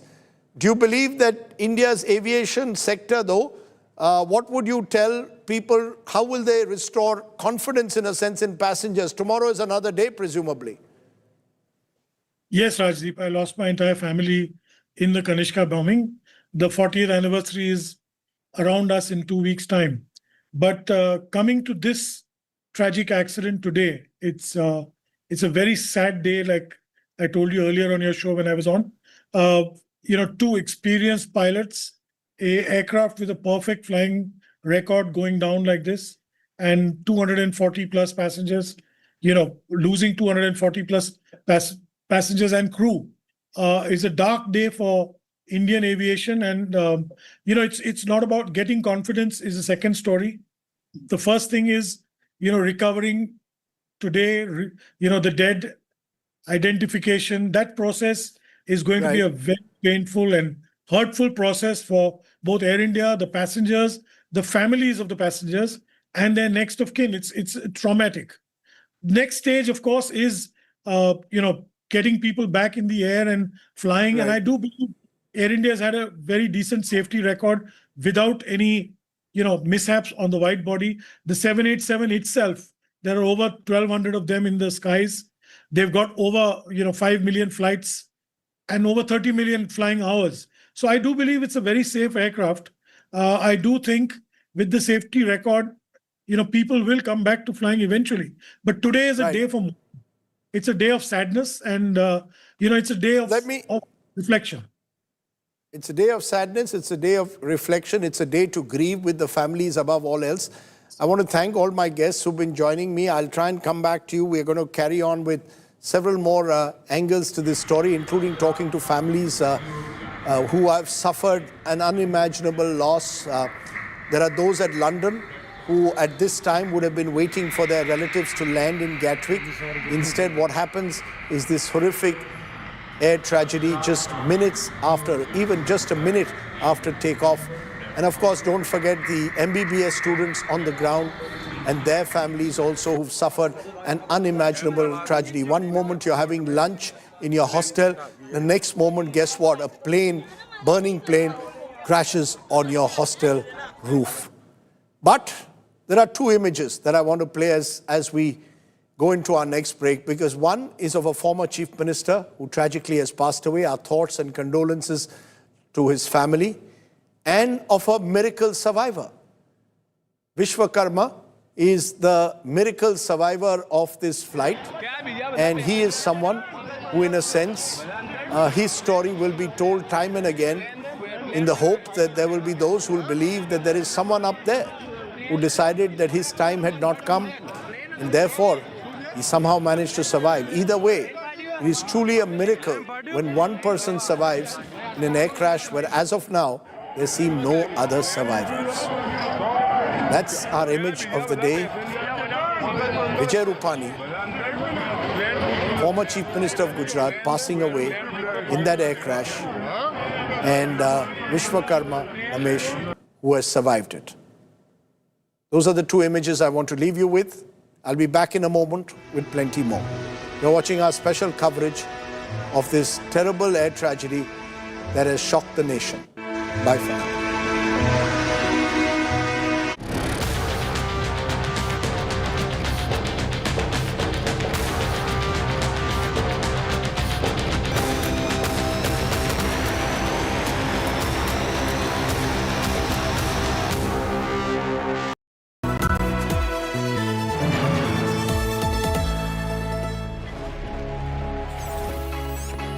Long night?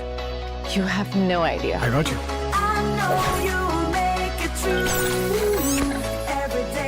Motorola Edge 60 Pro. Hello, Moto. Motorola Razr 60, dangerously cool. Hi, here are the top headlines presented by Motorola. Air India plane crashes in Ahmedabad, 242 passengers on board. High Court grants interim bail to all 4 accused in Bengaluru stampede. Delhi High Court rejects bail plea of Shabbir Ahmed Shah.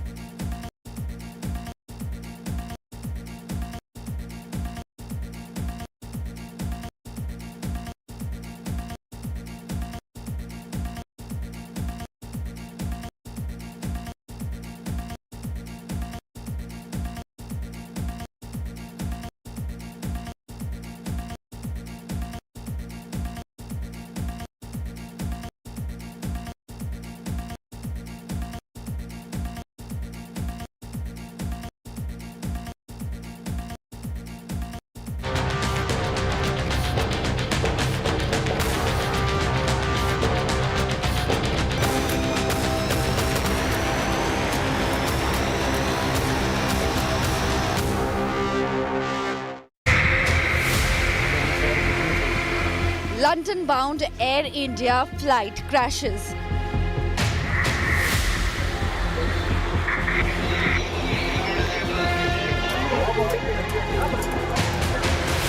Over 200 dead.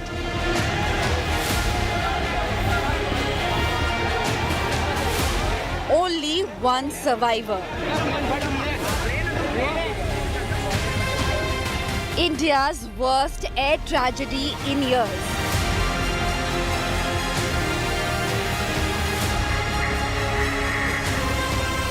Air tragedy tears apart families.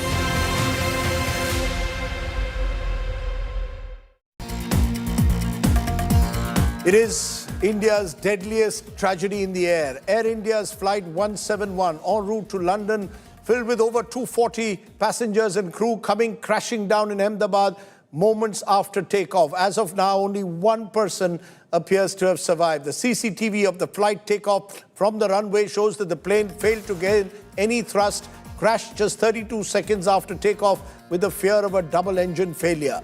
Over 240 people are feared dead, including the former Gujarat Chief Minister Vijay Rupani.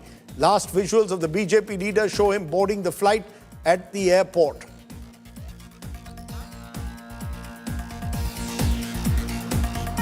That's right, that's Vijay Rupani at the airport. Moments before he boarded the flight, he was a Chief Minister of Gujarat for 5 years. He has died in that air crash. The only good news today, one miracle survivor escaping the tragedy with just minor injuries. 38-year-old Vishwakarma Ramesh walking out unscathed. He was seated on seat number 11A and allegedly managed to get out through the emergency exit when it opened. The Air India flight crashed into a doctor's hostel meters away from the Ahmedabad International Airport. Parts of the Boeing Dreamliner are still lodged into the hostel building. 3 MBBS students are feared dead. Over 40 are injured. Home Minister Amit Shah visited the crash site along with Gujarat Chief Minister Bhupendra Patel and the Civil Aviation Minister Rama Naidu to take stock of the situation. Ram Mohan Naidu to take stock of the situation, following which he visited the injured and bereaved families at the hospital. That's right. Just to keep you up to speed with what's happened, a deadly tragedy in Indian skies, unimaginable. Air India's London-bound flight from Ahmedabad took off at 1:38 p.m. this afternoon, but just 30 seconds later, the aircraft crashed near the Ahmedabad airport, blowing up into a complete snowball of fire. There were 242 people on board, including Indian, British, Portuguese passengers and cabin crew. Take a look at what happened on this dire day. It began as a flight like any other. Air India Flight 171 took off at 1:38 p.m. from Ahmedabad Airport's runway number 23 as it set course for its destination of London Gatwick Airport. In less than 30 seconds, that takeoff turned into tragedy as the Boeing 787 Dreamliner crashed and erupted into a ball of flame.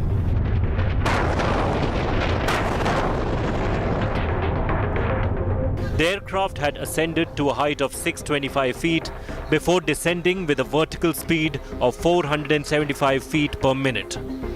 CCTV footage from Ahmedabad Airport shows the aircraft struggling to get any lift at all before descending into a fiery inferno. Those are the visuals that have shocked the nation. I want to, at this moment, go to our senior journalist, Preeti Chaudhary, joins us from the ground. Preeti, you are in the mess area. This is close to reportedly the hostel, where at least 3 MBBS students, we are told, have died. Over 40 are injured. Take us through what you are seeing around you at this moment.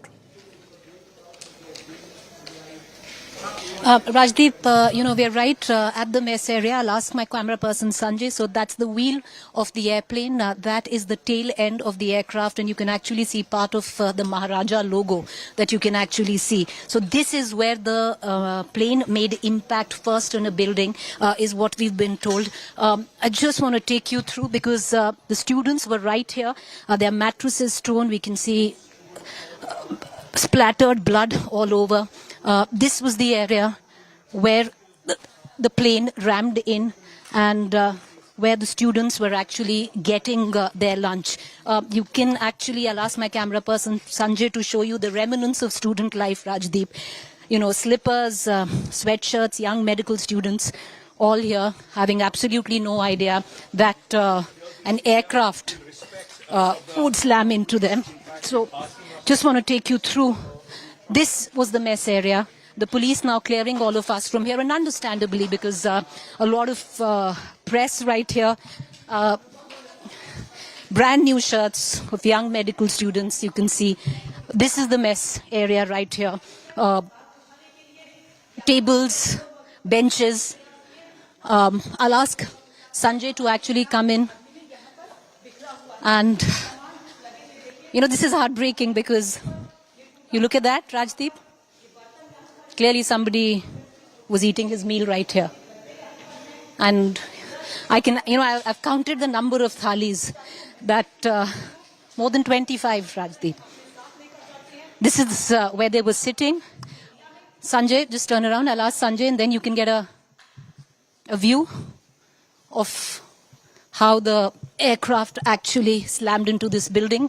That is what I showed you right there. That's the tail end of that aircraft. This is the, you know, the tables, the benches, and you can see their meal uneaten right here. And that's the tragedy of it all, Rajdeep, because along with the 242 on board, what we've been given to understand, the 3 dead from this very mess, many more critically injured. We don't want to give in numbers right now because there's no real confirmation, and that won't be responsible to do so. But what we've been given to understand, maximum fatalities have happened right here. All of the clothes that you see strewn around, some of them have been, because most of the students were burnt, charred. Some of them had injuries who were taken, and you can see actually blood-splattered walls. Back to the studio, Rajdeep. Just tell me where you are, Preeti. This is a mess of the hostel where the students were sitting having lunch. This is about one. The BJ. The BJ Medical College interns. Rajdeep, this is the BJ. Yeah, the BJ Medical. Yeah, right. I'm at So the there BJ were, Medical College intern. So this was mess. about. This is where the hostel is. This was the mess of the hostel. This. Right. Yeah. So these were all interns. This was about 1:35, 1:36 this afternoon. The plane takes off. They have completely no knowledge. I mean, I'm just trying to imagine the trauma that people have gone through. You're eating your lunch one moment. The next moment you see that you're engulfed in a ball of fire because a plane has crashed into your hostel. Now, do you know where the students have all presumably been taken to the civil hospital? Has the entire place in a way been completely sanitized? And has everybody is it now, has the police taken over the area? Rajdeep, the fact is, you know, it's clearly not sanitized if I'm still standing right at the mess. And, you know, this is it because it's just, there are thalis there, of course, like you pointed out, no clue, sitting here at lunch hour. I've counted 25 thalis where food is uneaten, just laid with a thick pall of dust. But what we've been told, maximum fatalities from here. The area now is being sanitized slowly, one by one. The press is being escorted out because this is where, I met one of the officers from the investigative agency, and they were the ones who've been looking for debris right here. So they are sanitizing this area right now. This is the BJ Medical mess of the hostel here. Right opposite it, you know, to give our viewers an understanding, this is the mess area. Downstairs was the recreation area, mess in terms of the kitchen. And on the sides, you can see a lot of blocks, which we showed you earlier. Those are the blocks, the hostel blocks. Those are the ones which are completely charred, on fire. But in terms of impact, Rajdeep, you see right at the end, the part of the plane, that was the plane that rammed in, right to the tail end of the aircraft. This was the first impact that the plane made with a building, and it started from here and then rammed. The entire Dreamliner, caved in and crash landed ahead. So maximum damage is in this particular area. And yeah, you're, with what you said, Rajdeep, absolutely. And all the like bodies. I said, you can see the remnants. And all of the bodies have student been life taken all away, scattered. presumably. Tell me, Rajdeep. And all the bodies have been presumably taken out for DNA sampling. Many of them charred beyond recognition. You showed us the back end of the plane. Presumably the front of the plane is what rammed through the building. Am I correct?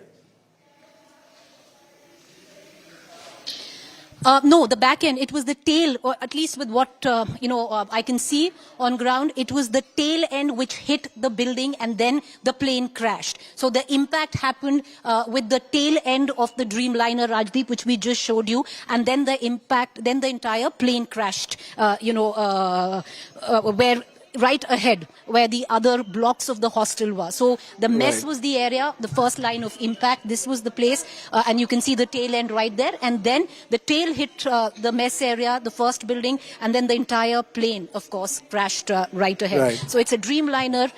It's a big plane, and the impact is as massive. But, I'm going to take you through. I'm going to just now leave the building. We've been requested multiple times. But, that's, like I said earlier, that's a brand new shirt. Toiletries, everything scattered. Some of it, luggage of passengers. Some of it, students, their belongings. But there's nothing quite left of this particular building. Rajdeep, over to the studio. Rajdeep, I'll just going to move out of here. We've been requested multiple times. I'm going to go right down. And then we'll go across to where the students' hostels were. Okay, we're going to leave Preeti Chaudhary there. She's at the site where, remember, the medical hospital is. 3 students, MBBS students, are feared dead. At least 45 are injured. The injured have been taken to the civil hospital, one of the largest hospitals in the country in Ahmedabad. Devesh Singh is standing by and waiting for us at the civil hospital. Devesh, what can you tell us? We have had this story of this miracle survivor, but it appears there are no other survivors as of now in the plane crash. And we are told, at least confirmed, 3 people, 3 MBBS doctors, young doctors are dead, 45 injured. Can you tell us more about their injuries and what you've picked up in terms of any other survivor or any other hope for a survivor? Well, Rajdeep, as you pointed out, there are casualties from the medical college also, and it is suspected that around 4 medical students have expired. They've died due to the severe injuries that they suffered when the plane crashed on their hostel and the hostel mess area. So there are around 45 to 50 students. These are medical students of BJ Medical College who were there, who were present in the hostel, who were present in the mess when this crash happened. And they, as you see behind me, this is the emergency ward of the civil hospital Ahmedabad, and most of the students are still admitted over here. They're being given treatments, but what we hear from sources is that there are grievous injuries that these students have suffered, and some of them are still in a very critical state. They are in the ICU. Some of them have suffered severe burn injuries, which are more than 40% burns. In some of the cases, the burns are more than 40%. So these are very critical injuries that these students have suffered. There is, yes, you pointed out that there was one survivor from the plane, as confirmed by the Ahmedabad Police Commissioner, Mr. Malik, that there has been one survivor who was present in the plane and he is survived. He is also undergoing medical treatment at the civil hospital itself. Behind me, you can see this is the emergency ward, and there are multiple ICUs, intensive care units, where the medical students have been hospitalized. They are undergoing treatment right now. Additional doctors have been called in. Additional doctors from other government facilities and under other multi-specialties have also been called in so that they could help with the critical care treatment of the patients, of the medical students especially, who are hospitalized at the civil hospital presently. There is one survivor. There are no other survivors from the plane who had boarded the plane. Let me get this right. Of the crew. There's just one passenger as. So let me get this right, Devesh. What you're telling me is that there are 4 people who are dead out of the medical students, 4 dead, over 40 injured, many of them suffering serious burns. 30%, 40% burn injuries. Broadly, am I correct that that is what we've seen? Where are the bodies of those who've died in the air crash? Where have the bodies been taken, Divesh? Have the bodies been brought to the civil hospital? Well, just a while ago, there was a patient who was very critical, was shifted from civil hospital to another medical facility. We are not yet, it's not yet confirmed to which medical facility that patient was shifted, but he was part of the injured who suffered injuries in the crash. So he was just a while ago shifted from the civil hospital, while the other, remains or the mortal remains of the deceased are still in the hospital. There are many patients who are not from Gujarat. They are from other states as well. So they're waiting for their relatives to arrive. They're waiting for their loved ones to arrive, and then their bodies will be handed over. But what we hear is the bodies are still here at the Ahmedabad Civil Hospital, and the injured are also recuperating. They are being provided medical care and treatment, even intensive care treatment. Many of them are undergoing intensive care treatment. I'm going to stop you for a moment, Divesh. I just want to go to Preeti Chaudhary, back to Preeti Chaudhary, because she's in an area where the actual impact of this crash was felt on the ground. Preeti, what more can you tell us? निकल रहे हैं sir 2 minute बस light पे खड़े 2 minute में निकल जाएंगे 2 minute sir Rajdeep, I believe the Home Minister is coming to the crash site, so we are all being clear, but I'll just quickly take you through on where we are standing. This is the cargo area of the part where the luggage, the cargo of the plane clearly crashed, and you can see suitcases right there. You can see a lot of chili powder. Nikal rahe sir. You can see the chili powder. You can see. Please request, madam. Chalo. Rajdeep, sir, 30 seconds.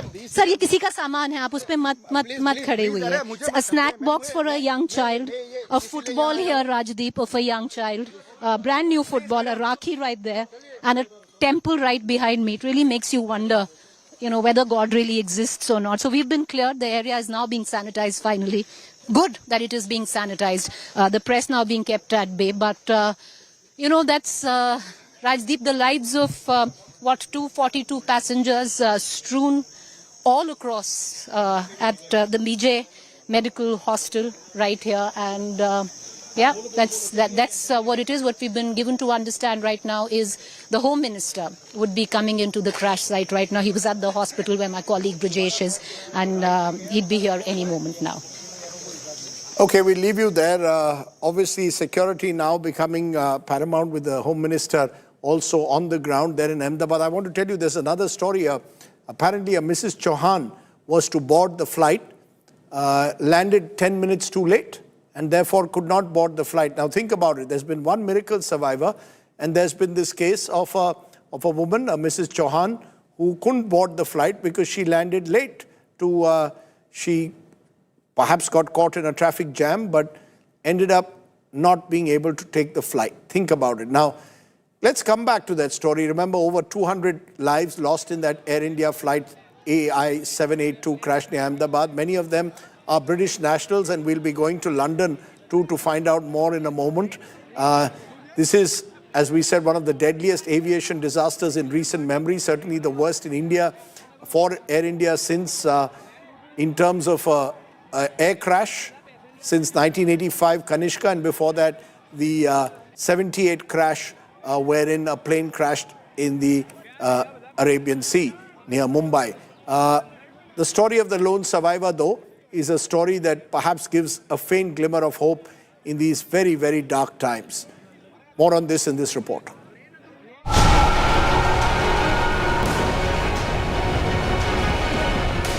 Worst fears come true.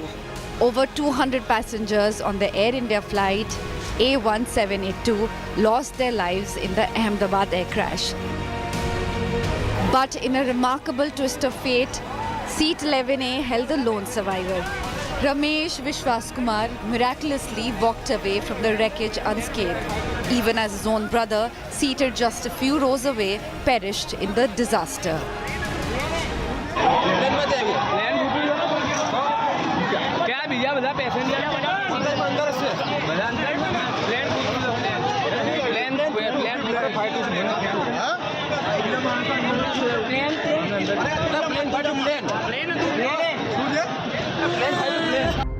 Tragically, former Gujarat Chief Minister Vijay Rupani, seated on 2D in business class, lost his life in the crash. हमारे लिए तो हमारे नेता पूर्व मुख्यमंत्री श्री विजय भाई रूपाणी भी इसी फ्लाइट में अपने परिवार को मिलने के लिए जा रहे थे, वो भी इस हादसा का शिकार हुए हैं। Moments after takeoff at 1:38 p.m., the Air India aircraft issued a mayday call signaling a full emergency. Authorities are now in a race against time, combing the site for the flight's black box and cockpit voice recorders, hoping to uncover the final moments that led to this devastating crash. Bureau Report, India Today. Now, the Air India Boeing 787 Dreamliner that crash-landed shortly after takeoff from Ahmedabad airport was carrying 242 people on board.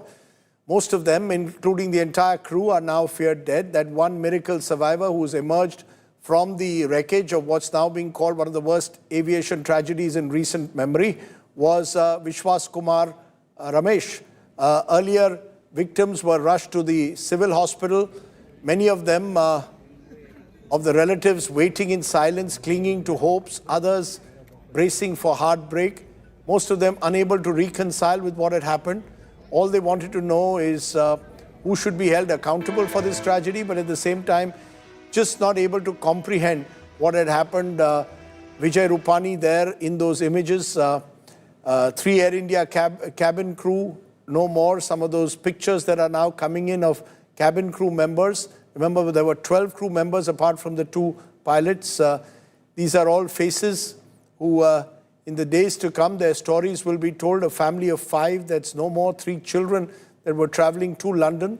Also on board, as I said, showed that picture of Khushbu. She's a newlywed. She was on her way to visit her husband. They got married just this January, and they lived in London. I'll ask... that's Khushbu, who was on her way to meet her husband, go back to see her husband in London. This family of 5 bound for a long-awaited family vacation to London also failed to survive the tragedy. The Tata Sons chairperson, N. Chandrasekharan, has announced ₹1 crore ex gratia for the families of the victims. The CEO of Air India has also been speaking. Let's listen in fact, to what Air India has been saying. These are the... Let's first, though, of course, listen into what relatives have been saying. They are completely grief-stricken. And let's listen in to how they are responding to this moment of unimaginable tragedy. We were devastated, but we don't have any confirmation news, so I don't know, we were hoping that she's staying well and alive in some corner around 2023 April, I think. That time, it's not even 5 years, it's only 2.5 years. She was very young when she joined, so I think she's only 21 years old right now. Flight AI-171 was carrying 230 passengers and 12 crew members on board. Of the passengers, 169 are Indian nationals, 53 are British nationals, there are 7 Portuguese nationals, and 1 Canadian national. The injured passengers have been taken by local authorities to the nearest hospitals. We are actively working with the authorities on all emergency response efforts. A special team of caregivers from Air India is on their way to Ahmedabad to provide additional support. The investigations will take time, but anything we can do now, we are doing. Let's also listen in to Home Minister Amit Shah and the Civil Aviation Minister, Mr. Ram Mohan Naidu. दोपहर को air India की flight संख्या AI-171 दुर्घटनाग्रस्त हुई और कई passenger इसके अंदर हताहत होने की संभावनाएं हैं। इस घटना से पूरा देश क्षुब्ध है और पूरा देश एक साथ पूर्ण संवेदनाओं के साथ ये जो दुर्भाग्यपूर्ण हादसे में पैसेंजर हताहत हुए हैं, इनके परिजनों के साथ खड़ा है। सबसे पहले मैं भारत सरकार, गुजरात सरकार, भारत सरकार के प्रधानमंत्री जी और गुजरात सरकार की ओर से भी जो लोग हताहत हुए हैं, इनके परिजनों के प्रति गहरी संवेदना व्यक्त करता हूं। 10 ही मिनटों में हादसे के भारत सरकार के पास सूचना पहुंची। तुरंत ही मैंने मुख्यमंत्री जी, यहाँ के गृह मंत्री, होम डिपार्टमेंट के control room, civil aviation department, civil aviation मंत्री, सभी से संपर्क किया। प्रधानमंत्री जी का भी तुरंत ही फोन आ गया और भारत सरकार और गुजरात सरकार के सभी डिपार्टमेंट एक साथ होकर राहत और बचाव कार्य में लगे। इस विमान में कुल मिलाकर 230 यात्री देश के और विदेश के और 12 क्रू मेंबर सवार थे। इसमें से एक यात्री का बचने का अच्छा समाचार मिला है, मैं उनको मिलकर आया हूं। मृत्यु का आंकड़ा तो डीएनए परीक्षण और यात्रियों की पहचान के बाद ही अथॉरिटी अधिकृत रूप से घोषित करेगी, मगर जो यात्री बचा है उसको मैं मिलकर आया हूँ। I'm totally shaken by the incident that has happened today near Ahmedabad airport. Very tragic and very, very horrific. And even till now, I have to say I'm in a state of shock. When the event happened, I was in Vijayawada doing the review of that airport and attending one state program. But the moment I got to know this incident happened, I wanted to be here physically at the site, try to find out more about what happened and what needs to be done. And also Honorable PM has called me and also told me to be there at the site and also look into the operations which is going on right now. And right now, if you ask me, I can only think about the passengers, their families, what they might be going through, and especially the civilians also who are there near the crash site.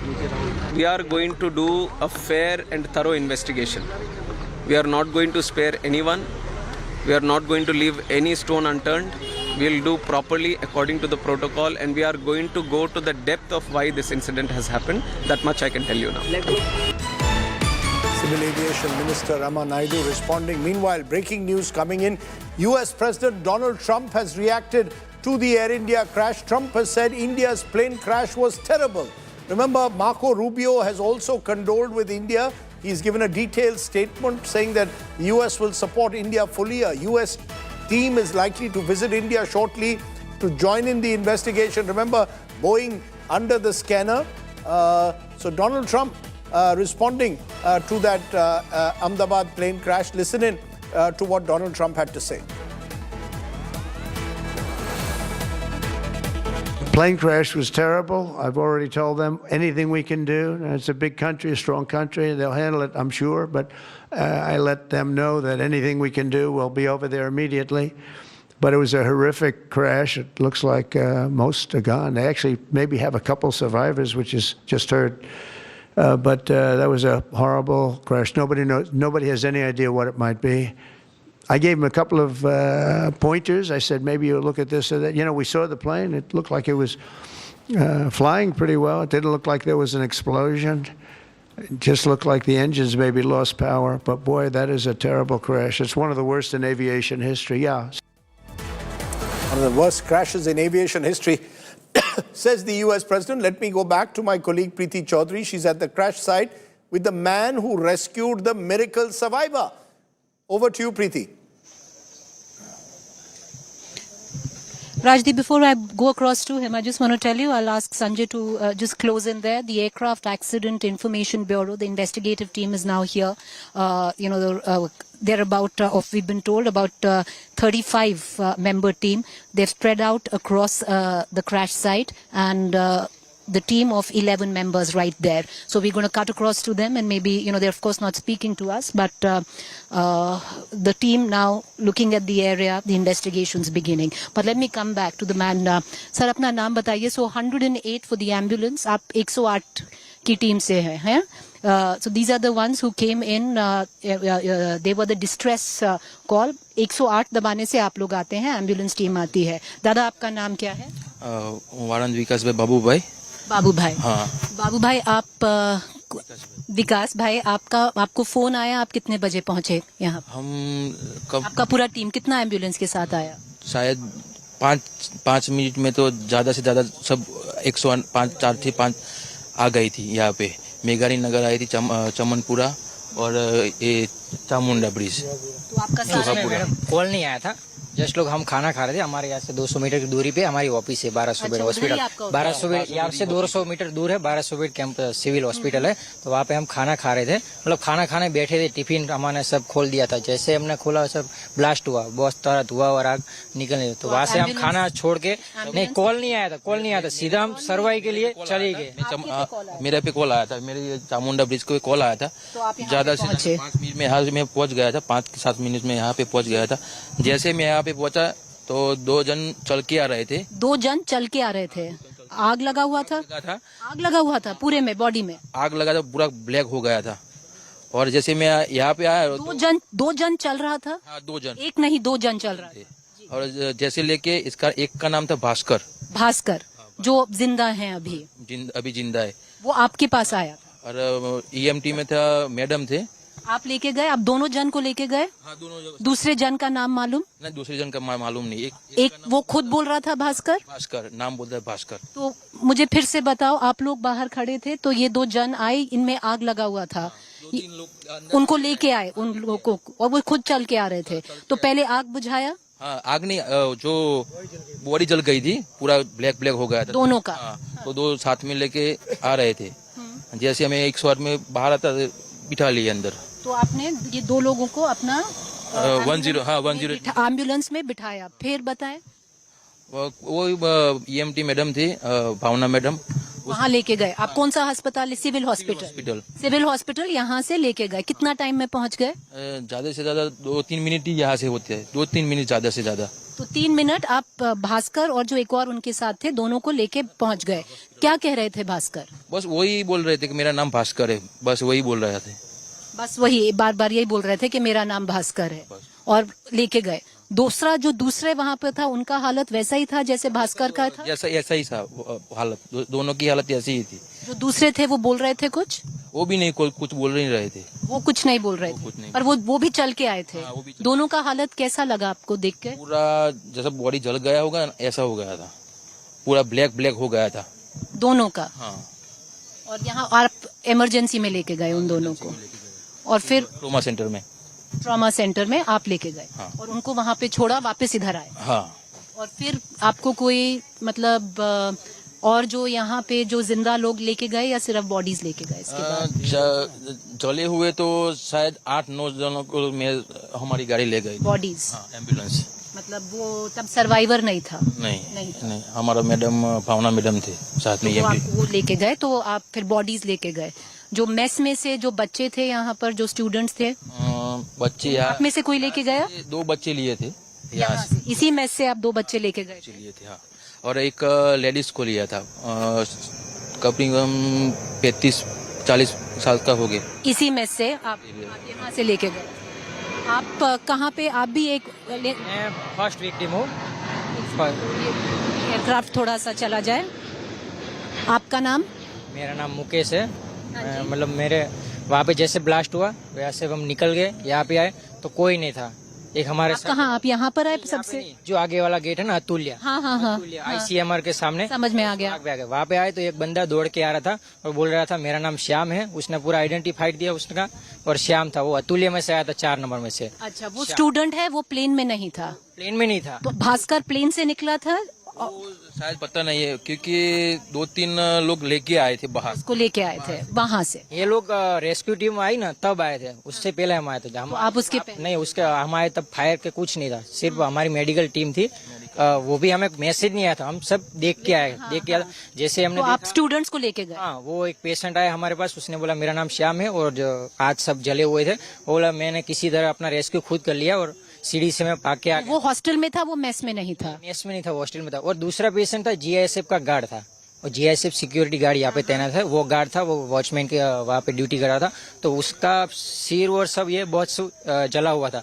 वो खुद वो भी बाहर आ गया चल के, वो भी 2 आ गए। तो हमने वो फर्स्ट 2 पेशेंट को शिफ्ट किया सिविल हॉस्पिटल ट्रॉमा सेंटर में। रेस्क्यू टीम आने से पहले, फायर की टीम तक नहीं आई थी। सिविल में हमने पेशेंट जैसे शिफ्ट किए, वहाँ पे सिविल में हमने जाके बताया, किसी को अंदाजा नहीं था, किसी को कुछ पता नहीं था कि आग लगी है नहीं लगी। हमने विदिन 2 मिनट में वापस गए, तो वहाँ पे CMO सर को सब बताया, वो वहाँ के स्टाफ डिपार्टमेंट, तो उन्होंने सब देखा, फिर स्टाफ भेजा और बहुत बढ़िया काम किया। फायर टीम बुलाई, सब रेस्क्यू। फिर तब से आप यहीं पर हैं? तब से सुबह 2 बजे से 1:45 आसपास टाइम था। उसके बाद से हम यहाँ पे और कंटिन्यू हम उसके बाद से तो रेस्क्यू टीम जैसे जैसे पेशेंट बाहर भेजती थी वैसे हम बाहर भेज रहे थे। आपका नाम सर? धर्मेश पटेल। आप कब से हैं धर्मेश जी यहाँ पर? 1:30 बजे से। 1:30 बजे से हैं इधर ही? आप जब आए आपने क्या देखा, कितने लोगों को रेस्क्यू किया? मैंने मैडम 3-4 जिंदा बंदी को ले गया। और जो लेके गए वो स्टूडेंट थे? हॉस्टल से लेके गए या मेस से? बाहर से जैसे वो लाए थे हम। कैसे लेके गए आप उनको? लेते स्टूडेंट्स थे सारे? नहीं, स्टूडेंट नहीं, यहाँ से ले गए, स्टूडेंट ही शायद। और कितना लोग लेके गए यहाँ से? लगभग 3-4 आदमी जिंदा लेके गए और 6 बॉडीज भी लेके गए। सुबह से दोपहर से ही आप यहाँ पर लगे हुए हैं। आपका नाम सर? प्रवीण भाई। कहाँ से, कौन सा? आप भी यहाँ पे 108 से आए? 108 एम्बुलेंस से। आप भी 1:45 से? अभी 2 बजे से इधर खड़े थे। कितना रेस्क्यू किया आपने? अपने 4 किया। 4 लोग जिंदा? जिंदा 1 किया और 3 बॉडीज, 3 डेड बॉडी लेके गए। आप लोग से तो बात हो गया है। Rajdeep, so this is, there are multiple teams that are working together. Now I would think it's about close to 9 hours. And it's a mammoth task, to say the least. And they've been at it. And, we did speak to one of them who pulled out, at least till now, what we know, the lone survivor of this air crash. Back to the studio. One of the fortunes, of course, is that the civil hospital is located not too far away from the airport. It's one of the biggest civil hospitals in the country.